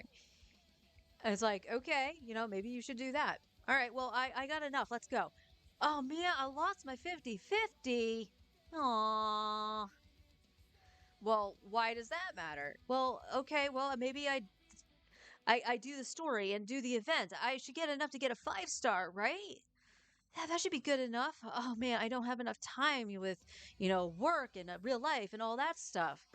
Okay, well, here we go, here we go, here we go. 75, let's go. I did it. I still haven't reached a 5-star. And the banner's gonna change. And now I have 0 Dendro. This is the thing that drives me bonkers with some veteran players. It doesn't matter that you have all angles covered, right? That you have all the angles of going, this is how, you know, the free-to-play mindset, BP Welkin or Whale, because they are all different in terms of a mindset. Whale problems are actually very unique, and it has nothing to do with actually dumpstering the content. And, you know, applaud for when they can clear Dire, because it is still a feat to do so. It doesn't matter that you have a C6. Sometimes you can struggle because of niche fights like the crab. Because you have to figure out what does what. And I've seen many resets where it does like... people keep calling it a punch, but I don't see a punching animation or anything like that. But I think it's when the crab just like zooms forward. But the thing that drives me bonkers is like, if you have a brand new account and what should you pull for, it's usually the advice is going to be pull on the newer things because they're going to be the thing that's going to be relevant in the new game as opposed to the older characters. This goes against, like I was talking about before, about wanting to pull for the characters you really like because they were really cool in the story. And heaven forbid, like, you know, if you were a fan of Klee, like I love Klee. So when the Mondstadt Chronicle Wish came about, that's who I wanted on the alt just to play with her because she's an old character. Yeah, she's not going to do a hell of a lot. I know that. But a brand new player might not until they really get into the game and figure out, oh, my favorite character, Klee, is kind of weak in comparison to the Pyro Archon. It's like, well, that's the Archon, though. Like, she's meant to be overpowered. Want to point out, she's really the first Archon that was a DPS. Like, full-on DPS. And it's like, okay, well, you know, she still falls behind Arlie. Oh. Well, that kind of stinks. And it's funny because I was watching a 14 streamer live react to the Genshin, the Honkai Star Rail trailers. He did the playlist of the females, and then he did a playlist of the males. And both videos, of course, like he's watching and commenting, of course, but every now and then, if he really liked the character, asked, "Are they good?" Not necessarily because he wanted to play the game, but like if he was fancying maybe even doing that. So the character he really liked was Boot Hill. He really liked the trailer for Boot Hill. And when is he good? And you had mixed reviews in chat. And the general consensus was, well, he used to be. And then a couple trailers later, he got to Mighty, and it's like, wow, is he good? This trailer slaps. And everyone's like, yeah, he's pretty good. He's pretty decent. And yeah, Mighty is actually really decent. The unfortunate truth is either the characters have fallen off, or you need so much support for them to make them good. Star Rail aside, because they are reworking some of the older kits, like we've seen with Blade, Genshin really needs that. So the rumor right now with Durin is that he's going to also up members of the Hexen Circle. So because of this, it's like, okay, Alice and Nicole, awesome. Well, who else is part of the Hexen Circle? Apparently it might account Albedo, it's going to count Mona and stuff like that. Hence why I want Durin for the Mulaney team. And now rumors are going around that it could include also Fischl, Sucrose, and Razor. Is it going to be enough of a buff for some of these 4-stars? I don't know. I honestly do not know. I don't know if it would be enough to, like, if Albedo is a part of that, which he should be, but, like, I don't know if it'd be enough to boost Albedo or anything like that. But we go back and look at, Escoffier coming out and being paired with a character like Ayaka. It's like, wow, this is an excellent support for Ayaka. Heck yeah, Ayaka can be used again. Woo! Is she as strong as Skirk? Absolutely not. And somebody would have to tell me, because I hate using Ayaka every time she's in a trial. I hate it because I don't like that dash. Is Wriothesley actually stronger than Ayaka? Or is Ayaka actually stronger, but I just hate Ayaka's kit? And Wriothesley's like, hi, I'm Wriothesley. I like tea. I'm kind of curious about that. I don't think anybody's actually... I've seen anybody actually compare the two. But, like, they're not Skirk. But Escoffier does help the other two. So if you manage to get Escoffier to power up one of your favorite cryo units, like Ayaka and Wriothesley, yeah, go ahead and use them. Just note that they're not going to be as good as Skirk. And that's kind of inherently the problem. I have no problem with them creating supports to up the older characters if that's the way they need to do it, versus just outright reworking the kits, which I think in Genshin they've only ever done once. And that was Zhongli, because his kit apparently was trash upon release. So they had to change it, which is also why Vortex Vanquisher is bad. Because if you look at what Zhongli does now, Vortex Vanquisher makes no sense. Why is Vortex Vanquisher an attack weapon? It should either be crit or, I don't know, HP. But for some reason, they don't rework stuff in Genshin like that. Instead, they make a new character. And this also goes into the point of, like, even 4-stars. They created a character like Shev to up a reaction overload. And you can do that with 5-stars or 4-stars. Doesn't matter. It still does it. So if that's the way they want to go about upping characters, cool.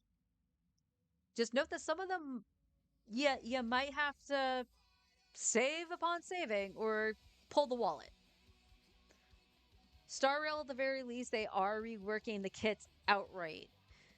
I guess for an example with Blade, I guess he was originally a hybrid, so it was attack and HP. They just now made it so that he was HP scaling, which helped a ton, actually, in terms of me getting his relics to be able to use him with Casterus.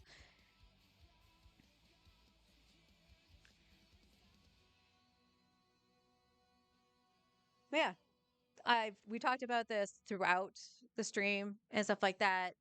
So when this goes up on YouTube, for anybody watching, let me know in the comments and stuff like that.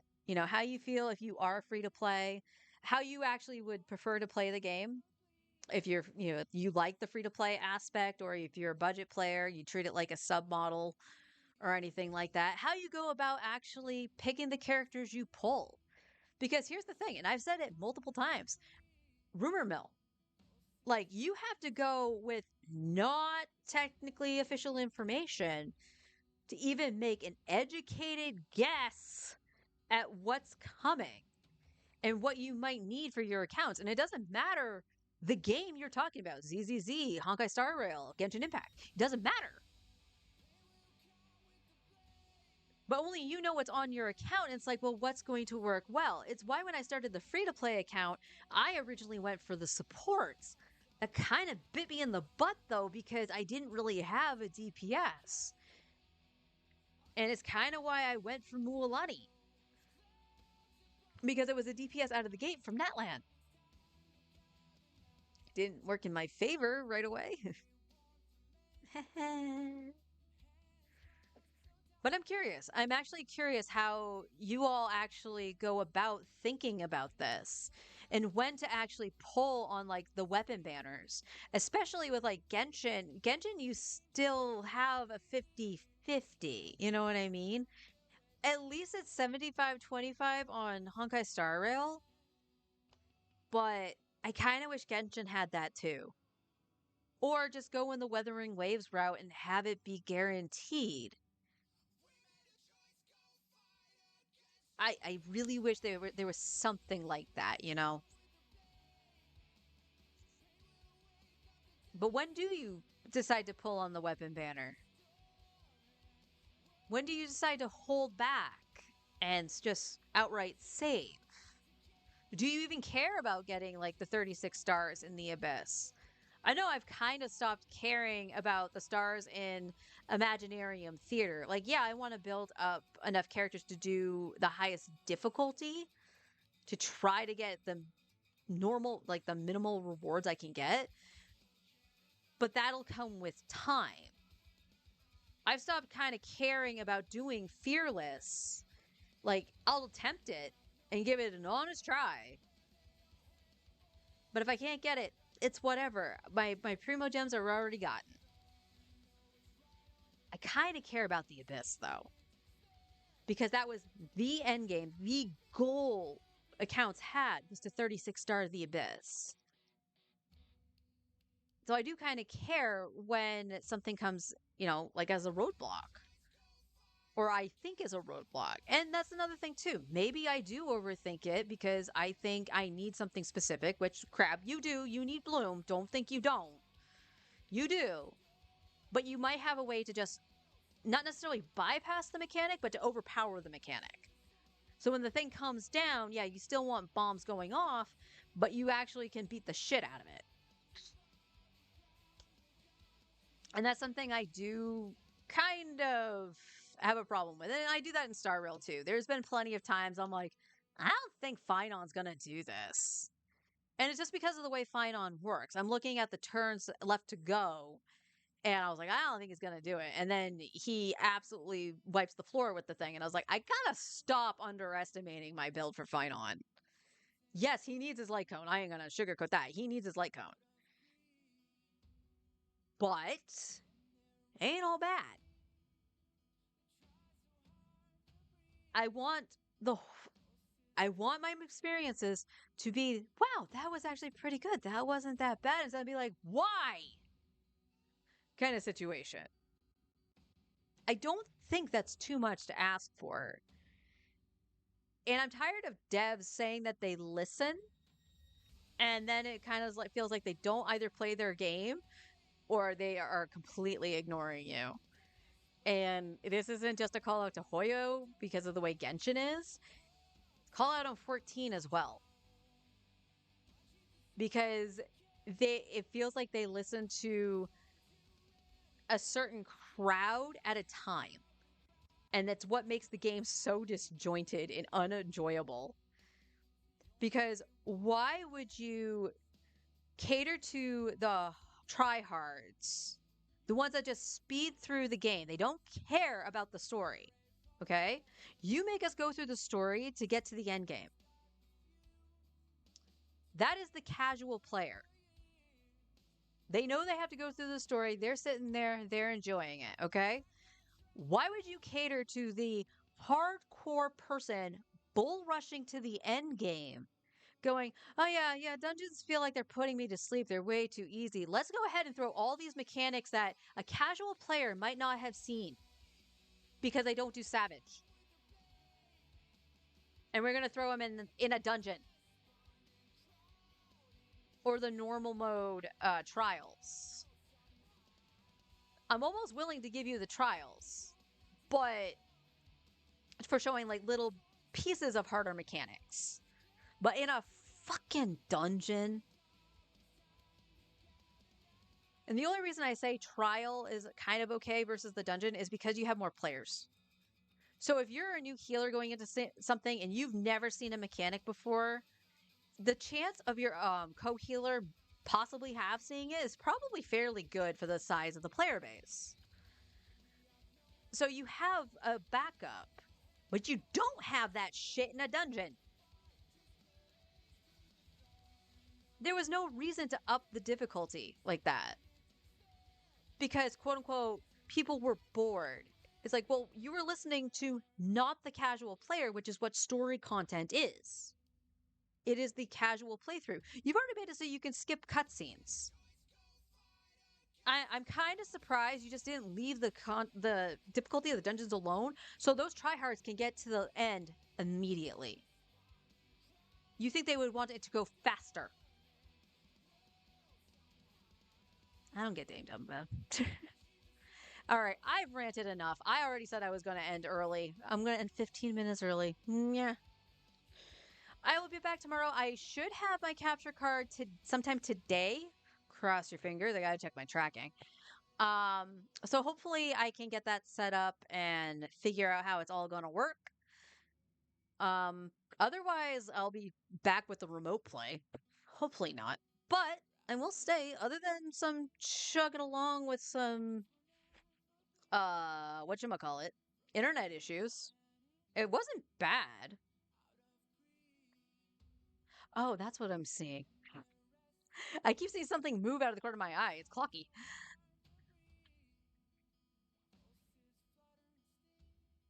But we'll be back tomorrow with more Genshin and Star Rail, more than likely.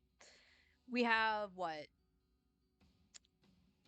Wednesday would be the flip for us to actually see the new content. So we'll see. Like I said, I don't know about the free-to-play account right now because it's just too much to try to do both accounts and try to plan everything out and have time to do all of it. It really is. So we'll see. I'll do my best, at least to farm off stream and stuff like that. But we'll keep it casual, keep it cool on both my main accounts for Genshin and Star Rail. And maybe we'll dip back into Disgaea once the capture card is hooked up, just so we can actually get through the DLC fights. And then I will worry about grinding off stream, because that's going to be so much freaking grinding. It's not even funny, considering the fact that the post-game story mode is like almost level 200. And I haven't even reincarnated yet because of the whole class thing. It's going to be a lot, but it should be fun though. But again, we go back to all the characters I want to use, and I'm going to have to sit down and actually look at who I can use for the party. I got to see who you can unlock through the post game as well, because that might change on who I use. But otherwise, we'll have some fun, and I'll see everybody tomorrow. Hope you have a wonderful afternoon. Thank you all for the follows and everything. And until then, take care.